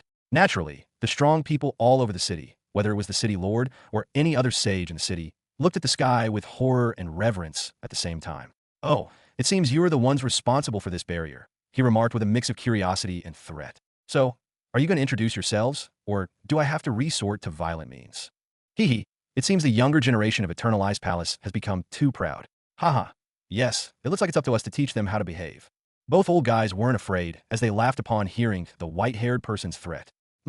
Funny. Hopefully you too can laugh when I break every divine bone in your body. And with that said, they unleashed their unearthly aura, which seemed to clash with each other, and spilt the sky into two. The barrier behind them trembled while the earth shook, compelling the city's inhabitants to cower on the ground under intense pressure that overwhelmed most of them.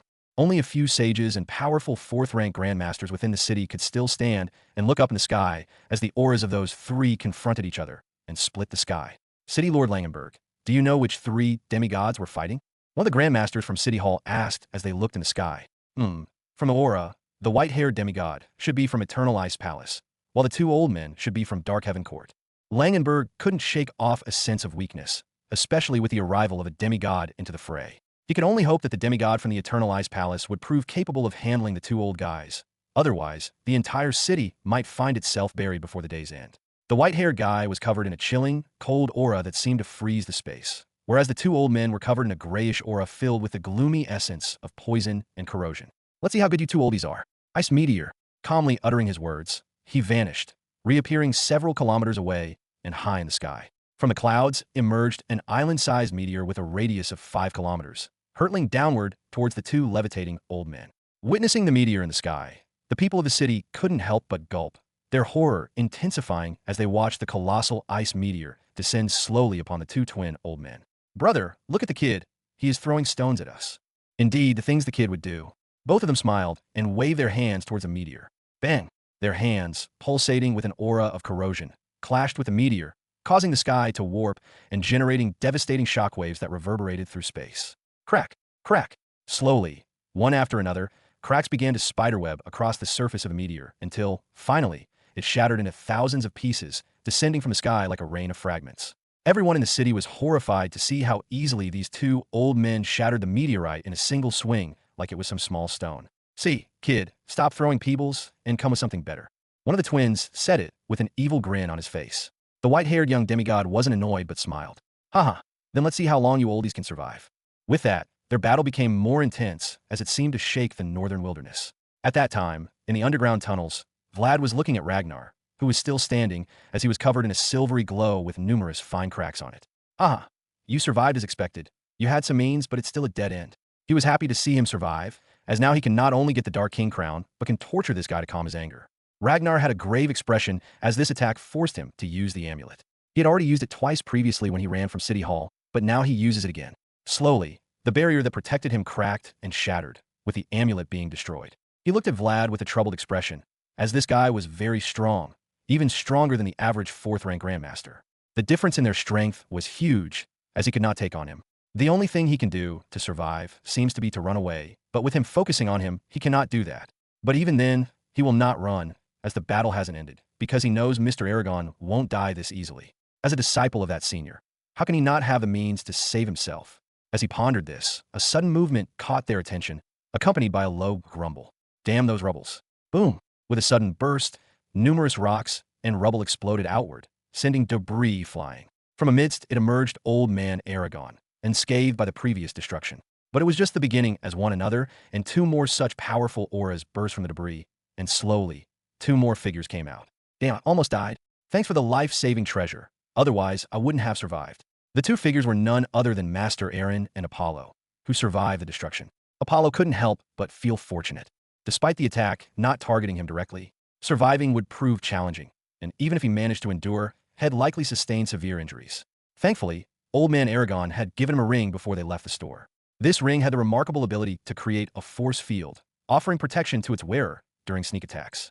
This proved to be a lifesaver for Apollo, as the force field nullified most of the damage aimed at him, ultimately saving his life. Seeing this bright smile appear on Ragnar's face, Vlad only had gloom written on his face. "Thanks to you, we were spared the trouble of dealing with your subordinates. Yet you've graciously taken care of that for us," Master Aaron remarked with a chuckle, taunting Vlad, who stood alone as his subordinates seemed to be the only ones that died. Vlad could only remain silent, as the truth was in front of him, and he couldn't say anything. He couldn't help but want to cry and feel that his luck was worst. Otherwise, how could Ragnar be lucky to meet with such tricky guys? But now his situation is more dangerous as it has become 1 against 4, and he cannot use the pseudo-domain as he is almost out of energy. With only his final log-raid scroll remaining, he hesitated, uncertain whether it held enough power to contend with the group. He grappled with the unknown, unable to gauge the full extent of their hidden means. "You guys should now leave. Others from Darkhaven Court will arrive in a few moments." In the end, he chose to save his life first, as taking on 4 of them was too much in his current situation. "Oh, look like you are afraid." Master Aaron didn't stop his taunting, but Vlad maintained his cool and didn't lose his mind in anger. TCCH. There was a weird silence in the place, as nobody was making any moves. Master Aaron sensed his taunts falling flat, but suddenly his attention shifted as a powerful arrow, swift in its trajectory, hurtled towards Vlad. "What?" Vlad was taken aback by the sudden attack, but managed to barely dodge it, feeling the rush of air as it whisked past his face. Bang! All eyes turned to Apollo, who stood calmly, holding his soul-shattering bow. With a composed expression, he spoke. "Since we lack time, why waste it on words? Isn't it time to take action?" "Haha, indeed, your apprentice is right." "Aaron, enough talk. Let's move," remarked Old Man Aragon. "All right, my apprentice is correct. Let's bring this battle to an end," agreed Master Aaron. With those words, Master Aaron and Old Man Aragon wasted no time and lunged towards Vlad without further ado. Master Aaron, with lightning and thunder, was the first to swing his sword, and Vlad, while cursing, barely dodged it, but from behind came a giant hammer that he couldn't evade. As Vlad activated his armor, a radiant golden barrier materialized, shielding him from harm. Yet, even with this formidable defense, the sheer force of the hammer proved terrifying. Crack! Crack! Bang! The powerful force sent him flying, but the assault was far from over. Apollo and Ragnar swiftly joined the assault. Apollo unleashed a barrage of ice arrows, while Ragnar unleashed countless wind blades aimed at Vlad. Damn you all! He couldn't face them all at once, and felt the difficulty. Bang! Boom! Bang! Boom! After enduring a relentless barrage of attacks from the 4, Vlad was left in a dire state. His once neatly arranged hair was now disheveled, his clothes torn and tattered, and his body adorned with numerous wounds and injuries. He resembled a beggar who had suffered a severe beating, a stark contrast to his former prideful demeanor, which often looked down upon others. Now that he was afraid he might die here, he had to leave. He made up his mind and took out the scroll. D. Not again. How many scrolls did he have? Hi. Boom. All of them moved and tried to protect them from explosions, but when the explosion happened, they noticed the difference.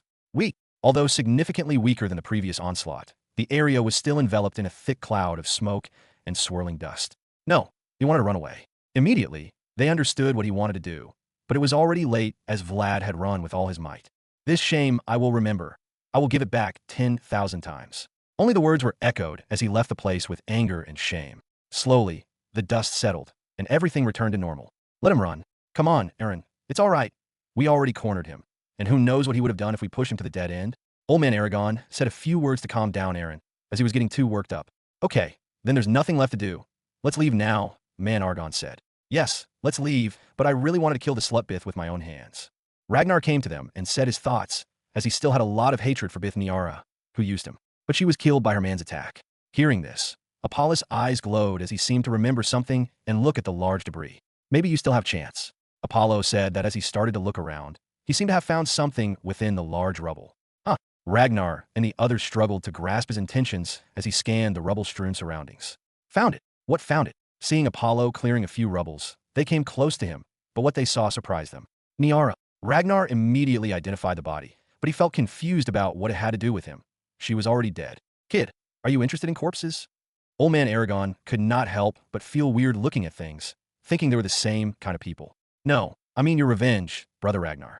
Mine. All of them felt confused, but Apollo smiled mysteriously. Are you sure she is dead? They found themselves unable to decipher his thoughts, yet they swiftly and meticulously examined the body with their spirit, detecting no trace of life. Brother Ragnar, you seem to underestimate the tenacity of Biths. They're like cockroaches who wouldn't easily die. With that said, he suddenly attacked Niara's body with ice spears. Bang, bang, bang. The necklace around her neck emitted a radiant glow, conjuring a thin barrier that enveloped her protectively. As she opened her eyes, brimming with fury and hatred, her gaze locked on Apollo. See plot armor. Apollo smiled. Apollo, during the first explosion, noticed her peculiarity as he saw flickering light just before the impact. So, he has his doubts, plus his experience and knowledge of reading numerous novels where such characters were like maggots and didn't easily die. And as he expected, she did survive as a weak second-rank limit breaker. He had to say that in every world, bits like this somehow survive most of the time and don't receive punishment for their crimes. Even the fantasy world cannot change the SHTTY situation of these advantage-taking sluts. Bith, you are alive. Ragnar and others were shocked to see us alive and well. They didn't know what method she used, but she was able to fool their senses. If it weren't for Apollo, wouldn't she have survived? Ragnar couldn't help but feel glad that Apollo noticed her. Niara, on the other hand, had an ugly face, as she was just a step away from being able to survive and leave. However, her plans were thwarted when the observant young boy unexpectedly intervened, shattering all her hopes. She was full of hate and anger, and her eyes were full of fierce killing intent. If eyes could kill, she would have killed Apollo 1,000 times. Apollo had noticed the eyes full of killing intent, but he didn't care. She was a parasite that could be annihilated easily without her host to protect. Now that your support has fled, tell me, how do you plan to die? Ragnar couldn't help but smile as he observed Bith Niara, who had previously been as proud as a peacock, but was now left helpless on the ground, devoid of any help or support. Ragnar, I didn't want to betray you, but he forced me. You know how strong he was. I was helpless. Not like that. Why would I betray you? Knowing that she wouldn't survive if she did nothing, she attempted to play the sympathy card on Ragnar, who had previously harbored feelings for her. She recognized him as her only lifeline, her sole chance of survival. Apollo and the others couldn't help but feel surprised by her performance. Her entire expression and persona underwent a dramatic transformation. Suddenly, she portrayed herself as a helpless girl, once pure but now tragically tainted.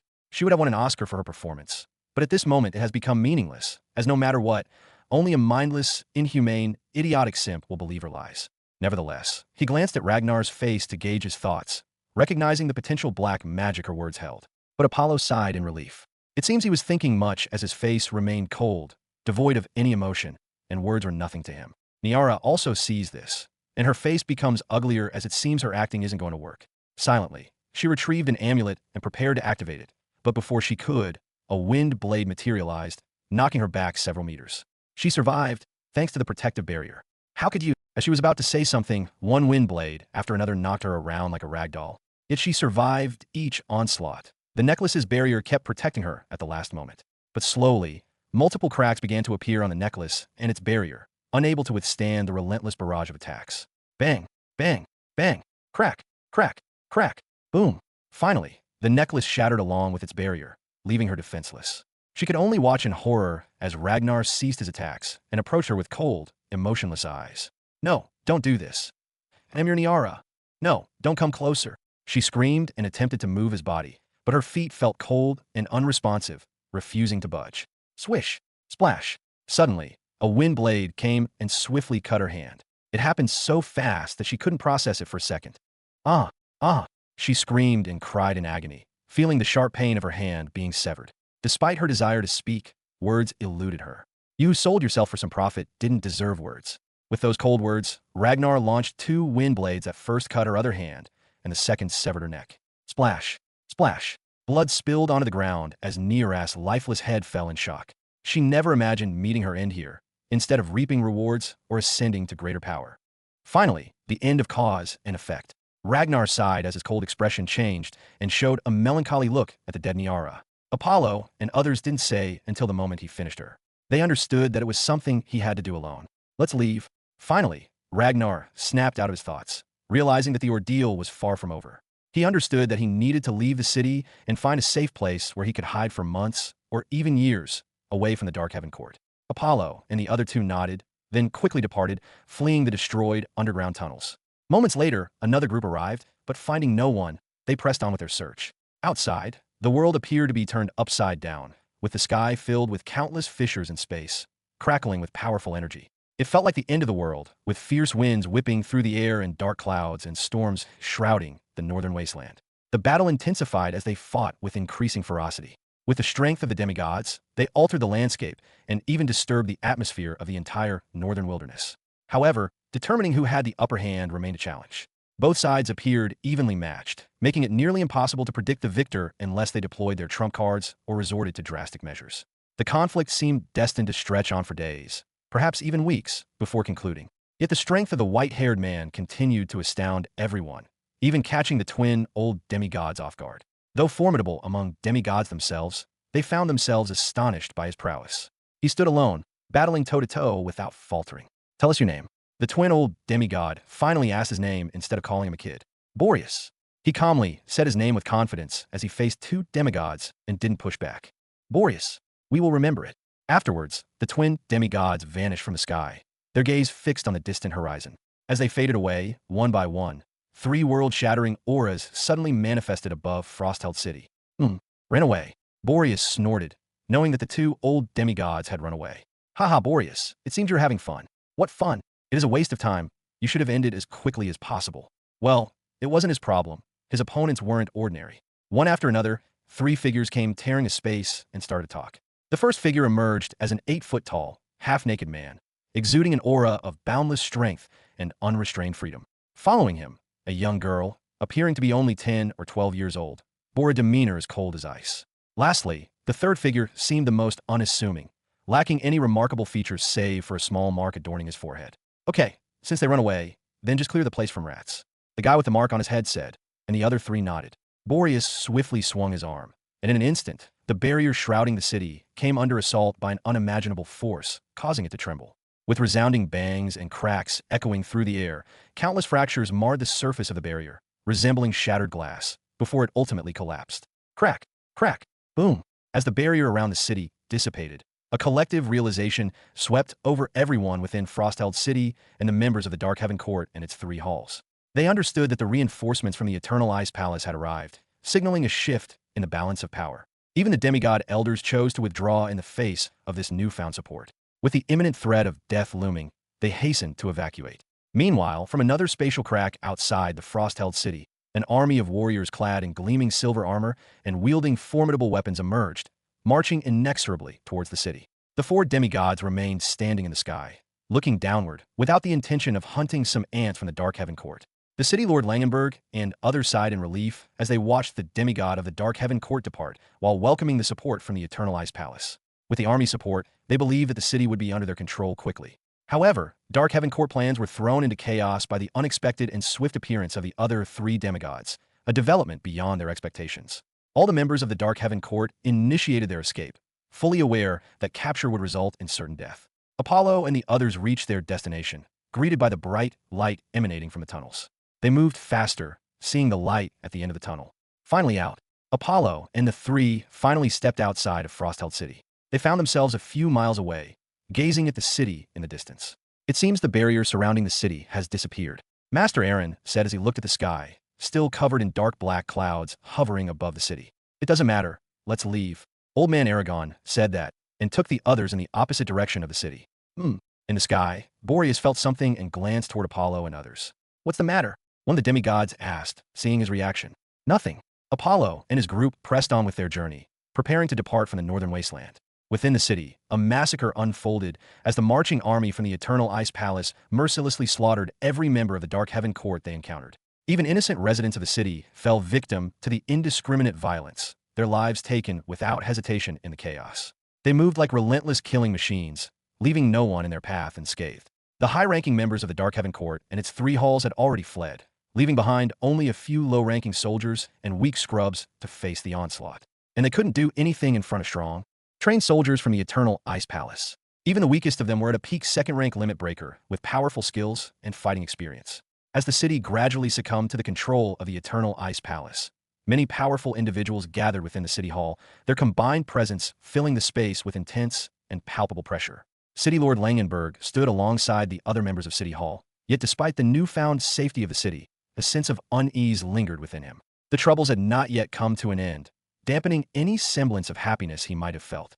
Langenberg, what you could say about the attack? The leading member of the Eternal Ice Palace army gazed at him with a cold, unwavering stare. He was a seemingly old man clad in silver armor adorned with light blue scales, exuding an aura of unfathomable power that surpassed even that of City Lord Langenberg. Langenberg remained silent, knowing that they should have gathered all the necessary information regarding the attack and the goals of the Dark Heaven Court. Good. You have hidden such a thing under our nose for hundreds of years. Tell me, where's the Dark King's crown? Revealing its location might mitigate your crimes, the leader demanded, his tone firm. Even as a noble member of the Eternal Ice Palace, he couldn't suppress his greed for such a priceless treasure. But just as he was about to exert his authority, a tear in space unexpectedly materialized within the hall, and 4 figures emerged out of nowhere. Instantly, he fell silent, along with everyone else in the room, as an overwhelming pressure enveloped them, causing their bodies to tremble. However, as quickly as it had come, the sensation vanished. You're becoming greedier with age, Xandros. Is it because you're unable to take that final step? Demigod Boreas commented without a hint of deference in front of everyone, joined by another demigod as they made their presence known. Xandros, the leader of the soldiers, angrily looks at Demigod Boreas, as the words just seemed to tear his old wound open. Oh, you're growing bolder, even daring to look back. Don't assume that just because you're from the main lineage, I won't do anything to you. In a fit of displeasure, he unleashed an unimaginably powerful aura that seemed to crush everyone to the ground, especially Xandros, whose face contorted with the weight of the force. The land beneath him began to crumble under the immense pressure, unable to withstand the crushing force. But he refused to yield, summoning all his strength to remain standing upright, even in the face of such overwhelming pressure. Determined not to kneel, veins bulged on his forehead, and his legs trembled as he fought to remain upright. However, just as he was about to be forced to his knees, another demigod intervened, putting an end to the oppressive pressure. Stop it, it's enough. I already asked the first elder, and he already decided the punishment. Hearing this, the old Xandros, struggling to remain standing, was surprised that the demigod had directly contacted the first elder. Langenberg, first, you will step down from the position of City Lord, and someone from the inner hall will take your place. Secondly, you will endure a 10-year punishment in the Ice Abyss Cave. The decree rang out, leaving no room for argument. Langenberg accepted the decree with a sense of resignation, having anticipated such consequences.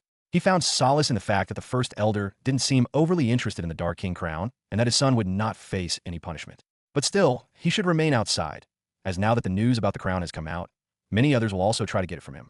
Even people within the Eternal Ice Place would covet it. So, remaining hidden is the best choice. Xandros couldn't help but voice his discontent. What about the crown? It's one of the rarest treasures, even for the Eternal Ice Palace. Shouldn't such a priceless artifact remain in our possession? Since the first elder didn't mention it, it seems the crown has no relevance to this matter. It's entirely Lodbrok's personal affair. The demigod replied, devoid of emotion, though inwardly growing annoyed by Xandros' persistent questioning. Xandros wanted to say something again, but he felt a glare from the demigod, so he suppressed his thoughts. Langenberg, observing the situation, felt a wave of relief wash over him. It appeared that the Eternal Ice Palace had no intention of pursuing the Dark King crown. Now, he could only hope that his son would be able to take care of himself and forge his own path in life. With that, the situation in Frostheld City became more settled. Slowly, the people emerged from their hiding places, banding together to repair the damage inflicted upon their city. A little far away from the Frostheld City, in a hidden place under an ice valley, many people gathered, and Vlad was also within them. As the group of individuals were none other than those who had attacked the city, a person approached Vlad and delivered a message. You've concealed many things. The elders are displeased and wish to select a new ninth godson. Vlad's expression shifted as he prepared to respond, but he halted as the person continued speaking. But they've granted you the Chansei mission. If you succeed, not only will you retain your position as the ninth godson, but you may even ascend further, the person added, offering a glimmer of hope amidst the uncertainty. Vlad's eyes gleamed with determination. He understood that the mission would undoubtedly be perilous, but he was willing to undertake it if it meant gaining strength and preserving his status. Wait for me. I will definitely take revenge for such humiliation, Vlad resolved silently, his thoughts briefly turning to Apollo and the others. With determination fueling his steps, he followed the person, disappearing into the shadows. A few hours later, Apollo and others who were traveling within the northern wasteland met some trouble. Come on, kid, it's all yours now. Us old folks are too tired to take care of it, Old Man Argon declared, casting a glance at the group of beasts, a sentiment that Master Aaron seemed to agree with. Apollo reluctantly agreed, as he was also tired from all the battles and nonstop running. In front of him stood a group of frost wolves, the most resilient inhabitants of the northern wasteland, capable of surviving the harshest conditions. There were a total of 9 frost wolves, each possessing the individual strength of a first-rank limit breaker. Before he broke the limit, this group might have been hard for him to handle, but now they seemed too weak to pose a challenge. Blade Storm. Hundreds of ice blades, moving with astonishing speed, assaulted the group of wolves, catching them off guard.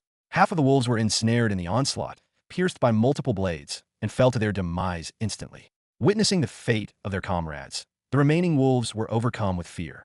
Even as beasts, they keenly felt the vast difference in power between them and their enemy. But just as they attempted to flee, Apollo vanished and reappeared in front of one wolf. With a devastating punch, he struck the wolf so forcefully that its head exploded upon impact.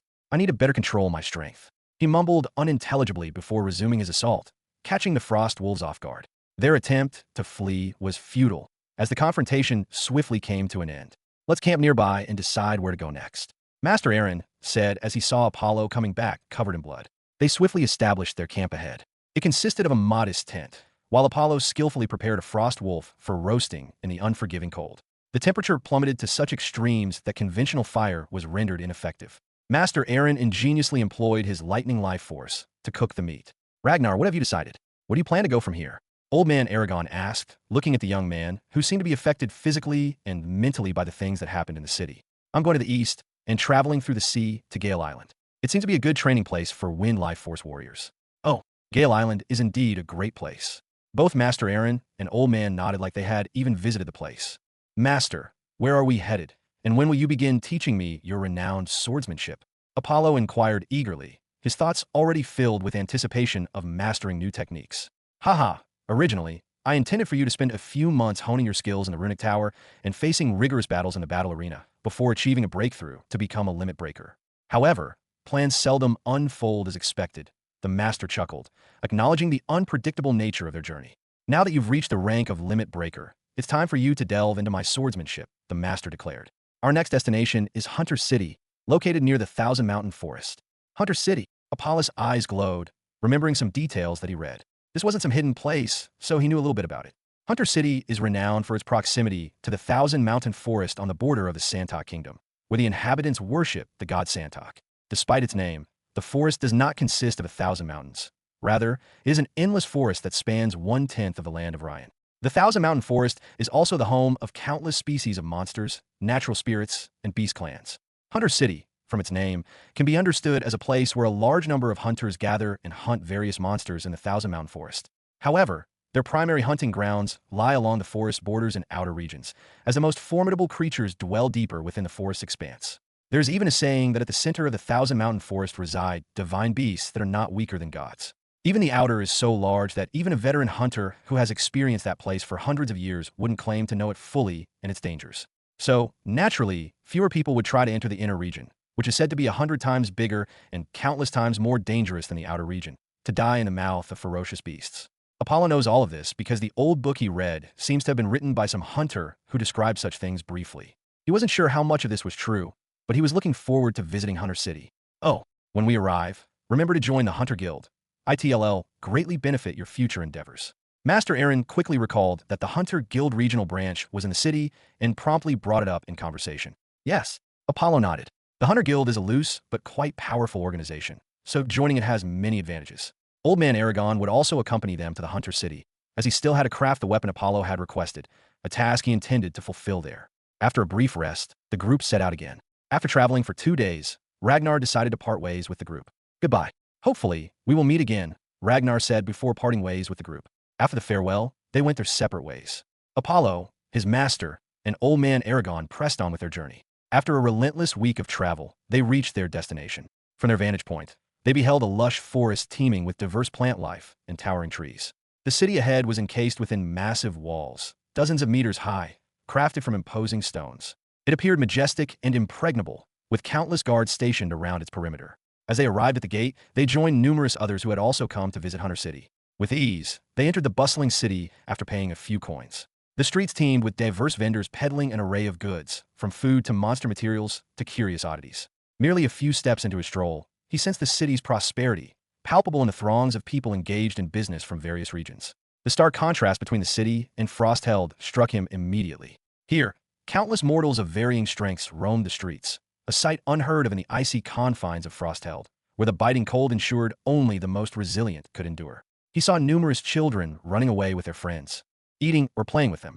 He also saw some rough guys looking at him coldly. They seemed to be members of local gangs that attacks new weak travelers that came into the city. He had heard of such a group, as almost most of the cities have some kind of gang or organization. And also, his looks kind of attract attention, especially after his breakthrough. White, silvery hair, and deep blue eyes aren't your typical look that can be seen everywhere, so he naturally got some extra attention. He also noticed looks from quite a few ladies as he was walking by the street. He might be 12, but from outside, it was very difficult to tell. Master Aaron and Old Man Aragon paid little heed to their surroundings as they swiftly arrived at a Porsche-filled area brimming with numerous bungalows. They soon entered one such bungalow, which appeared impeccably clean and well-maintained. Apollo was mildly taken aback, yet considering the immense wealth of both elderly gentlemen, his surprise was fleeting. Master Aaron, a formidable sword master hailing from a prestigious noble lineage, boasted generations of inheritance. On the other hand, Old Man Aragon, a master blacksmith, likely surpassed even Master Aaron in wealth. So having some villas in Hunter City wasn't something unexpected. Choose any room you like, and let's rest for today. We've been traveling for 10 days. You must be exhausted. While we old-timers also plan to unwind with a few drinks, I recall there's some 100-year-old wine stashed in the cellar. Ah, finally, something worthwhile to drink after all these days. With those words, both Master Aaron and Old Man Aragon left him to his own devices and made a beeline for the wine cellar. Apollo, utterly fatigued, didn't utter a word. He randomly chose a room and fell into a deep sleep, unaware of his surroundings. When he awoke, it was already the next morning.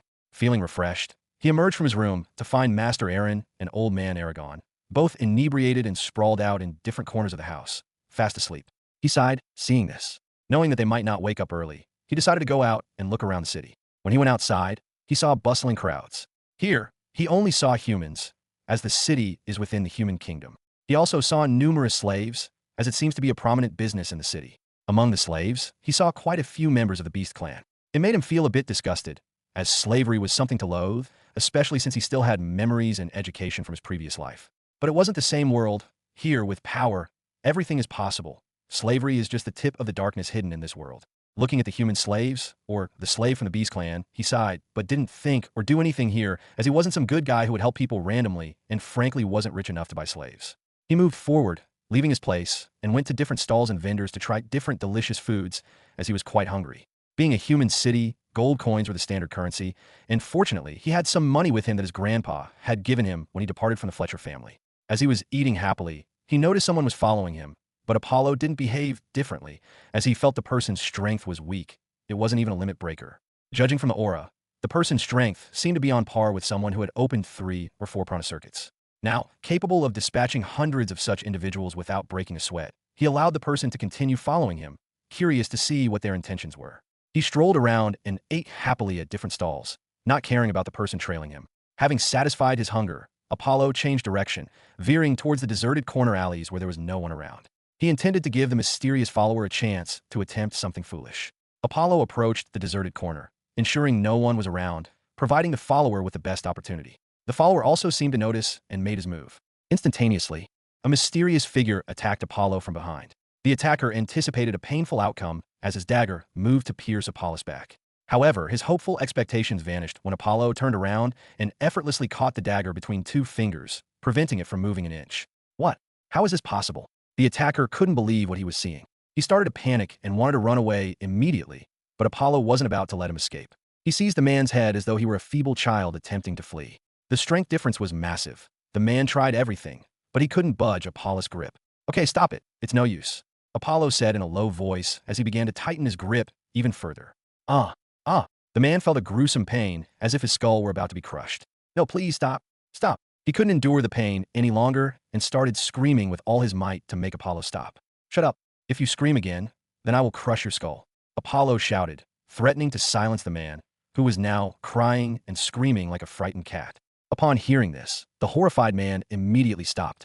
Apollo, seeing this, loosened his grip. Now, tell me who you are and why you target me. And don't try to hide anything, otherwise, I will make sure you feel pain worse than death.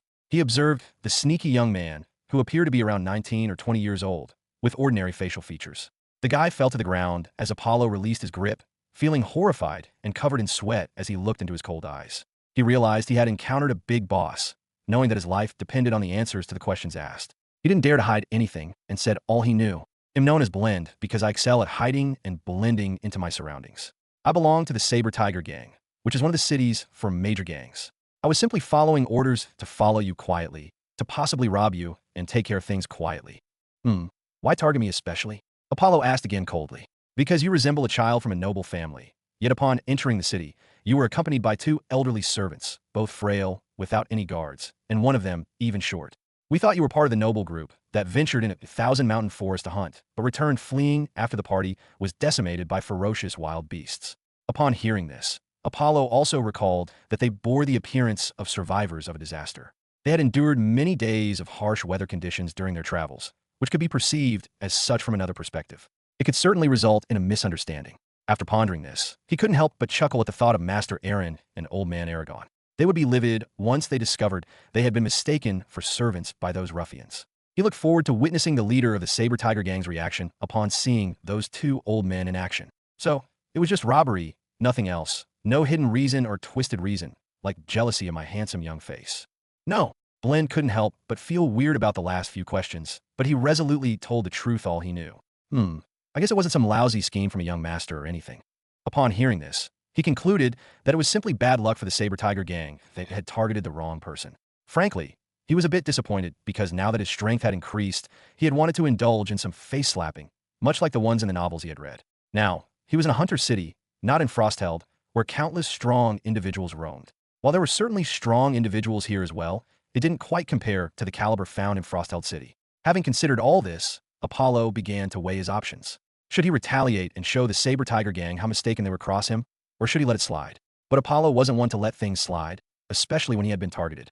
They would have to face the consequences, but first, he needed to gather information about the gang.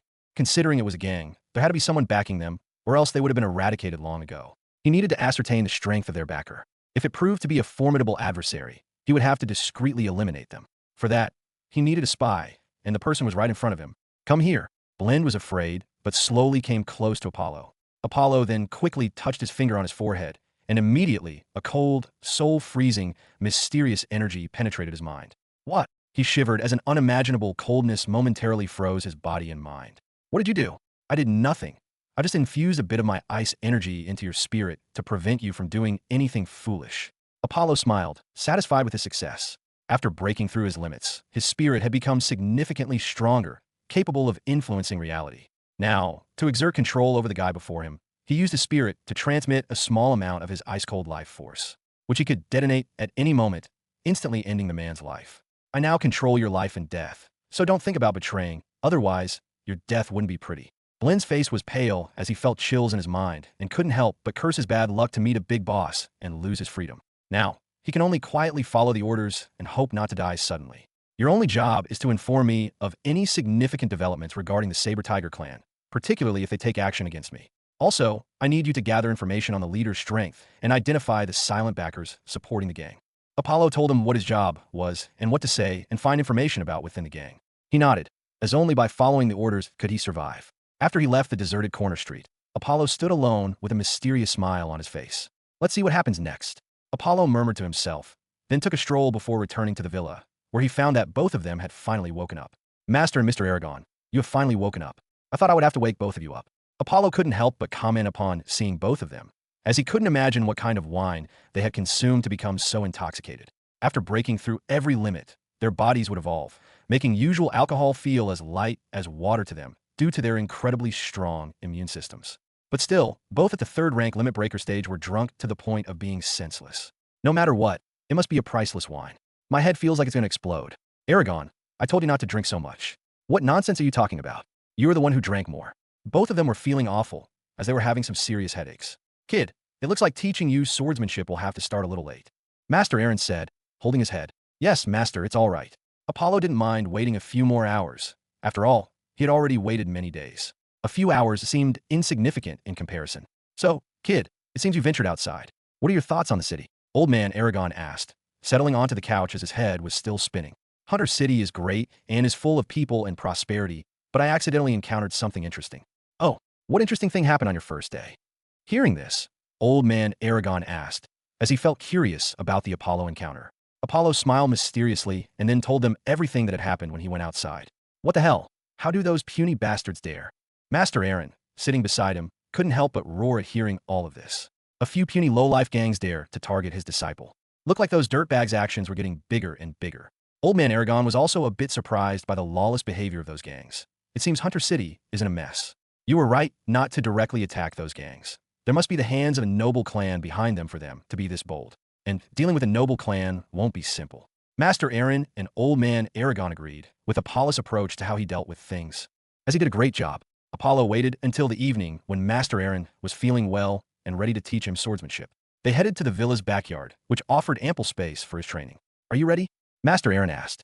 Yes, Apollo replied eagerly, having waited for this moment. Master Aaron nodded and began his teaching. Before I teach you my swordsmanship, you must first understand something crucial that lies at the core of every sword technique, unlocking its true power. What is it? Apollo asked, unable to contain his curiosity. Sword aura, Master Aaron replied with a mysterious smile, revealing the secret every aspiring swordsman must grasp to become a truly skilled swordsman. Sword aura. What is that? Apollo asked, hearing about it for the first time, as no one had ever mentioned it before, and he had found nothing about it in books. Sword aura is the fundamental core of every swordsman's power. Some powerful swordsmen can overpower their enemies solely with their sword aura, Master Aaron explained. It's akin to understanding the law. The deeper your comprehension, the stronger and more skilled you become, he added. Apollo listened attentively, absorbing every word. This new knowledge was something he had never encountered before. So how do I understand this sword aura? Apollo inquired, eager to delve deeper into this newfound concept of mysteries. There aren't concrete steps, but you must practice swordsmanship thousands, even tens or hundreds of thousands of times, until every basic sword move is ingrained in your body and mind, becoming second nature, Master Aaron explained. A millionaire from Hyderabad shows how she earns 1,440,000 per week BTC income. Look, I will show you how this is done. With that, Master Aaron began demonstrating basic sword moves to Apollo, such as stabs, blocks, forward slashes, and others that seemed like routine practice. However, he also revealed basic moves with different meanings to their strikes. A lightning-fast slash that broke the sound barrier effortlessly, a powerful strike to maximize force, and a defensive posture to withstand sword attacks. Every attack and movement seemed to carry a profound, almost mysterious power. Though his moves appeared simple, they were infused with unbelievable strength. They were akin to training that helped him break the speed limit, enabling him to achieve double impact with his attacks and double the damage. But now he had to do something similar with his sword. Not only did he need to control his strength in every body movement, but he also needed to harmonize with his sword and become one with it. In a few seconds, Master Aaron displayed most of the basic sword moves, showcasing control over sword strength, speed, movements, and every aspect of the sword. Did you understand? Now, show me what you've got. After Master Aaron finished his demonstration, he asked Apollo to show how much he had understood. Yes, Master, Apollo replied confidently. He stepped forward, drawing his sword. Calming his breath and closing his eyes, Apollo focused on recalling and emulating the strength, swiftness, and control of the sword that Master Aaron had demonstrated. Slowly, he remembered every detail that came to his mind, and his sword began to move. At first, His swings were shaky and fell short compared to Master Aaron's.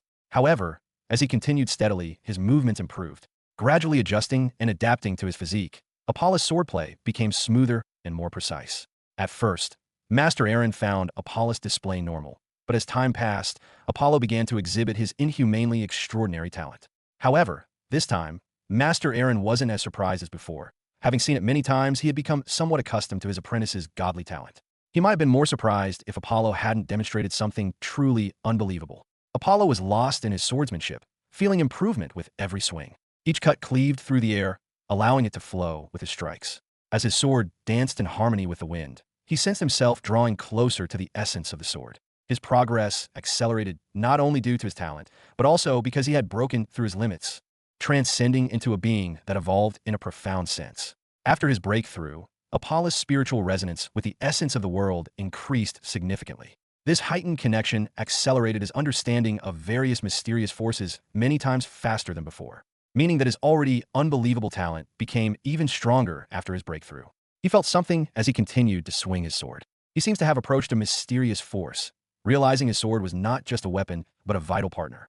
However, just as he felt he was on the verge of grasping a mysterious, ethereal sensation, it suddenly disappeared. He was close yet felt distant at the same time, as if something crucial eluded him, causing his concentration to falter. After that, he calmed down and looked at Master Aaron, who had a twitching smile as he was trying to control his expression. "Kid, the more I get to know you, the more I'm in awe of your talent. In just half an hour, you touched the surface of the sword aura, something that usually takes years of training and hard work." Master Aaron looked at Apollo and said a few words. He appeared a bit confused, still partially immersed in the mysterious sensation he had just experienced. Wasn't it just a minute? Apollo was a bit surprised by the perception of time, feeling as though only a minute had passed during that mysterious state in his mind. You were in an enlightened state. In such states, time seems to slow down and everything feels under your control. This state is very rare in every warrior's life. But for you, it seems to be a situation you frequently enter. Truthfully, it is just vexing to think about it. You must never tell others about it. Others might beat you to death because of jealousy over being able to enter an enlightened state so many times. Even I'm having an urge to beat you after seeing it a few times. Master Aaron chuckled as sparks of lightning crackled in his hands. Apollo smiled, and then they stopped today's training after just half an hour because he ran out of energy. Both his spirit and body were exhausted, as if they had been running at full throttle for hours. It seems that in the enlightenment state, everything is squeezed out of the person. The stronger the person is, the longer he can remain in that state. Late at night, his spy in the Saber Tiger gang sent him a surprising message that the gang seems to be making some big moves in secret. They seem to be hunting quite a lot of weak, unknown warriors with weak strengths, like someone who opened a few prana circuits. And for the backer behind the gang, he still didn't have any news or hints for the time being. After getting the news, he couldn't help but think there was some problem with the Saber Tiger gang, and their motives didn't feel simple. There must be some hidden truth behind it. But he didn't dwell on it much, as his entire focus now was on training. With time, he would slowly take care of the Saber Tiger gang. First, he needed to grasp the sword aura and master swordsmanship. Once his strength increased, he should be able to handle most third-rank limit breaker masters, except for individuals like his Master Aaron, who comprehended the law and were masters of the sword. So, he let it go and continued his training like that. And quickly 3 weeks passed by. Early in the morning, in the backyard, Apollo swung his sword, engaging in his daily practice. His basic sword moves had improved significantly since the first day he started. Now, every movement of his sword began to exhibit a mysterious charm, akin to Master Aaron's sword. He had clearly achieved the demeanor of a master in just 3 weeks. However, he was still one step away from mastering the sword aura. The sword aura is the accumulation of a swordsman's knowledge and unique understanding. Therefore, no matter what, it was still impossible for Apollo to master it in 3 weeks. He needed stimulation and experience before he could break through that final barrier. As he finished his morning routine, a servant delivered a message from his master, summoning him inside, where both Master and Old Man Aragon awaited his presence. Come here, kid. I finally completed this masterpiece. It took more time than expected, but the outcome is great. The Old Man Aragon chuckled, clearly in a good mood, as he looked at Apollo. Apollo's eyes lit up with anticipation as he guessed what this might be. He couldn't help but look at them, silently asking if it was what he expected. "Yes, kid, I finally made it. It's one of the best weapons I've ever crafted. I was even surprised by how well it turned out. It exceeded my previous expectations and has become a truly unique sword." Old Man Aragon proudly said this, clearly pleased with having created something remarkable. "Okay, enough talking. Quickly, show us what you've made," Master Aaron urged impatiently. Apollo gazed intently at Old Man Aragon, his eyes conveying everything. "All right, he said as he took out an exquisite box that appeared to isolate their senses and imprison the sword's energy within. Are you ready? Hmm. As old man Aragon steadily opened the box, a bright blue glow erupted, accompanied by a burst of cold, chilling aura that spread from the box, freezing the entire room and covering it with a layer of ice. Before them appeared a beautiful, icy silver sword with blue veins, its sharp, curved blade seemingly capable of cutting through anything. They could feel the unique sharpness and chill emanating from it. The sword was neither too big nor too small. It was the perfect size for him. It showcased the meticulous craftsmanship of old man Aragon, who had noted every detail of Apollo before creating this flawless blade. Hold it, and tell me how you feel, old man Aragon said, looking at Apollo, who was mesmerized after seeing the sword. He came to his senses and slowly approached the sword, taking it in his hand. SZZZ, SZZZ. With a single touch, he felt the chilling energy within the sword, reminiscent of a star. Suddenly, the world began to spin, and images of a frozen star flooded his mind. Transported to an unknown universe, he witnessed countless stars, each with its unique aura. Yet, only the frozen star seemed to resonate with him. Its coldness was so intense that it froze space and time and place. But he quickly regained his composure as some mysterious force pushed him out. The images disappeared, and he returned. Still, he was deeply shaken by what he had seen and felt. It was unbelievable that he would have a vision just from touching the sword. This made him ponder the connection between the images he had seen and the newly crafted sword. It looks good, but can it do what the kid asked for? Master Aaron asked, observing Apollo, who seemed to be lost in the beauty of the sword. Haha, naturally, it will be able to transform and change size as its master desires. However, as it is a high-grade transcendent weapon, he needs to sign a pact to fully use its potential. But as old man Aragon was explaining all this, the sword in Apollo's hand did something surprising. It burst out with terrifying, chilling ice energy and changed its size, becoming 3 times bigger with a massive increase in weight that made it difficult for Apollo to hold, causing the ground beneath him to shatter under its weight. This, old man Aragon and Master Aaron were shocked to see this unfold, as it wasn't supposed to happen. Didn't you say that he needed to form a pact with the sword to use its abilities? It should be, but your apprentice doesn't seem to follow the rules. Frankly, it's creepy how he effortlessly destroys the norm.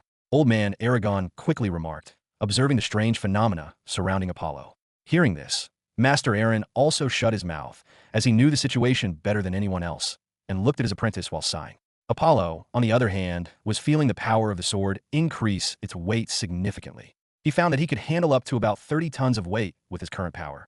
He couldn't imagine the state his enemies would be in after facing a 30-ton sword swing. But he felt the life force consumption was also substantial. It was quickly draining his reserves. Realizing this, he stopped, and immediately, the sword returned to its original size and weight. Yes, Mr. Aragon, were you saying something? Apollo asked as he noticed Mr. Aragon looking at him with a strange expression. Ah, yes. How are you able to directly use the sword abilities? It wasn't just taking and using it. Was there some other way to use its abilities? Apollo replied with a nonchalant expression, questioning what was so special about utilizing the sword's abilities. Hearing this, old man Aragon's eyes twitched, and he sighed. Typically, high-grade transcendent weapons require a special pact, since they possess spirits and some intelligence. However, in Apollo's case, it seemed the spirit had taken the initiative to form a pact with him. Yeah, Mr. Aragon, you add some special material or to it.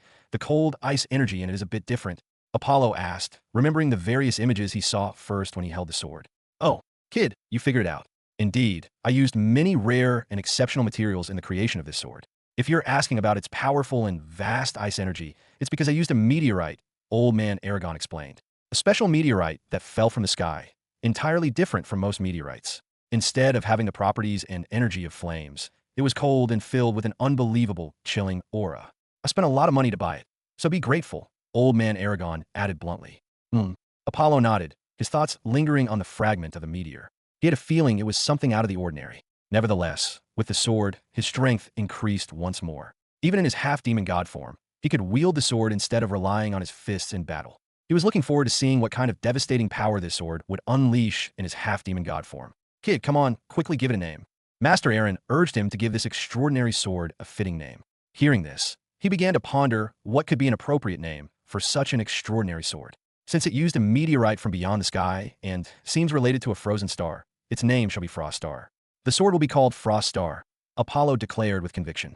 Hearing this, old man Aragon and Master Aaron smiled approvingly, feeling that the name was fitting. Frost Star is a good name. From now on, you are the master of the sword Frost Star. Take care of it, old man Aragon said, acknowledging Apollo as the sword's rightful owner. Old man Aragon laughed with satisfaction. having finally delivered this masterpiece to Apollo. He nodded and then left after saying his goodbyes, heading to the Hunter branch in the city to join it today. Joining the Hunter Guild didn't require a complicated process or many conditions. Anyone who had opened a prana circuit and could use life force was eligible to join. The Hunter Guild boasts the largest membership due to its loose joining conditions, making it accessible to nearly everyone. After settling in the city for a whole week, he finally arrived in front of the Hunter Guild branch for the first time. As he approached the guild, he began to see large crowds comprising different kinds of people. The place seemed densely packed. Not only were people coming to join, but many hunters were also seeking jobs. In short, it was similar to the guilds in video games, where after registering and completing the required number of tasks, you could upgrade your hunter rank. Apollo didn't wait anymore and went directly to the counter to register new members. He was hoping to see Beauty at the desk counter, as usually it is like that in games and manga, but maybe because of bad luck, the person at the counter was a guy, and to be specific, a macho guy full of muscles.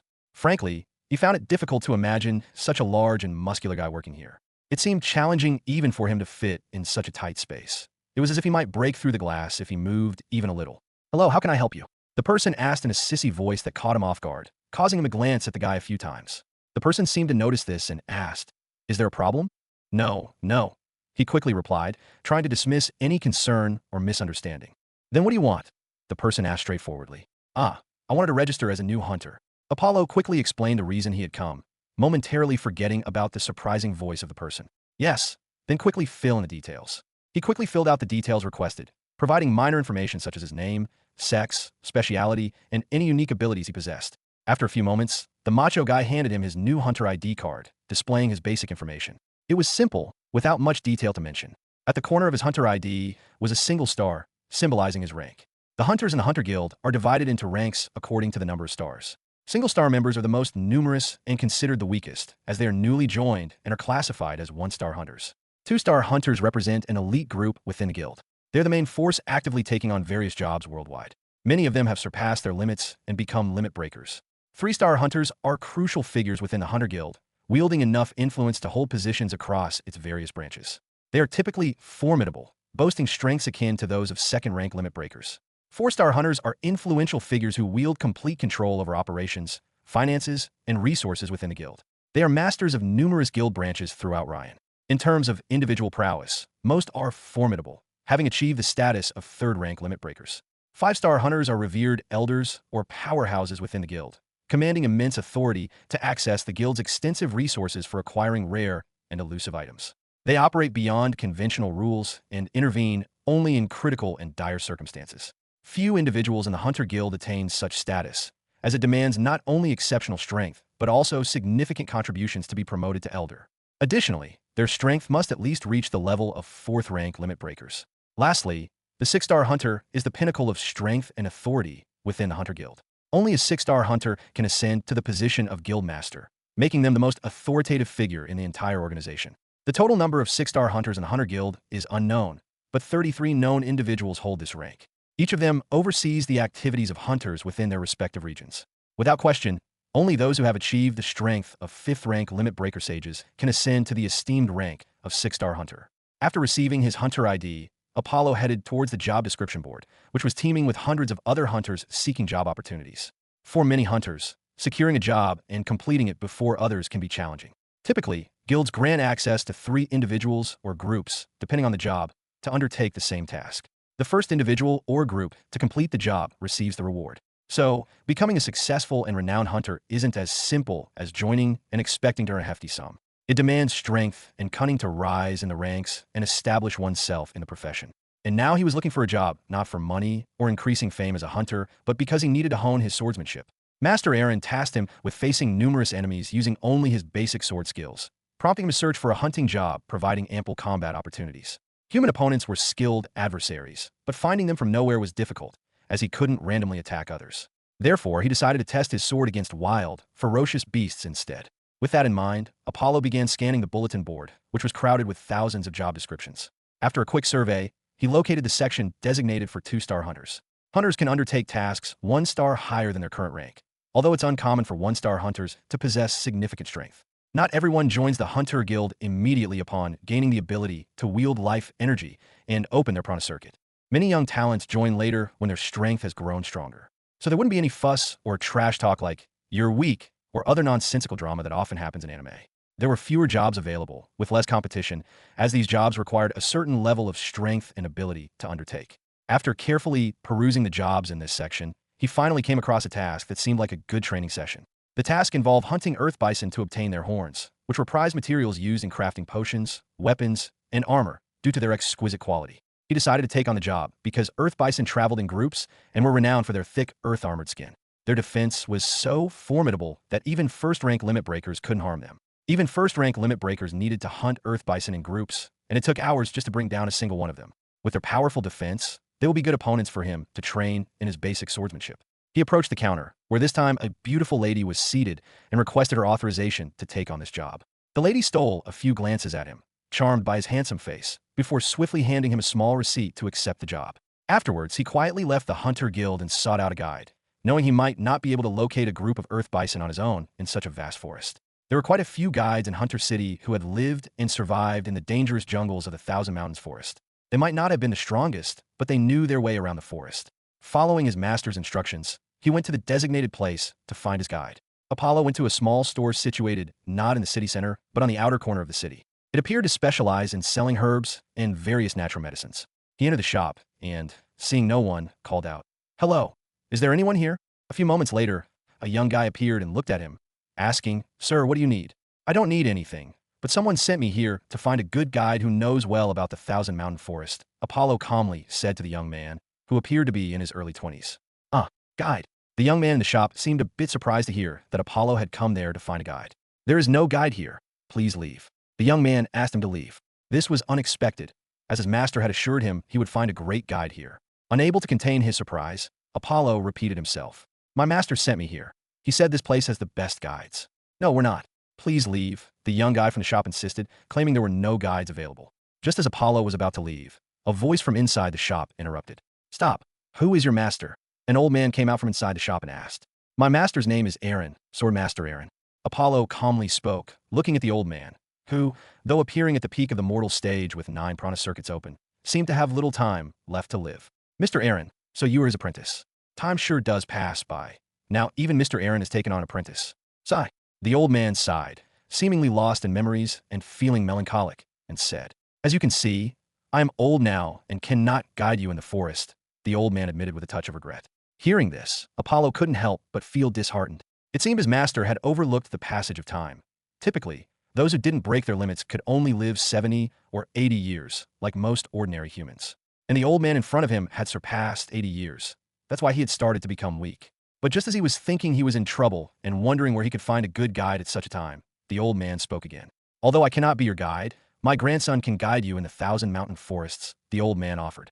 "And don't underestimate him because of his age. He has been navigating the forest since a very young age. The Thousand Mountain Forests are almost like his second home now, and he might even guide you better than I could," the old guide explained confidently. Hearing this, Apollo's eyes glowed with interest as he glanced at the young man who had first appeared. His aura wasn't strong, comparable to that of someone who had opened 6 or 7 prana circuits. While this strength was unremarkable to Apollo, what he saw from him was not physical prowess, but rather a deep understanding and knowledge of the Thousand Mountain Forest and its beasts. "Do you know about earth bison?" Apollo asked, looking intently at the young man. The grandson looked at his old grandfather, who nodded his head in assurance. "Yes, they're a group of beasts with fierce power and defense. Not many dare mess with them," the grandson answered confidently. "So, can you lead me to their herd in the Thousand Mountain Forest?" Apollo asked, getting to the main question. Hearing this, the grandson of the old guide was surprised. The earth bison were not easy targets. Many strong hunters couldn't hunt them due to their formidable strength and unbreakable defense. Yet, this young boy, who seemed to be only in his teens, was being asked to lead him to the earth bison herd. He appeared solemn, indicating he wasn't joking. It was also possible that he had a group of soldiers or guards at his disposal, and with their help, the young boy could indeed hunt the earth bison. "Yes, I can," he answered with clear confidence. Hearing this, Apollo smiled and looked at the old guide who had a smile on his face. "Then meet me at the central gate of the city in an hour. We're leaving today," Apollo said hastily, outlining his plan to depart as early as possible. With that, he exited the shop and returned to the villa to inform his master about his upcoming job and absence for a few days. An hour later, he arrived at the central gate and noticed the young grandson of the old guide already waiting there. "You're here early," Apollo smiled, noticing the guy's anxious demeanor as he glanced around, searching for others accompanying him. "No one else is coming. It's just the two of us. So, why don't we introduce ourselves? I'd like to know your name, or what I can call you." Upon hearing Apollo's calm voice and words, The young guide couldn't help but feel anxious and surprised. How on earth would just the two of them be able to hunt earth bison? But how could just the two of us hunt earth bison? That's suicide. Apollo laughed upon hearing the young guide's words and replied, Haha, you're anxious about this, but don't worry. First of all, it's not the two of us. It's me who will do all the fighting. You just need to lead me through the forest so we don't get lost. Secondly, the fact that I didn't bring anyone means I have enough strength. Otherwise, I wouldn't be risking our lives like this. So don't be anxious. Stay calm and tell me your name. Apollo spoke with a calm and reassuring voice to help him relax. He did feel better hearing this, but he still felt troubled by it. However, since he had made up his mind, he didn't go back. My name is Reed Solomon, and I'm skilled in tracking and finding various herbs or beasts in the Thousand Mountain Forest. Apollo nodded and said, You can call me Apollo. Since everything is set, let's go. And with that, both of them moved towards the Thousand Mountain region, an endless jungle filled with countless flora and fauna so vast that hundreds of Earths combined wouldn't be enough to come close to its diversity. Apollo looked at Reed, who nodded and started to lead him through the dense forest. Follow me. He followed and glanced back, a mysterious smile spreading across his face as he ventured deeper into the forest following behind Reed. A few moments later, a dozen guys appeared at the same place, gazing in the direction Apollo and Reed had gone. They seemed to have gone this way. Then let's follow, but keep your distance from them. The group quickly followed them into the forest. Apollo and Reed continued to move through the Thousand Mountain Forest, encountering their first beast along the way. There were two steel porcupines nearby, but they hadn't noticed Apollo and Reed yet, as there was some distance between them. Quick, let's change direction and find another way around them, Reed suggested, thinking quickly to avoid confronting the steel porcupines directly. The steel porcupines were dangerous, not only because they were covered in sharp spines harder than dark iron, but also because these spines carried a deadly poison. A single wound inflicted by those spines can kill most warriors below the limit breakers within a minute. So, not many dared to hunt them, and Reed wanted to go the other way around. Apollo smiled, but didn't say anything, as it was better to show him his strength. No, wait, what are you doing? Reed asked, but Apollo had already left. He moved swiftly toward the two steel porcupines, who instantly noticed his approach. They wasted no time in launching their deadly spines from their bodies, resembling hidden weapons from martial arts movies, which came flying towards him. Apollo drew his sword and restrained his strength to match that of someone who had opened 9 prana circuits. He wanted to face these opponents without using his monstrous physical powers or life force power, but solely relying on swordsmanship. He wanted to defeat stronger and faster opponents using only his swords. He swiftly made his move, confronting hundreds of thin, poisonous spines resembling needles that came at him with incredible speed. Apollo swung his sword with unseen delicate control and power, striking multiple times. Though his speed did not seem fast, for some mysterious reason, his sword effortlessly deflected all hundreds of the poisonous spines. Bang, bang, bang, bang. He pierced through the rain of poisonous spines and swiftly reached the two steel porcupines, who couldn't comprehend how this seemingly fragile human emerged unscathed from their assault. They quickly burst forth with a ferocious aura, their coats of spikes glowing with a grayish poisonous aura, attempting to block Apollo's next attack. But the plain iron sword in Apollo's hand seemed to tremble, and in the next moment, something shocking happened. Instantly, the two steel porcupines, covered in countless spikes harder than iron, were split into 2 halves. The coat of spikes that seemed to protect them met an unimaginable force and was instantly split open. Reed quickly arrived from afar, reaching the scene just as the 2 steel porcupines split apart, leaving behind their cold corpses. His mouth hung wide open in disbelief as he witnessed what had just transpired. In a matter of seconds, the young Apollo had slain 2 deadly steel porcupines. Reed wanted to say something but couldn't find words. He didn't expect him to be this strong, and all these talks about hunting earth bison weren't just simple talk. He might really have the strength to hunt them down alone. Apollo, on the other hand, maintained a calm expression, paying no heed to Reed's reaction.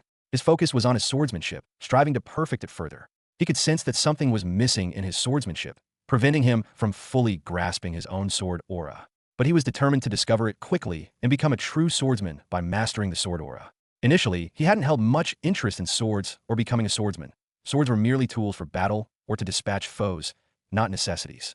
However, after hearing about the legend of the sword god from the master's mouth, his interest grew significantly. The story appeared more mythical than real. Even in this fantasy world where extraordinary feats are common, the sword god from the divine era elevated standards to an unimaginable degree. The sword god was said to have been born during the divine era, a time when humans were much weaker and the innate gods were at their peaks. Humans at that time were very weak and were slaves to the innate gods that were too strong for ordinary humans. The sword god was said to have been born to an old farming couple during this perilous era, and he showed nothing extraordinary until fate forced him to stand on his own. While he was away from the village for a few days to sell crops, his 5-year-old sister was forced by the villagers to be sacrificed to appease the gods. If they did not make this sacrifice, their village would be flooded and destroyed by the divine wrath of the gods. Both of the sword gods' parents initially refused, but the countless villagers and thugs forcibly overpowered them, beating them to death when they resisted the sacrifice of their daughter. When a young sword god returned, he found his parents' lifeless bodies lying in front of their hut, bloodied and cold. Upon seeing this, his mind went blank, and he frantically searched the house and nearby areas for his sister, questioning people but receiving no news as they were afraid of the village chief. Dejectedly, he returned to stand before his parents' bodies, where he remained motionless for 3 days and nights, neither crying nor showing any emotion, neither joy nor anger. On the 4th day, he finally moved, silently burying their bodies. On the same day, his only friend in the village, with his body broken and using all his strength, came to find him. This friend was the only one who had tried to stop the others from taking the sword god's sister, but he too had been severely beaten and had remained in a coma for many days. He recounted everything that had transpired in the village that day, how the neighbors had stood by, witnessing the sword god's parents being beaten to death, and his little sister being taken away by the village chief's people. Learning all this, the young sword god exploded with rage and killing intent. His eyes became red with hatred for everyone, whether it was the one who forced his parents or the ones who just remained standing, watched everything, and didn't do anything. He entered the old hut and retrieved a blade resembling a machete. His friend tried to dissuade him, knowing that not only had the village chief ordered the atrocity, but there were also over 100 thugs under the chief's command, making revenge seem impossible. But he couldn't bring himself to say anything, seeing the bloody, soul-trembling, killing aura radiating from the young sword god's eyes. Sword god wasted no time as he sprinted toward the village chief's residence, consumed by rage and hatred, his thoughts fixed on nothing else. The thugs noticed and attempted to stop him, but all they received was swift and decisive decapitation. Despite sword god's lack of knowledge about swords or battle, he fought with the expertise of a seasoned warrior as he went berserk, facing dozens of thugs armed with swords, axes, and various weapons. But no matter how many come, they all end up being spilt in countless chunks of flesh by him. He was like a killing machine. The more he massacred, the better he became, as if he improved after every swing. The countless villagers watched in horror as, one by one, all the thugs were slaughtered, leaving only the village chief and his family. The village chief had a wife and 2 sons who were all known as despicable people, doing as they pleased whenever they wanted. The young sword god showed no mercy, whether they were women or young men, leading them all to their destined end. He killed the village chief's family in front of the chief, who witnessed their deaths first, before meeting his horrifying end in agony. He didn't stop there. He killed other villagers who had good relationships and supported the chief when he mistreated his parents or ingratiated themselves with him. Sword god's rampage claimed thousands of lives, killing half of the villagers, reminiscent of a merciless Shura. But the killing didn't calm the young sword god's mind. He looked toward the mountain behind their village, where the so-called god resided, the supposed reason for all of this tragedy. He didn't consider whether he could defy a god or even contemplate his own death. Nothing could stop him from carrying out his mission, regardless of the consequences. Young sword god calmly walked towards the sacred mountain where the god resided, a place revered and forbidden for anyone to tread upon and desecrate. But he didn't give a SHD about that.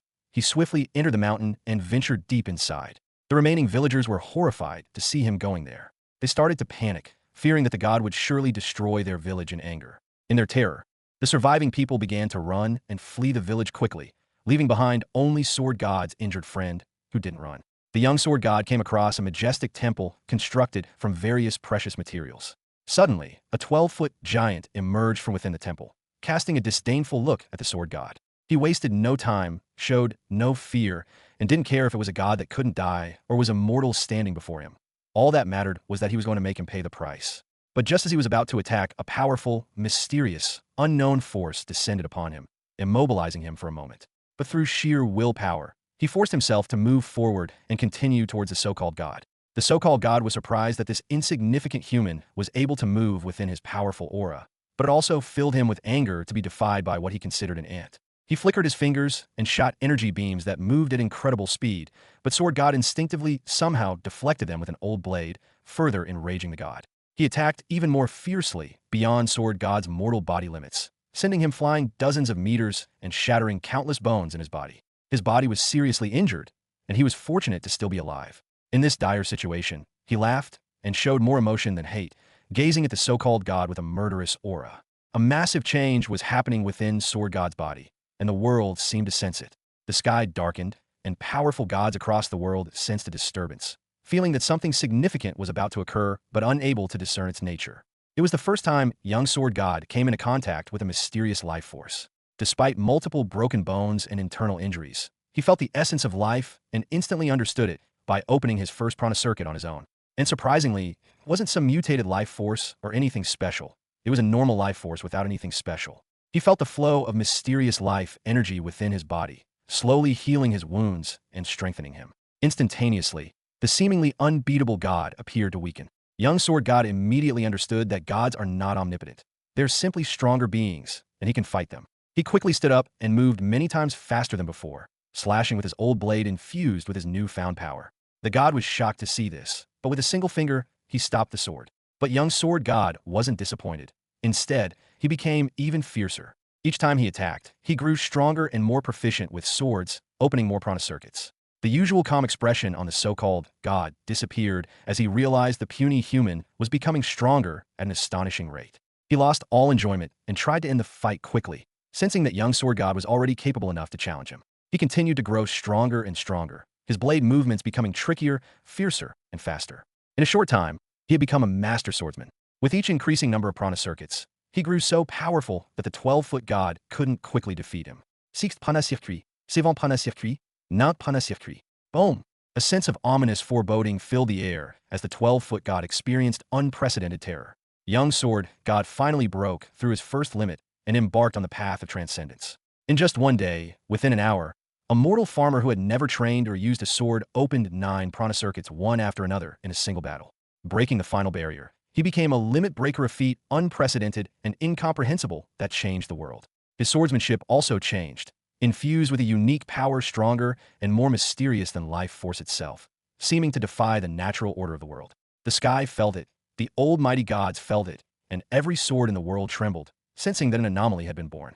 The world around him felt different, and the god that was mighty just moments ago had now become weak and vulnerable, able to be killed. The 12-foot god was horrified, unable to believe that he was now terrified by a mere human who, moments ago, was weaker than an ant.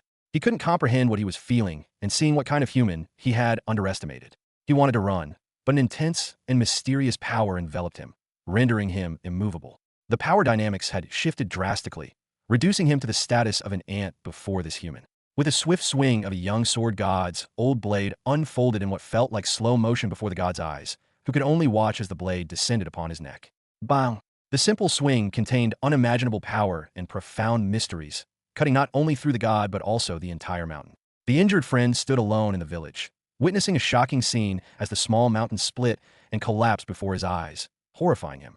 Villagers who had fled to a distance also witnessed this alarming sight, growing pale and fleeing with all their might. They trembled in fear and panicked, believing that the angry god was coming for them. A few moments later, a figure appeared in the village, holding a large, severed head, shocking the sole resident present. Witnessing his friend, a young sword god covered in blood, come out of the collapsed mountain with a head brought him great shock. The young sword god, unable to find his sister, returned and presented the so-called god's decapitated head before his parents' tomb, fulfilling his revenge. Later that day, he forged a sword using the old blade that had shattered after the final swing, mixing ordinary iron with the blood of the god. He then departed the village, embarking on his quest to hunt down gods across the world. The injured friend desired to follow, but the sword god denied him. However, he later became a renowned expert after training and gaining an understanding of the sword aura left behind by the sword god. From that day onward, the sword god traveled the world, challenging countless beings claiming to be gods or their descendants. He fought relentlessly, hunting his targets and growing stronger until his every move shook the world. With his human body, he hunted true gods and severed countless others. His strength grew to such an extent that he single-handedly ushered in an era where gods trembled. Countless attempts were made on his life by other gods, but none could withstand even a single strike from his sword. He alone slew and hunted more than a third of the gods in the entire world of Ryan. The mighty gods grew fearful, while weak humans rose in the wake of the sword god's momentum. He alone instilled such deep PTSD in the gods that even thousands of years later, that fear remained etched in their blood and continued to be passed down through generations. That future generations, swordsmen held an advantage over gods, whose strength was significantly suppressed when facing any swordsman. Later, sword god suddenly disappeared without explanation and was never seen again. Countless rumors circulated. Some claimed he had succumbed to old injuries during a fierce battle, while others suggested he had embarked on secluded training, indifferent to the outside world. However, his disappearance ushered in thousands of years of peace for humanity, as none dared to challenge them out of fear of the sword god. During those thousands of years, humans also cultivated many talented individuals who attained great strength, challenged gods without the sword god's assistance, and stood against them with their strength. In later generations, many pursued the path of the sword and achieved godlike status. Yet none assumed the title or name sword god, recognizing that there could only be one sword god throughout history. Apollo was stunned upon hearing of the legendary deeds of the sword god. He hadn't been born into a powerful clan, nor did he possess a mutated life force like most geniuses. Despite this, wielding his sword, he split the sky and shook the world, becoming an eternal legend in Ryan. He finally acknowledged someone superior to him, though he never showed it outwardly. Deep down, he had always believed himself to be the best, unbeatable due to his talent or the system. Now, learning of all this, he realized the world had more to offer and that he couldn't afford complacency. After all, who knew when a monster like that might appear before him? So, he desired to master swordsmanship not just to prove himself, but because, through swordplay, one could discover their unique path, much like the sword god, who forged his destiny and created a sword that embodied his essence. Every swordsman's sword emanated a distinct aura. Even if they wielded the same skill with the same type and amount of energy, the outcomes differed, making swordsmanship endlessly fascinating. Since sword aura could be described as a unique power that defines a swordsman, Apollo was eager to discover what kind of sword aura he would possess. He also hoped to understand his own existence and the reason for his reincarnation through the path of swordsmanship. After reflecting on the sword god's legendary tale, Apollo quickly refocused and glanced ahead. Approaching the corpses of two steel porcupines, he skillfully sliced through their tough skin to extract the valuable poisonous spines, which fetched a substantial price. He didn't want to ask for money from his master when he could earn it alone. He also checked the creation points he had received, totaling 20 points, with each of the two steel porcupines giving him 10 creation points apiece. After that, Apollo and Reed ventured deeper into the Thousand Mountain Forest in search of the earth bison. Having witnessed Apollo's prowess, Reed grew more confident and assured about their expedition. On their journey, they encountered many other beasts, but these creatures were weaker or of similar strength to the steel porcupines. They posed little challenge to Apollo, who effortlessly sliced them into clean pieces. Reed watched closely this time and was astonished to see how effortlessly and swiftly Apollo dispatched all those beasts. Even someone weak like Reed felt that Apollo's swordsmanship was akin to art. They arrived at the area where earth bison usually roamed without much difficulty. Right now, Reed's face showed no anxiety, as he had confidence in Apollo's strength. Apollo had also given him quite a haul of materials from the hunted beasts, which would earn him a sum of money equivalent to what he might not have gained in 3 months. It was at the edge of the river, where not only groups of earth bison usually gather, but also other ferocious beasts came to hunt or be hunted. There weren't any beasts around, and even if there were, they were too weak and worthless. It seemed like it would take time, so they climbed a large tree to rest and wait for the beasts to appear. Now that they could stop and rest, Apollo quickly opened the Creation Points tab on the system bar to see how many points he had gathered after almost a full day of hunting. Creation Points, 2895, there was a significant increase in creation energy points. If you remember correctly, he had more than 2,300 creation points left after his breakthrough. Today, he had earned about 500 creation points by hunting many beasts. Such an increase wasn't slow at all. In fact, it was quite fast. Although the beasts he faced weren't strong, they made up for it in numbers. Compared to stronger beasts, weaker ones appeared countless times more in the forest. With such an increase, he might be able to collect creation points in 5 digits within 2 weeks. But just as he was happily looking at his creation points, he felt something and looked into the distance with a smile that looked somewhat ominous. Finally here, at a distance from them, a group of mysterious people appeared. The leader of this group seemed to be a tough guy, with multiple cutting wounds on his arms and a fierce aura resembling that of a beast. There were a total of 12 of them, each exuding a bloody aura that only came from killing many others. It was clear that their group had slaughtered countless people to accumulate such a heavy, ominous aura. The target is just ahead. We've been following his scent for so long, and we've finally caught up to them, the leader declared grimly. Damn, they're gonna make those guys regret leading us on for so long. Haha, yes, we can cut their legs and hands to make them regret it slowly. They all laughed menacingly, treating killing and torturing as everyday work. Apollo, with his sharp senses, could clearly hear what they were saying, and upon hearing it all, he smiled. Since they were planning to give him and Reed such a good time, it would be bad etiquette if he didn't return the favor. He didn't attack first, but let them come to him. As it didn't matter, the outcome would be the same, so why bother moving? A few moments later, suddenly, dozens of guys appeared and quickly surrounded them, shocking Reed, who didn't understand anything. Who are you guys? Why are you surrounding us? Apollo said, his expression a picture-perfect mix of shock, anxiety, and fear as if he were truly anxious and afraid. Seeing his expression, the group laughed, as this was the normal reaction of others when they were surrounded by them, and they felt this time wouldn't be any different. Reed, on the other hand, felt a bit weird because, even though he had known Apollo for less than a day, he wasn't the type to show weakness. Truthfully, although he felt the group ahead seemed strong, especially the fierce guy with cuts, he still felt weaker compared to the aura Apollo displayed when using his sword. He couldn't figure out the reason, but he followed Apollo's lead, trusting that he must have his reasons for doing so. Both of them showed expressions of weakness. Their panic was evident as they faced the group, making them more confident. Haha, yes, that's the expression you weaklings show when facing us. Come, be more afraid, because none of you will leave this place alive. One of the guys from the group laughed and threatened them as if he were some big shot, but he was just a guy who had opened 9 prana circuits. Apollo didn't look at him, but instead at the leader, who was the only one among them to have achieved first-rank limit breaker, and asked, "Why attack us? We have no enmity with you." The leader smiled with a fierce aura and spoke with intense, murderous intent.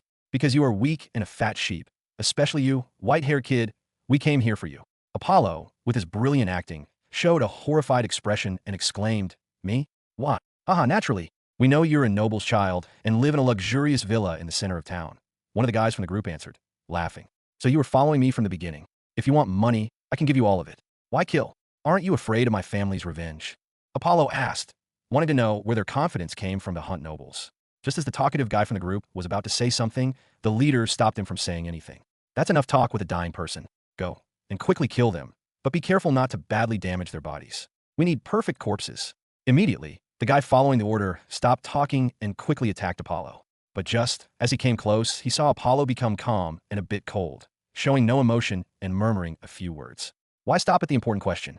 Now it looks like I have to do something horrifying to all of you." The leader of the robbers was the first to notice something was wrong, but it was already too late. The talkative guy who attacked Apollo also felt something a bone-chilling cold that made him stop just a few inches away from striking. What? He wanted to say something, but he couldn't. His body and mind started to go numb. His hands, legs, and mouth were all paralyzed by an unimaginable, chilling energy. He started to panic when he saw Apollo's cold eyes on him, making his soul tremble. He had never felt this powerless before. He was very afraid they seemed to have messed with a terrifying enemy. At this moment, the other robbers in the group also noticed that something was wrong. Seeing the man halt his assault in front of Apollo, they became alert. "What happened? Why did you stop?" they asked. But he didn't answer or even move a finger, remaining standing like a statue, which caused a slight change in the expressions of the group of robbers. They understood that something was very wrong here. Even the leader furrowed his brow upon seeing him, but they didn't have to wait long for answers as he slowly walked towards them with a cold smile. "So, who's going to tell me who you guys are working for and why you need corpses? This is the last time I'll ask nicely. After this, you'll experience something entirely different that you never want to experience in this life." Apollo strolled towards the group of robbers with a calm and indifferent expression, as he was the one who surrounded them, not the other way around. All of them felt a chill down their spines, as Apollo's aura was completely different from before. Even the leader, a first-rank limit breaker, couldn't help but tremble a little. It was as if they weren't talking to a person but were facing a natural calamity, and they felt tiny in front of him. But none of them talked and remained silent until the leader of the robbers shouted, "Don't be afraid. He is alone, and with me here, you'll be all right." After hearing this, the other robbers felt some confidence and jumped towards Apollo, attacking with all their might. Apollo remained nonchalant about their decision. He took his simple, ordinary iron sword and faced the incoming attack of the robbers, looking forward to seeing what kind of strength they would show against his swordsmanship. He had suppressed his strength to the level of someone who had opened 9 prana circuits, as it was more interesting to fight humans using swordsmanship than wild, ferocious beasts. When facing other humans, it's not just about brute strength. It's more about control and timing. This makes it a better training option, especially in life-and-death situations. The robbers used different weapons. Some wielded swords, others had daggers and spears, and one seemed to use a bow. They all attacked at the same time, not wanting to give him a chance. But Apollo, with his ingenious movement, first dodged the arrow and then, with perfect control, countered the swords and spear attacks at close range. He easily blocked all these attacks, including one from behind, where an assailant attacked like an assassin with a dagger. His timing was good, but Apollo had reached a stage where he had become one with his sword and blocked it effortlessly. The leader didn't make a move as he watched and assessed Apollo's strength. He seemed to find good news in observing the battle. Apollo's aura remained at a level below limit breakers, suggesting they could still win despite his unbelievable sword mastery. Apollo noticed this and guessed what the leader was thinking. He smiled, confident that the leader believed he could overpower him with his powerful life force and the strength of a first-rank limit breaker. Frankly, Apollo also wanted to know the outcome of the battle with his strength suppressed and relying solely on swordsmanship. "Don't stop. Attack him continuously. Don't give him time to think," the leader shouted, rallying the group of robbers. Yeah. All of them lunged like ferocious beasts with murderous intent, launching a barrage of attacks. The leader himself joined them. He took his weapon from a space ring, surprising Apollo a bit. It was a big axe, clearly showing his expertise lay in power. The leader moved with swift speed, attacking Apollo with his gigantic axe, filled with powerful momentum, while Apollo was occupied by the other robbers. The others quickly backed off as the gigantic axe fell towards Apollo's head. Facing this, Apollo showed no emotion but used his ordinary iron sword to gently deflect the powerful axe. What? Bang! The axe missed its mark and crashed onto the ground, creating a small crater beside him. The leader and the other robbers were shocked to see how easily he handled such a powerful attack without any problem, as if it were nothing but child's play. The whole scene shocked all of them, including Reed, who watched from behind a tree. It appeared that Apollo wasn't facing ferocious, murderous robbers, but rather children unable to wield their weapons effectively. The leader now wore a worsening expression. His proud attack had been deflected effortlessly, bringing shame to his reputation as a powerful limit breaker. Furious, he burst forth with a powerful aura, demonstrating the full strength of a limit breaker. However, it didn't affect Apollo, who stood calmly facing the ferocious aura. Apollo remained as serene as a frozen lake, unmoving. The leader of the robbers attacked, jumping toward Apollo with a full, murderous aura, intent on tearing him apart. However, all his efforts seemed to be in vain as Apollo, with simple movements and unbelievable power control, easily countered the devastating axe filled with mighty momentum. Apollo moved with the grace of a Tai Chi master, effortlessly deflecting the powerful axe attacks with weaker strength. His sword was simple, yet he rendered a powerful limit breaker helpless, all while remaining on the defensive and never attacking once. Come on, what are you thinking? Attack, or it will be our end. The leader of the robbers understood that they couldn't defeat the man before them, even if he wasn't a limit breaker. They needed to work together to survive this grave situation. They all nodded, understanding the dangerous situation they were in, and attacked with all their might. Good. Since you've all decided to bet your lives, as a generous person, he'll grant that wish to each of you. Apollo chuckled slightly, almost enjoying the challenge as they attacked him, staking their lives on the line. In response, he shifted to the offensive, his aura transforming from a calm, frozen lake to a ferocious avalanche. His movements changed as every swing of his sword became lethal. He first lunged at the sneaky assassin who attempted sneak attacks. Even while facing multiple opponents, his sword pierced through and found its target, slashing the assassin's neck. Seeing one of them killed only made them more ferocious, especially the leader, who felt he was being toyed with by a young noble kid. He seemed to lose his mind and unleashed a strange skill that sent him into a state similar to berserk, increasing his strength and speed many times over. Apollo became intrigued as the leader charged at him like a wild beast gone mad. His speed and power were greater than before, and every swing of his axe created roaring winds. The other robbers quickly fled, unwilling to interfere in the battle, lest they get caught in the crossfire and perish. Apollo took the attacks head-on, but this time he felt a bit of difficulty as the power and speed of the leader had increased significantly. It became challenging to handle him at the mortal level, but it finally brought him the pressure he wanted to feel in this battle. He smiled as he started to focus vigorously, trying to figure out how to overcome the leader's speed and power with his swordsmanship. Engrossed in his swordsmanship, all the techniques he had learned came to mind. He continuously filtered and discarded the useless parts, refining his skills to make them sharper and deadlier. He started to understand the essence of all the things he learned in this week of training, and his swordsmanship became purer and purer, with a mysterious power in it. Just as he felt he was getting closer to achieving his sword aura, the leader, in his berserk state, began to return to normal. His strength and speed diminished, possibly even becoming weaker due to the repercussions of using skill. And Apollo, who was in a trance, lost his high-pressure battle, causing him to break free from the mysterious state. Damn, he cursed, realizing how close he had been to achieving his sword aura.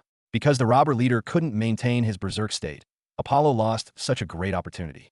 I'm going to kill you, Apollo shouted, showing anger for the first time since the battle began. He instantly appeared in front of the leader, who had become weaker from using the skill. The leader couldn't even react, as Apollo's sword decapitated him, leaving him shocked until his death at how quickly and unexpectedly his death came. No! The remaining robbers were shocked to see their leader suddenly killed. It happened so fast that, for a moment, they couldn't even process the scene. But they quickly came to their senses and roared, "Run!" Immediately, the 9 remaining robbers ran in different directions to save their lives. Apollo calmly watched the fleeing men and didn't stop them. Instead, he said to Reed, "I will be back in a few minutes, so don't leave this place." After saying that, he seemed to disappear into thin air, leaving only Reed and the semi-frozen, talkative robber behind. He appeared at the top of the tallest tree nearby, and a soul-shattering bow materialized in his hand as he closed his eyes. Apollo remained still for a moment, then instantly opened his eyes, firing multiple ice arrows into the sky. All the robbers who were running away suddenly felt a chill down their spines, but they didn't see anyone behind them. Damn, I almost died. One of the robbers cursed, running with all his might, feeling he was this close to death. But just as he was feeling relieved that Apollo wasn't pursuing him, An ice arrow carrying a soul-freezing aura descended from the sky, piercing him and instantly freezing him like an ice sculpture. What? He could only utter a word before he froze into oblivion in a matter of seconds. A similar fate befell the other robbers who were running away, momentarily relieved at their survival. In a fraction of a second, they were dead. Afterwards, Apollo disappeared and returned to the place where Reed was waiting. Seeing Apollo come back, Reed felt relieved. Even though he knew it wasn't a problem for Apollo to kill those robbers, unexpected dangers could still arise in the Thousand Mountain Forest, filled with mighty beasts and mysteries. After coming back, Apollo looked at the only surviving member of the robbers. He had left this one alive because the man talked a lot, and Apollo needed to know the origin of the robbers, where they came from, their plans, and the name of their force. You are the lucky one, the sole survivor. So why show panic and fear? You survive because I prefer talkative guys who tell me everything. You'd tell me everything, wouldn't you? Apollo looked at the semi-frozen robber, who couldn't move or speak, and might have SHD himself if most of his body wasn't frozen. He looked at the guy and remembered that he couldn't talk because of his ice life force. Apollo immediately made his move and dissipated the energy within him. As the chilling energy disappeared, the robber's face became rosier, and he quickly regained control over his body and was able to move. I'll tell you everything. Please don't kill me, please. The moment he regained control, he started to beg, not caring about anything else. He even bowed his head to the ground, not wanting to die. Apollo smiled, feeling confident that he hadn't spared the wrong person. Then tell me, which force do you belong to, and how strong is the strongest person? We are members of the Red Fire Gang. We usually hunt lone hunters or warriors who come to the Thousand Mountain Forest. Wait, what? Did you say the same Red Fire Gang that's one of the 4 major gangs in Hunter City? Apollo quickly interrupted upon hearing the name, as it was the name of the other gang. Is his luck really so good that he has already encountered 2 gangs so quickly? Or is there something else at play? Yes, we are from one of the major gangs in the city, he admitted quickly, hoping that revealing this information might change Apollo's mind and let him go. But it seemed to have no effect, as Apollo asked him to continue. Why the hell do you need corpses? Apollo demanded. I don't know why, but it all started 4 months ago when the leader suddenly ordered us to kill as many warriors as we could and bring their bodies, he confessed. Although we all complied, it was surprising that the other 4 gangs also started doing the same thing, resulting in the deaths of numerous rogue warriors. But 2 weeks ago, the leader ordered us to hunt even more, targeting stronger warriors and even weaker nobles. Many were afraid because killing nobles, even minor ones, could bring destruction upon us. But the leader mercilessly slaughtered anyone who questioned his decisions. That's why we targeted you, as it seemed you were just a young noble kid who came alone. He quickly told Apollo everything he knew about what had happened in the last 4 months, and then waited for Apollo's reaction. Hearing this, Apollo's expression darkened. It seemed that not only the Saber Tiger Gang, but all 4 gangs were hunting warriors. And they appeared to be growing crazier over time, now even starting to attack nobles. Had the leaders of the 4 gangs gone mad? How dare they try to mess with nobles? Attacking a small noble once or twice might not create much havoc, but if it became dozens or hundreds, it would be a serious matter. The Aristocratic Association might take this as a declaration of war on the nobles. Not to mention, even hundreds of such gangs wouldn't be opponents of the Aristocratic Association, which comprised nobles from all of the human kingdoms. No matter how you looked at it, there was something wrong with the behavior of the 4 gang leaders. Most importantly, the need for corpses could only be related to necromancy or some dark rituals performed by dark mages. Could there be a dark mage or a necromancer behind this? He couldn't figure that out with just this information, but since they had started to make such big moves, they must be desperate.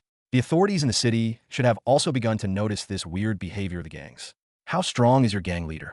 Apollo quickly asked.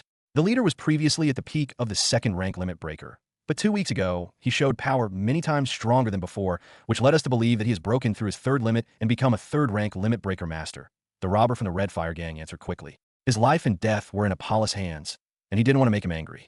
3rd rank limit breaker. Apollo mused. He started to think about what to do. Should he take care of it or not? Although a 3rd rank master is strong, an ordinary 3rd rank master isn't his opponent. He could handle it, but who knows if there's someone behind this and what their strengths are. It would be a huge risk to tackle it alone. The other 3 gang leaders should have the same strength, as they also showed the same behavior. So they should have also reached the 3rd rank master level. He held back and decided not to take action, at least not for now. Instead, he planned to ask his master to notify the city hall and the hunter branch. For now, he would focus on his swordsmanship and understanding his sword aura. By combining it with his different laws and divine energy, he should become stronger than his master and most 4th rank grandmasters. Meanwhile, in the Red Fire Gang's secret hideout, 5 people gathered together. 4 of them were the gang leaders of the 4 strongest gangs in Hunter City, and the last one was a mysterious figure with an eerie dark aura. If Apollo were there, he would notice that this person had a similar aura to the death beast he faced in the ruins near his family's Fletcher estate. Master, we have already collected more than 4,000 bodies, including 24 limit breakers, the leader of the Red Fire Gang said, bowing along with the other 3 gang leaders before the mysterious figure. We still need to gather 5,000 more in a month. The mysterious person ordered with an eerie voice and without any emotion. But others have already started to notice. If we increase our killings, we will definitely be caught, and our master plan will be hindered. One of the gang leaders voiced their concern. You don't have to think about that. Take this and disperse it around the city, the mysterious figure said, producing a strange potion bottle and handing it to the 4 gang leaders. 2 weeks later, on the full moon night, it will give you the chance to hunt more humans. The gang leaders carefully took the potion bottle, their expressions filled with fanaticism, and accepted their mission. Now, go and bring me my body in a month, the mysterious figure concluded. After the 4 gang leaders disappeared, leaving the mysterious figure alone, he murmured to himself in the darkness as if speaking to someone. This time, I will finally reach that step, and nobody can stop me. I've already told you everything. Please don't kill me, pleaded the robber from the Red Fire Gang, continuing to beg in front of Apollo. Apollo pondered what to do with him, ultimately deciding to spare him for the time being and allow this man to spy on the Red Fire Gang, providing crucial intelligence on their movements. Once again, Apollo swiftly infused his life force into the man's body, this time more efficiently due to his growing experience. All right, you can live, but you must perform your tasks correctly. Regarding the skirmish, report that your group was attacked by ferocious beasts, and you survived through luck. With 2 spies, one in the Saber Tiger Gang and the other in the Red Fire Gang, Apollo could be quickly informed of any movements made by the gangs. Leave, he quickly ordered, gesturing for him to depart. Reed kept his distance throughout, preferring not to overhear their conversation, knowing that sometimes ignorance was the wisest choice. After sending them away, they shifted their location slightly, anticipating that the battle might attract other creatures or frighten them away. They moved a bit farther and waited for the earth bison. As time passed quickly and the sun set, an eerie and unknown darkness enveloped the entire Thousand Mountain Forest. Strange and terrifying roars of unimaginable beasts echoed throughout the forest. We have to be careful at night. The Thousand Mountain truly shows how dangerous and mysterious this forest can be, Reed remarked as darkness fell over the landscape. He had witnessed Apollo's strength and understood what he was capable of. Yet countless strong warriors had perished in these woods due to either carelessness or encountering something unimaginable. Apollo nodded in agreement, sensing the shift in the forest's atmosphere. He could feel the agitation in the elemental particles of the air, a heavy and oppressive feeling settling over the vast, unimaginable forest. The forest grew even weirder and more mysterious, with a noticeable increase in the activity of powerful beasts. However, Apollo refrained from hunting them, knowing the dangers of nighttime and being mindful of his companion's safety. He couldn't risk Reed's life for a thrill, especially since he was the one who had brought him here in the first place. But trouble found them nonetheless, as sensitive beasts caught their scent and came looking for a nighttime meal. They were a small pack of ferocious giant saber wolves, each as large as a lion, with sharp claws and jaws capable of tearing any flesh and bones. It looks like we're going to eat roasted wolves tonight. Apollo then jumped as 5 giant, terrifying wolves attacked him. One of them seemed to have broken its genetic limit, becoming a beast soldier equivalent to a human first-rank limit breaker. It was also this beast that was able to smell them, or more specifically Reed, who, despite using various plants and herbs, couldn't deceive the giant wolf beast soldier senses. Apollo, on the other hand, had maintained his body temperature exceptionally low, so not only his scent, but also his almost non-existent heat signature made most beasts consider him dead or unnoticeable. He attacked the leader, the beast soldier wolf, as it was the most dangerous. Taking care of the strongest would make the other giant saber wolves afraid. Apollo's movements were so swift that, except for the giant wolf, the other wolves didn't even react to his speed. The powerful leader wolf, although the biggest, was also the fastest. It tried to counterattack Apollo, but missed, allowing Apollo to land a strike on its impenetrable fur and skin. Despite having sliced through the thick hides of many beasts, which were sturdier than metal, Apollo failed to deal a deadly blow this time, leaving only a shallow wound on the leader wolf's body, surprising him a little. But he didn't feel anxious. Instead, he felt excitement as his sword swings became faster and fiercer, wounding the giant wolf with multiple cuts all over its skin. Other wolves attacked occasionally, but he was even faster than the beast soldier wolf. How could these weaker wolves catch him? During the skirmish, he severed and killed 2 of the 4 weaker wolves. The beast soldier, giant wolf, now injured and with bloody eyes full of a ferocious aura, stared at him. Both sides knew the battle wouldn't end quickly. Apollo was genuinely surprised, as this was his first time fighting a beast soldier, and not just any ordinary beast soldier at that. Many ordinary, second-rank limit breakers might find it difficult to kill the giant wolf beast soldier ahead. He knew that wild, ferocious beasts were stronger than humans or most races in the world of Ryan, but now he truly believes it after witnessing this.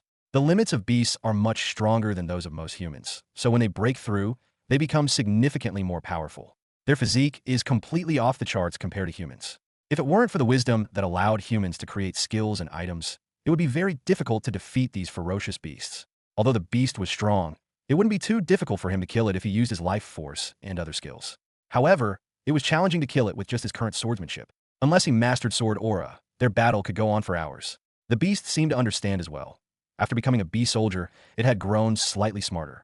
It growled at the other two surviving wolf beasts, as if conveying something, and then they fled. Apollo remained standing, choosing not to pursue them. It didn't make sense to chase the beasts into the darkness of the forest, which was filled with unknown dangers. Reed quickly joined him, wearing a slightly confused expression as he pondered something. "What's the matter? You look a bit anxious," Apollo asked, noticing Reed's deep contemplation. "Something isn't right. Such strong beasts don't usually roam this area," Reed replied, sounding concerned. "If monsters this powerful and aggressive were here before, my grandfather and I would have known. There must be a reason they've moved to different areas," Reed continued, his voice troubled. "Oh, is that a problem?" Apollo inquired, curious about the significance of this change. "Sir, this changes everything. The forest is home to countless beasts, including some that are catastrophically stronger. If something has forced these beasts to change their hunting grounds, it means an immensely powerful beast has made a move. This shift in territory will likely lead to chaos among the beasts, increasing the dangers dramatically in this part of the Thousand Mountain region. We want to know what kind of beast might attack us next time." Hearing this, Apollo understood the seriousness of the situation. Countless unknown and powerful monster beasts might now be roaming the area, having been forced from their previous hunting grounds. "Oh, a woo." Suddenly, they heard the loud cry of wolves, likely the same ones that had fled earlier. "Let's move. We shouldn't stay here," Apollo urged. Apollo and Reed quickly departed. Moments after they left, a small, dark, shadowy beast the size of a cat with lightning-fast speed pounced on the corpses of the wolf beasts. Its mouth stretched unnaturally large, and it devoured the entire body of a giant wolf beast, bigger than a lion, in a single bite. Somewhere deep within the forest, a tiger-like beast with a blue crown and fur shimmering like white silver was locked in battle with another creature. This second beast had a tiger-like face but was covered in black wings and fur, adorned with striking red spots. Their battle raged with catastrophic power, yet the strange forces of the Thousand Mountain Forest seemed to contain the destruction, preventing it from spreading beyond its bounds. Grr, grr. Both beasts were ferocious and unimaginably strong, their strength rivaling that of demigods. However, their fighting style was more brutal and direct. Instead of using various laws or countless attacks, they fought with their bodies, which seemed to embody the laws themselves. Each of their movements contained the power of the law, capable of shattering space. But since they were in the deeper part of the Thousand Mountain Forest, all they could do was make the space around them tremble. "Where is he? Where's my son?" The white tiger roared, attacking the dark-winged tiger with a fury fueled by rage and murderous intent. "I don't know. How many times have I told you that your son's disappearance has nothing to do with me?" The dark-winged tiger retorted, fighting back with annoyance in his voice. But just as they were about to fight more ferociously, a majestic voice echoed through the whole area. "Stop.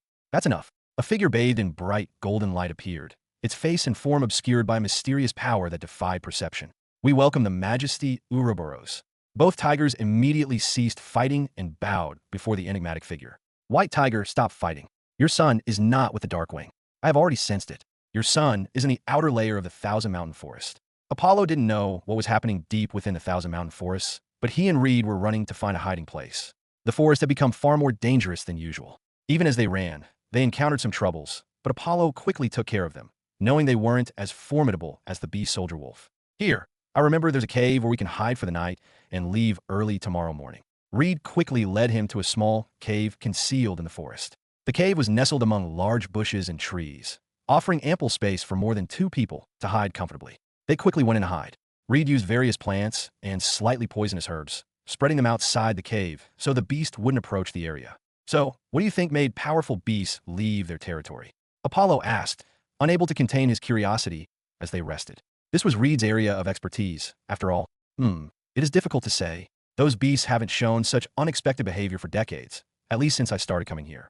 But there could be various reasons. Maybe other beasts challenged the territory's ruler, and one of them lost. Or perhaps someone made the ruler angry, leading to a rampage. It could even be something random, maybe he was bored. Who knows? Reed shared his thoughts, noting that beasts can sometimes show unexpected behavior, and nobody can be sure of their next moves. As some of the beasts have survived for thousands of years and ruled their territories, nobody knows if one might suddenly snap and attack others, creating a beast tide. Such events have happened throughout history, causing huge losses. Although the chances are slim, such things can happen at any time. Apollo nodded, as what Reed said made sense, and then they quietly waited. Apollo closed his eyes and started to meditate, replaying the memories of his fight against the Red Fire Gang's first-rank limit breaker. He wanted to relive the same intense and mysterious feeling. But how could that be easy to experience again? Still, he concentrated on it and contemplated it. Reed also closed his eyes and calmed down, reflecting on the many things he had seen today and the powerful strength of warriors. They remained there for an hour, but outside, many hunters in the Thousand Mountain Forest faced countless troubles. Many even died because of the sudden ferocity and the increase in the number of beasts in the forest. The night had turned murderous as the smell of blood permeated the darkness, making the beasts more violent and berserk, becoming more dangerous than usual. At that moment, Apollo, inside the cave, opened his eyes in shock. A strange noise had jolted him from deep meditation, and what he saw when he opened his eyes left him in disbelief. How did it appear here, even without being noticed by him? He saw a small cat with crystal white fur lying nearby, looking at him with cute, sparkly eyes. Meow, meow, what the hell? Why didn't I feel its presence? Apollo couldn't understand. He looked at the white cat carefully.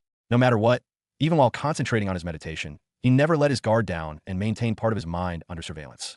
Yet somehow, this cat had evaded his senses. Even third-rank limit breakers cannot evade my senses unless they've mastered some unique law specializing in hiding. Apollo mused, surprised. The white cat, whose aura wasn't even as strong as some of the weakest beasts he had encountered on his way here, somehow managed to evade detection.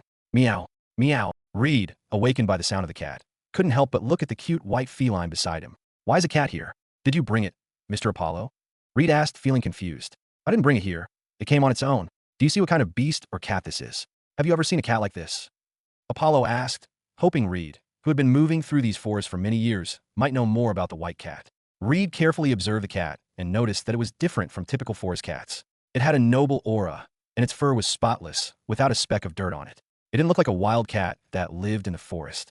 I've never seen such a beautiful cat, but it seems quite smart and seems to like you a lot, Reed remarked, noticing how the white cat sat close to Apollo, looking at him with loving, cute eyes and showing no sign of fear in the presence of two unknown humans.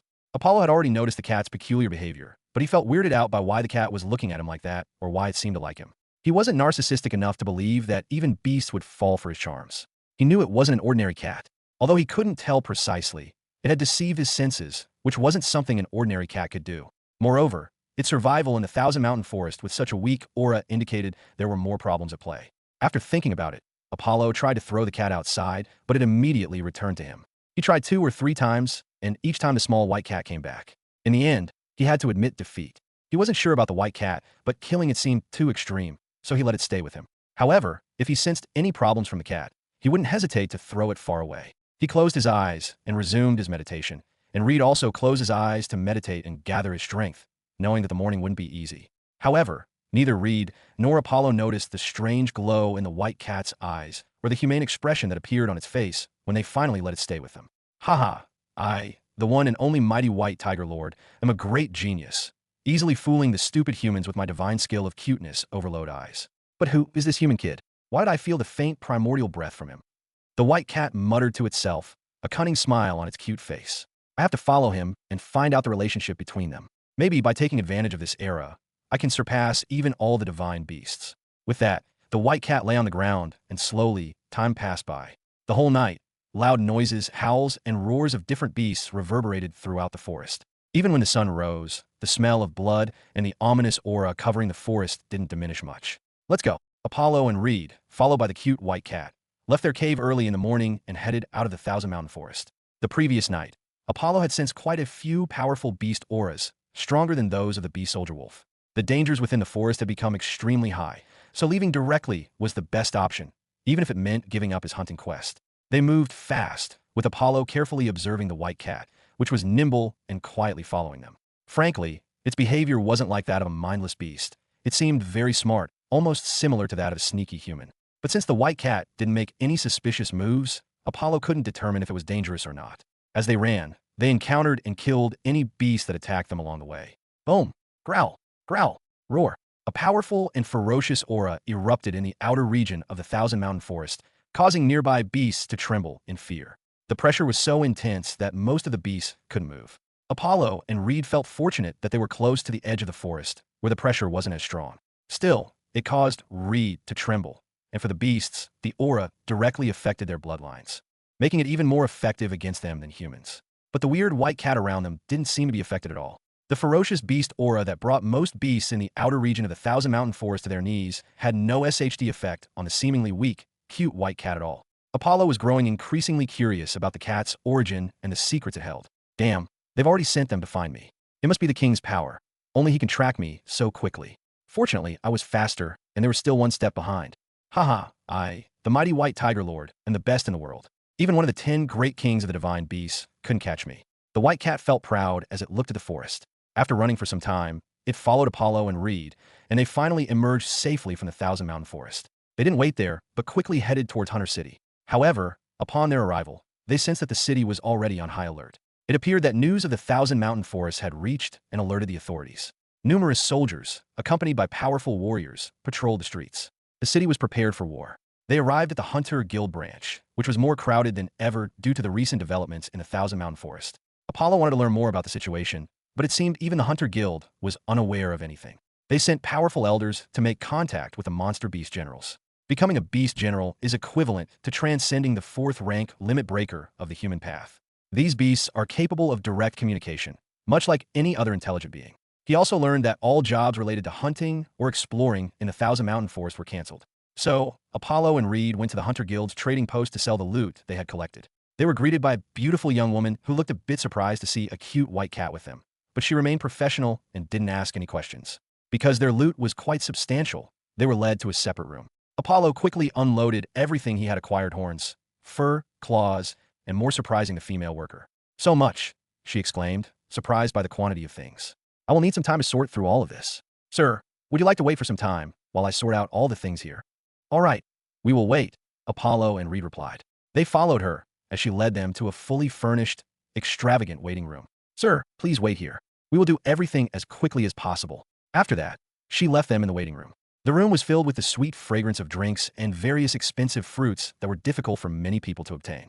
The white cat, like a sneaky little guy, quickly jumped onto the table and ate happily. But they didn't have to wait long. Within 10 minutes, she returned with a list of the materials he had brought and their prices. Sir, here is the list of the things you brought and the prices we can offer. If there are no issues with the prices, we can settle the deal, the female worker of the trading store said quickly, with a bright smile, as she showed them a list. Apollo smiled confidently, but Reed showed no expression. In fact, he appeared nervous. Despite receiving respect from her, he knew she was much stronger than him. Even a basic position in the Hunter Guild seemed like a distant dream for him. It was Apollo's presence that allowed him to experience expert treatment for the first time in his life. Apollo glanced at the list and prices, though he didn't understand much. Ultimately, he showed it to Reed, who had a better understanding and nodded in agreement with the price. Okay, deal. He felt great, as the total amount of all his loot was quite impressive, crossing 10,000 gold coins. To be exact, it was 11,080 gold coins. The amount of gold coins wasn't small. In fact, it exceeded the annual income of the Fletcher family, and he had earned it within just 2 days. The currency ranged from low to high, divided into copper coins, silver coins, and gold coins.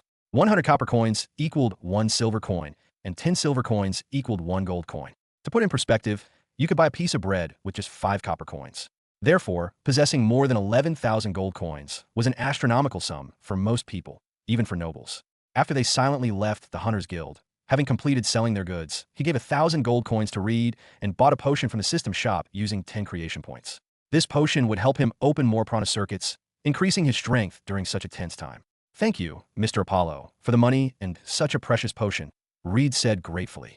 Despite not managing to find the earth bison for him, he still received such generosity. It's all right. Just take care of your grandfather and yourself, Apollo replied. They then said their goodbyes and went their separate ways, with the white cat continuing to follow him. Apollo returned to the villa, but his master was absent. Only old man Aragon was present, who noticed the peculiar white cat behind Apollo, but refrained from asking, assuming it might be a new pet he had acquired. Good, you're back. Your master was a bit troubled, knowing that you were still in the forest. Old man Aragon greeted Apollo. After asking around, Apollo learned that his master had gone to the Hunters Guild for an urgent meeting of high-level warriors. He knew it must be about the Thousand Mountain Forest and the unusual behavior of the beasts. Now, he could only wait for his master to return, hoping to learn more. His master returned late at night, indicating that the discussion had gone on for some time. Good, you're back. Otherwise, it would have been troublesome, Master Aaron said, smiling with relief upon seeing Apollo return, knowing he had been hunting in the Thousand Mountain Forest. As many beast generals have appeared in the outer region of the forest, they have blocked the area so that neither can go in nor come out. Countless warriors are either trapped there, hiding, or have become meals for ferocious beasts. Master, what was discussed? Did they find a solution or the reason why the beast blocked the Thousand Mountain Forest? Apollo couldn't wait any longer and asked, eager to know what was happening right now. Sigh. There's not much information, but it seems they're searching for something or someone. Tomorrow, a group of elders from the Hunter Guild and City Hall will be sent to negotiate with the emerged beast generals. Who are they searching for that they needed such fanfare and to show their strength by blocking the Thousand Mountain Forest? Apollo couldn't help but start to think about it, but suddenly, an ominous feeling crept over him as he thought about the mysterious white cat that had followed him here. No way, right? It shouldn't be related to that white cat. But the more he thought about it, the more he felt it must be connected to the white cat. Its behavior and mysterious origin were too strange to ignore. Master Aaron noticed his apprentice's changed expression and reassured him. Don't worry, kid. The kingdom and the Hunter Guild from other branches will also send reinforcements. Nothing serious will happen, though it might be challenging for hunters to enter the Thousand Mountain Forest for some time. Yes, Master. I just remembered something. You must be tired, so I won't disturb you further. We'll take my leave now. With that, Apollo quickly departed and hurried towards the other room. What's got into this kid? Why the rush? Master Aaron pondered, then headed to his room to rest. Apollo didn't stop and searched every corner of the villa until he finally found the white cat lying on a bed, sprawled lazily with its legs outstretched. Damn you, why are you lying here so lazily? And don't think I don't know you can understand my words, you cunning cat. Apollo moved closer to it, but it continued to lie on the bed, pretending not to hear anything. Apollo was ready to pick it up, but the white cat suddenly opened its eyes and leapt away faster than an average second-rank limit breaker. Finally showing your true colors, Apollo remarked. Not particularly surprised, as he had expected as much. You should understand my words. Just nod your head when I ask you a question, and don't try to run or hide. This isn't the Thousand Mountain Forest, but a human city. Many will be interested in you, such a strange creature. With a serious expression, Apollo threatened the white cat, which looked back at him with surprisingly human-like eyes. Apollo also drew his sword, not just any ordinary iron blade, but his special sword, Frost Star, signaling his seriousness. Is the commotion in the Thousand Mountain Forest because of you? Just nod your head to tell me. For a moment, there was absolute silence as Apollo, with his sword drawn, and the cat stared at each other without saying a word. Seeing the white cat show no sign of response, Apollo was about to attack. Okay, kid, the cat finally spoke. You're smart. You've noticed the mighty Tiger King's unparalleled handsome feline face and understood my secret. A cocky expression appeared on the cute white cat's face, which seemed out of place. However, hearing it speak clearly like a human sent shivers down Apollo's spine in horror. Fuck, you can talk. He became a bit afraid, as only Beast General and above strength can talk. But how could you be a Beast General? Apollo was shocked beyond belief that such a tiny, cute, yet cocky white cat could possess such strength. What's the fuss? I have been the most talented and handsome mighty white tiger since the beginning. So why is it surprising that I can talk before becoming a Beast General? Meow. This is normal with my supreme talent and wisdom, so suck it, the white cat said, lying on the bed with a tone that practically invited a beating. Apollo controlled his urge to strike the little creature, still unsure of what the cat was truly capable of. He looked carefully at the white cat, but no matter how hard he tried, it appeared to be just an ordinary cat. He couldn't help but be surprised at how well it could hide its aura and strength. Whatever means it used were truly extraordinary. The white cat noticed and smirked. Stop staring. I know I have an irresistibly handsome feline face and charm. If you want to become my servant, it won't be easy. Many talented and strong beings, whether they were beasts, humans, elves, or spirits, have tried to serve me, but only a few have caught my eye. Apollo's face twitched upon hearing the cat's words. This was the same cat that had followed him, yet it dared to claim that Apollo wanted to become its servant, the servant of a small, white, cocky cat. If it had been a female that could transform into a beauty, he might have glanced at her a few times. But the cat in front of him was clearly a male and an annoyingly cocky one at that. It's a wonder he didn't thrash that cat and toss it into the cage of monstrous dog beasts, if not for its mysterious abilities and origin.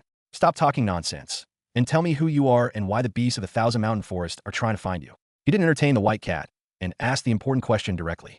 Come on, relax. It's nothing serious. I just ran away from home because it was boring. It's only temporary. They'll go back after a few days of searching. The cat lazily yawned, as if this were a small matter and not important at all. Hearing this, Apollo didn't believe it. He thought of many reasons. Maybe the cat had stolen something, killed someone, or even peeked at a tigress taking a bath. But in the end, it turned out to be a soap opera drama about running away from home. Instead of a princess, it was a small cat with balls and narcissism syndrome. Are you sure it's just that and nothing else? Apollo asked to confirm, although it was difficult to believe. There weren't any other sources, and even if he wanted to catch this cat, he had a feeling it would be difficult. Yeah, sure. How many times do I have to tell you? The white cat replied annoyingly. He was still annoyed by such a carefree answer, but he held it in and asked the next question. Then tell me why you followed me here. What is the reason? Answer truthfully. Nothing special. I felt a peculiar aura around you that made me interested. I didn't have any particular destination, but your appearance piqued my curiosity. The white cat said this without revealing too much and without disclosing the entire truth, but it pointed out the reason for following Apollo. Hearing this, Apollo also started to think about whether it was true and what kind of aura the cat noticed. Did he feel his half-demon god form's aura or something else? It couldn't have noticed his system, right? But he quickly dismissed that thought, as the system was so powerful that it devoured a god with ease. Although this kitty cat was mysterious, it was nowhere near god level. Are you really thinking this is your place, and you can follow me and bring your troubles along? Apollo was frustrated. He didn't know what to do with his cat. Should he ask for the master's and old man's help? Maybe then they could catch it, even if it had some ability to escape. The white cat seemed to understand Apollo's thoughts and said a few words to relieve him, as he was considering staying for some time to find the connection between the kid and the primordials. Kid, you're lucky. With me here, you will be able to learn and know many secrets of the Ryan. I can even take you to secret places full of treasures that you would have never seen in your life. Treasures? What kind of treasures? Apollo's interest was piqued as he heard this. What kind of treasure do you want to find? Tell me. I know countless hidden places filled with extraordinary things and resources that many kingdoms would salivate over, knowing just one or two. The white cat proudly said this, as if it knew many secrets about everything. Do you know of a place that has treasures related to alchemy, like puppets or skyships? Apollo asked, as he was quite interested in alchemy-related items, but it was difficult to find anything about them. As for other things, he didn't seem to have much need for them. Whether it was resources or weapons, he already had quite a good collection. Oh, alchemy? Yes, I do know about a place that seems to have the ruins of an alchemy kingdom. The white cat felt a bit surprised as Apollo asked about alchemy, but after going through his memories, he remembered a place that met the kid's expectations. Apollo was surprised, as the white cat seemed to really know about a secret place with hidden treasures. Since he couldn't get rid of it, he could only accept it. Let's just see who finds out more about each other's secrets. Oh, and don't tell anyone about me, not even your master. The fewer people who know, the better for us, as I am not a usual divine beast white tiger. Divine beast white tiger, really? Apollo felt doubtful.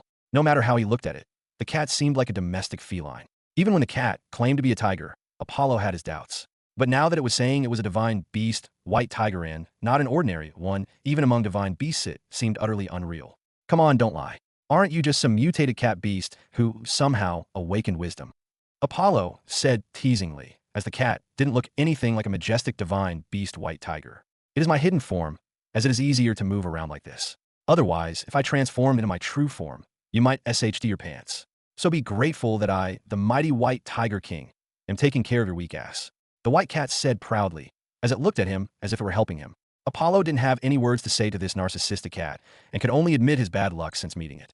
So, since you're going to live here and follow me, what should I call you? He asked. Good question. Call me Mighty, the great lord ruler of divine beasts, the destroyer of worlds, the most handsome king that made countless tigresses wet and crazy, the Annihilation King. The white cat proudly introduced his name, but made Apollo's face twitch, sensing that the cat couldn't stop its bullshit.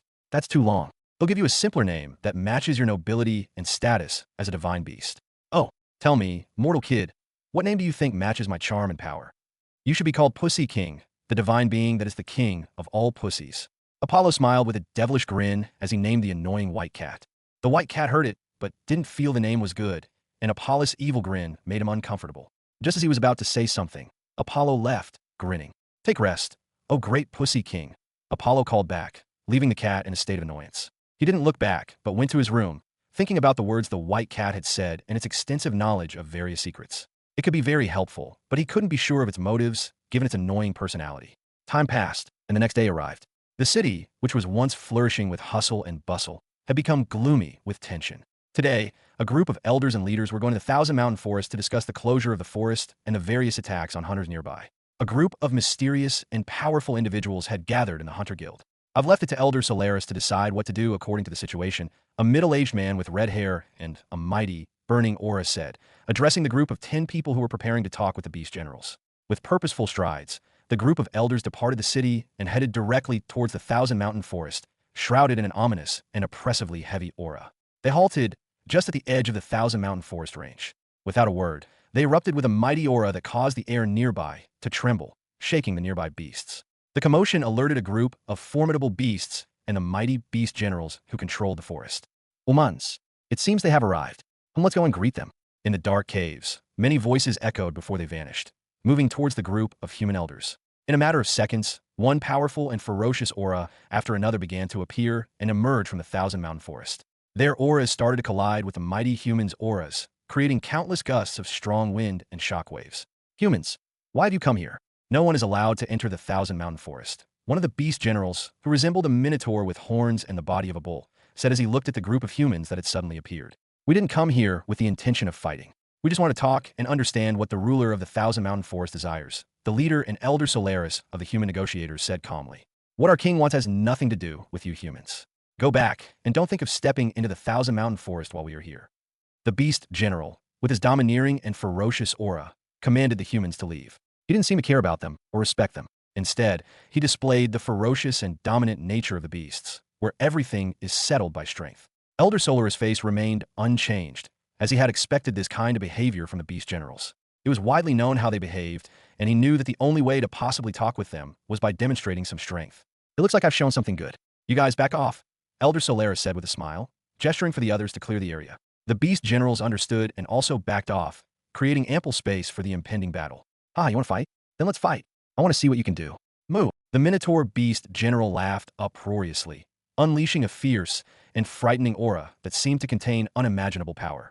Meanwhile, Elder Solaris transformed into a ball of flames that entirely enveloped him. The intense heat raised the temperature dramatically, causing water and moisture in the air to evaporate rapidly. Even the other elders and beast generals felt their throats parched and thirsty in the presence of such scorching heat. Demon Bull Fist. Scorching Flame Cannon. Both sides unleashed powerful and destructive attacks that surpassed the limits of most fourth-rank limit breakers or beast generals, showcasing their extraordinary strength. Boom! A powerful explosion erupted as their attacks collided, creating countless gusts of wind and shockwaves, along with a smoke cloud that could be felt and seen from miles away. Both of them remained standing in the same place, seemingly at a stalemate after their clash. But the Minotaur beast general was not content with this result. He launched another attack. If you want to go again, it'll naturally follow. Let's see who is the first to stop. Elder Solaris laughed confidently, showing he wasn't one to be pushed around. Boom! Boom! Boom! They unleashed their strength once more, exchanging devastating attacks without holding back, each determined to overpower the other.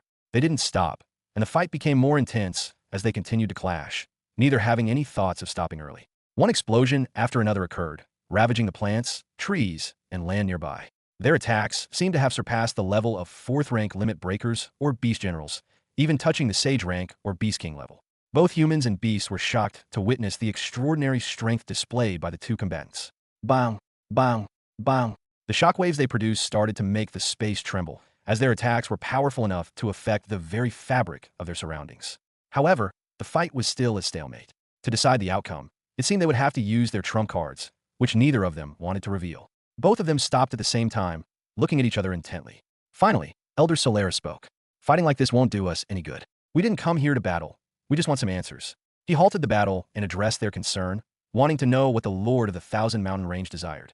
The Minotaur-looking beast general also stopped and listened to Solaris. He, too, didn't want a large-scale conflict with the humans. Not much time had passed since a beast tide was launched, and the time hadn't come for large-scale wars. However, as a representative, he couldn't back down and needed to show his strength. He had already received orders from the central palace of the Thousand Mountain Forest to search every inch of the outer region, and if they didn't find the young White Tiger Lord, then they could only return. The young master of the divine White Tiger clan was said to be different, born with ancestral wisdom, and able to talk directly from birth. He was considered the most mysterious among the divine beasts born in the last 1,000 years. If he had left the Thousand Mountain Forest, it would be impossible to find him unless he wanted to be found. As for him being in trouble, that thought didn't cross their minds. It was said that he had countless mysterious ways to save his life. Even the Beast Kings could do nothing against the mysterious young White Tiger Lord. So, they were ultimately just going to search the entire outer region for a few days, and for the unfortunate human hunters who died like hell they care for, it was just some weak trash that they got to come here. We will not attack humans or human cities. Our Lord has no intention of declaring war, so you can leave. We have some work to do. The Minotaur Beast General answered Elder Solaris and signaled for them to leave the Thousand Mountain Forest.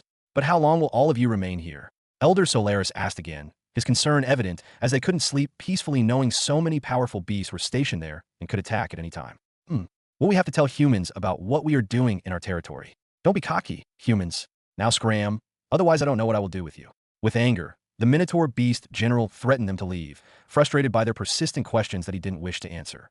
But just as Elder Solaris wanted to say something, all the Beast Generals present their burst with powerful, ferocious auras, as if to warn that any further words might lead to battle. Seeing this, Elder Solaris could only stop and sigh. At least it seemed they weren't going to initiate a war or launch a beast tide, even if they remained there for some time. They could only monitor the Thousand Mountain Forest from afar, preparing to defend against any potential attacks. He quickly led the group of human elders who had come with him out of the forest. Unnoticed by either human elders or beast generals, a figure with their face covered in a robe stood in the sky, observing them. Interesting. My luck is good. Such a beautiful chance has come on its own. After muttering to themselves, the figure disappeared. A few minutes later, they appeared in a secret hideout near Hunter City, where 4 individuals awaited them. These were known to have some relation to Apollo, as they were the leaders of the 4 gangs in Hunter City. You guys look like I didn't have to wait that long. A perfect opportunity has arrived, and the current situation can be used perfectly. The group of elders returned and recounted everything that had transpired to the city lord, the Hunter City branch president, and other high-status figures present. There was a collective sigh of relief upon learning that the monster beasts were not intending to go to war. However, when they heard that the beast generals would remain there for a few days, their expressions shifted slightly. In the end, it was decided to deploy a group of scouts to closely monitor the actions of the beast generals in case they were to suddenly leave the Thousand Mountain Forest. So 3 days passed with the beast generals and their subordinates searching every inch of the area, but they found no clues related to the young white tiger lord. They began to wonder if he had not come to this place at all, despite being mentioned by the great lord himself. They searched meticulously for these 3 days, but found no leads. In the end, they were ready to leave and return to the inner region, but suddenly, a gloomy, dark, and ominous aura descended upon the beast generals, immobilizing them completely. Where are you all going? The fun has only just started. Ha ha ha! An eerie laughter echoed, sending chills down their spines and changing their expressions to horror. The next day in the city, Apollo had just finished his morning training and was resting a bit while looking out at the bustling streets. He could hear the loud noises of people talking and laughing, as the city seemed to have almost returned to its regular state. In the last few days, knowing that the beasts weren't going to attack, the city gradually returned to its usual state. Although a large number of people couldn't go towards the Thousand Mountain Forest, most things seemed to return to normal. The security remained tight, with many soldiers patrolling, but the lack of movements from the beast generals made them believe in their assurances. He didn't do anything special during these days. He just trained regularly to improve himself and stay in his best condition in case the beast attacked. As for the white cat, the so-called Pussy King, they didn't talk much, but it regularly followed him during his training. Even now, as he was strolling, it was trailing behind him. Tell me truly, what do you want to do by following me around? Apollo couldn't help but ask, looking at the cute white cat beside him. But the Pussy King didn't answer and continued to walk beside him. Some people around him noticed his behavior of talking with animals and distanced themselves from him, thinking he was a madman with a few screws loose in his brain. He noticed this, but what could he do? He was really talking to a cat. Just as he was happily strolling through the city, things suddenly changed. Soldiers started to run and take their positions in panic, and many experts began to gather. A loud announcement was made, a voice that could be heard in every corner of the city, loud and clear. Attention, the city is going to be attacked. A medium-sized beast tide is approaching. I repeat, a beast tide is coming. Ordinary people, children, and the elderly, quickly hide within your houses and do not come out until the next announcement. All warriors who can fight, quickly report to the nearest battle station. The loud announcement, with its powerful and commanding voice, shocked and made all the people within the city anxious, as they had just started to feel things returning to normal. Come quickly, come inside. Son, come back. One after another, the streets that were once full of people became deserted, and a gloomy and anxious atmosphere enveloped the entire city. Apollo looked at the white cat, who also seemed a bit surprised by the words he heard. What is happening? Why are the beasts attacking the city? Didn't you say they would leave after not finding you in a few days? How the hell should I know? This shouldn't be happening. They should have guessed I left on my own. They wouldn't attack for no reason, and certainly not for me, the Pussy King said, with a confused expression on his face. If it isn't for you, then why are they suddenly leading a beast tide? Apollo looked at the Pussy King and felt it was telling the truth. He could only sigh, realizing that numerous people were likely going to die. But instead of immediately going to the battle station, Apollo went back to talk with his master and old man, Aragon. When he arrived, both of them were already waiting for him. Okay, you're here. We were just waiting for you. Let's not waste time and head to the Eastern Gate gathering. The white cat followed them, which surprised them, but they didn't say anything. The cat seemed to have its own secrets and was glued to Apollo, following him everywhere he went. Kid, I'm not going to say much. You already have experience in many dangerous situations, so this is nothing new. But since it will be a battlefield, remember to be careful not only of the beasts but also of other humans. Among the numerous warriors, a few snakes will be present, trying to take advantage of such a deadly situation. Not to mention, many low-life hunters, gang members, and even some criminals will be there too. After all, it's an army composed of everyone at the last minute to tackle the beast tide, so be careful every moment. Apollo nodded, recalling the gangs he had dealt with. They would also be there, so he naturally had to be cautious. But he had a strange feeling that this beast tide had some connection with the 4 gangs. However, how could four small gangs influence countless beasts and ferocious beast generals?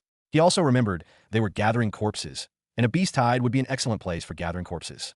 Could it really be their doing, or rather, the person behind them? The more he thought about it, the more plausible it seemed. But to create such chaos and make the beast generals attack and launch a beast tide wasn't something an ordinary person could do. How strong would the person have to be to pull this off? His expression grew grave just thinking about it, but he quickly calmed his emotions. Right now, it was just a guess without any concrete evidence, and he could be wrong. He needed to focus on the beast tide and how to face it. Everything else was secondary. Even if his thoughts were true, he couldn't take on the person or group behind the four gangs alone. They quickly arrived at the East Gate battle station, where thousands of warriors had already gathered. Hunter City had four major stations in different directions to protect the city from all sides. Most of the warriors were weak and below the level of limit breakers. Only a small percentage were limit breakers. This was the same scenario in all human kingdoms and cities. However, because of the large human population, there was still an advantage in the number of warriors who broke their limits compared to most races on Ryan. Maybe 1 in 10,000 warriors broke their limits to become extraordinary limit breakers. But the human population was so vast that even small cities could have populations close to 1 million, not to mention medium or large-scale cities. It was also because of this that humans survived the old divine era without being eradicated, thanks to their ability to reproduce quickly compared to most other races. As they waited for the commander to arrive, Apollo saw someone he knew it was none other than Reed and his grandfather. Surprisingly, they had also come here to join the battle. Reed noticed Apollo and quickly approached them. Master Aaron felt a bit melancholic as he saw the elderly figure beside Reed. "Sir Aaron, it's nice to see you again." Reed's grandfather smiled warmly at Master Aaron, noting how strong Aaron still looked compared to himself, who felt he was nearing the end of his life. "Yes, it's good to see you." Master Aaron smiled back, feeling a bit melancholic about how quickly time had passed. He still remembered vividly the days of his youth, when he first met Reed's grandfather while out hunting beasts. Master Aaron didn't say anything about Reed's grandfather participating in the battle, but he could guess that he wanted to use this dangerous battle as an opportunity to attempt one last time to break his limits and become a limit breaker. A moment later, Master Aaron and the old man Aragon left Apollo, seemingly called to discuss major strategic formations and tactics due to their strength and knowledge, which ranked among the top in the city. 5 minutes later, multiple powerful auras descended on the place, and many strong individuals appeared, seemingly the strongest present. Among them were Master Aaron and Old Man Aragon. Standing ahead of them was an old man whose eyes were blindfolded and who was enveloped in a mysterious aura. Many people wondered why a seemingly weak, blindfolded man was standing there. However, Apollo felt an unfathomable aura from him, completely different from any warrior he had encountered so far. It piqued his curiosity, and he tried to extend his spirit sense closer to the blindfolded old man. The moment his spirit sense approached, he felt a mighty pressure descend upon him, and his spirit sense was instantly crushed. The blindfolded old man seemed to notice, turning his head slightly in Apollo's direction. Apollo instantly felt as if the old man was peering into his very soul, laying all his secrets bare. He started to sweat, feeling an unprecedented sense of dread. Despite having encountered many fourth-rank Grandmaster limit breakers, this blindfolded old man exuded a far more profound and dangerous aura. It was as if he was facing a being far beyond his comprehension. Could he be a sage? Apollo wondered, his mind racing. But at that moment, the blindfolded old man stopped looking in Apollo's direction, and the tremendous pressure on him vanished as if nothing had happened. Apollo took a deep breath, trying to calm his racing heart, and realized just how much more he had to learn and grow. And that's the end of today's chapter from the Dimensional Diary. If you enjoyed wandering these worlds with me, don't forget to like the video, share it with fellow adventurers, and subscribe so you never miss the next story that unfolds.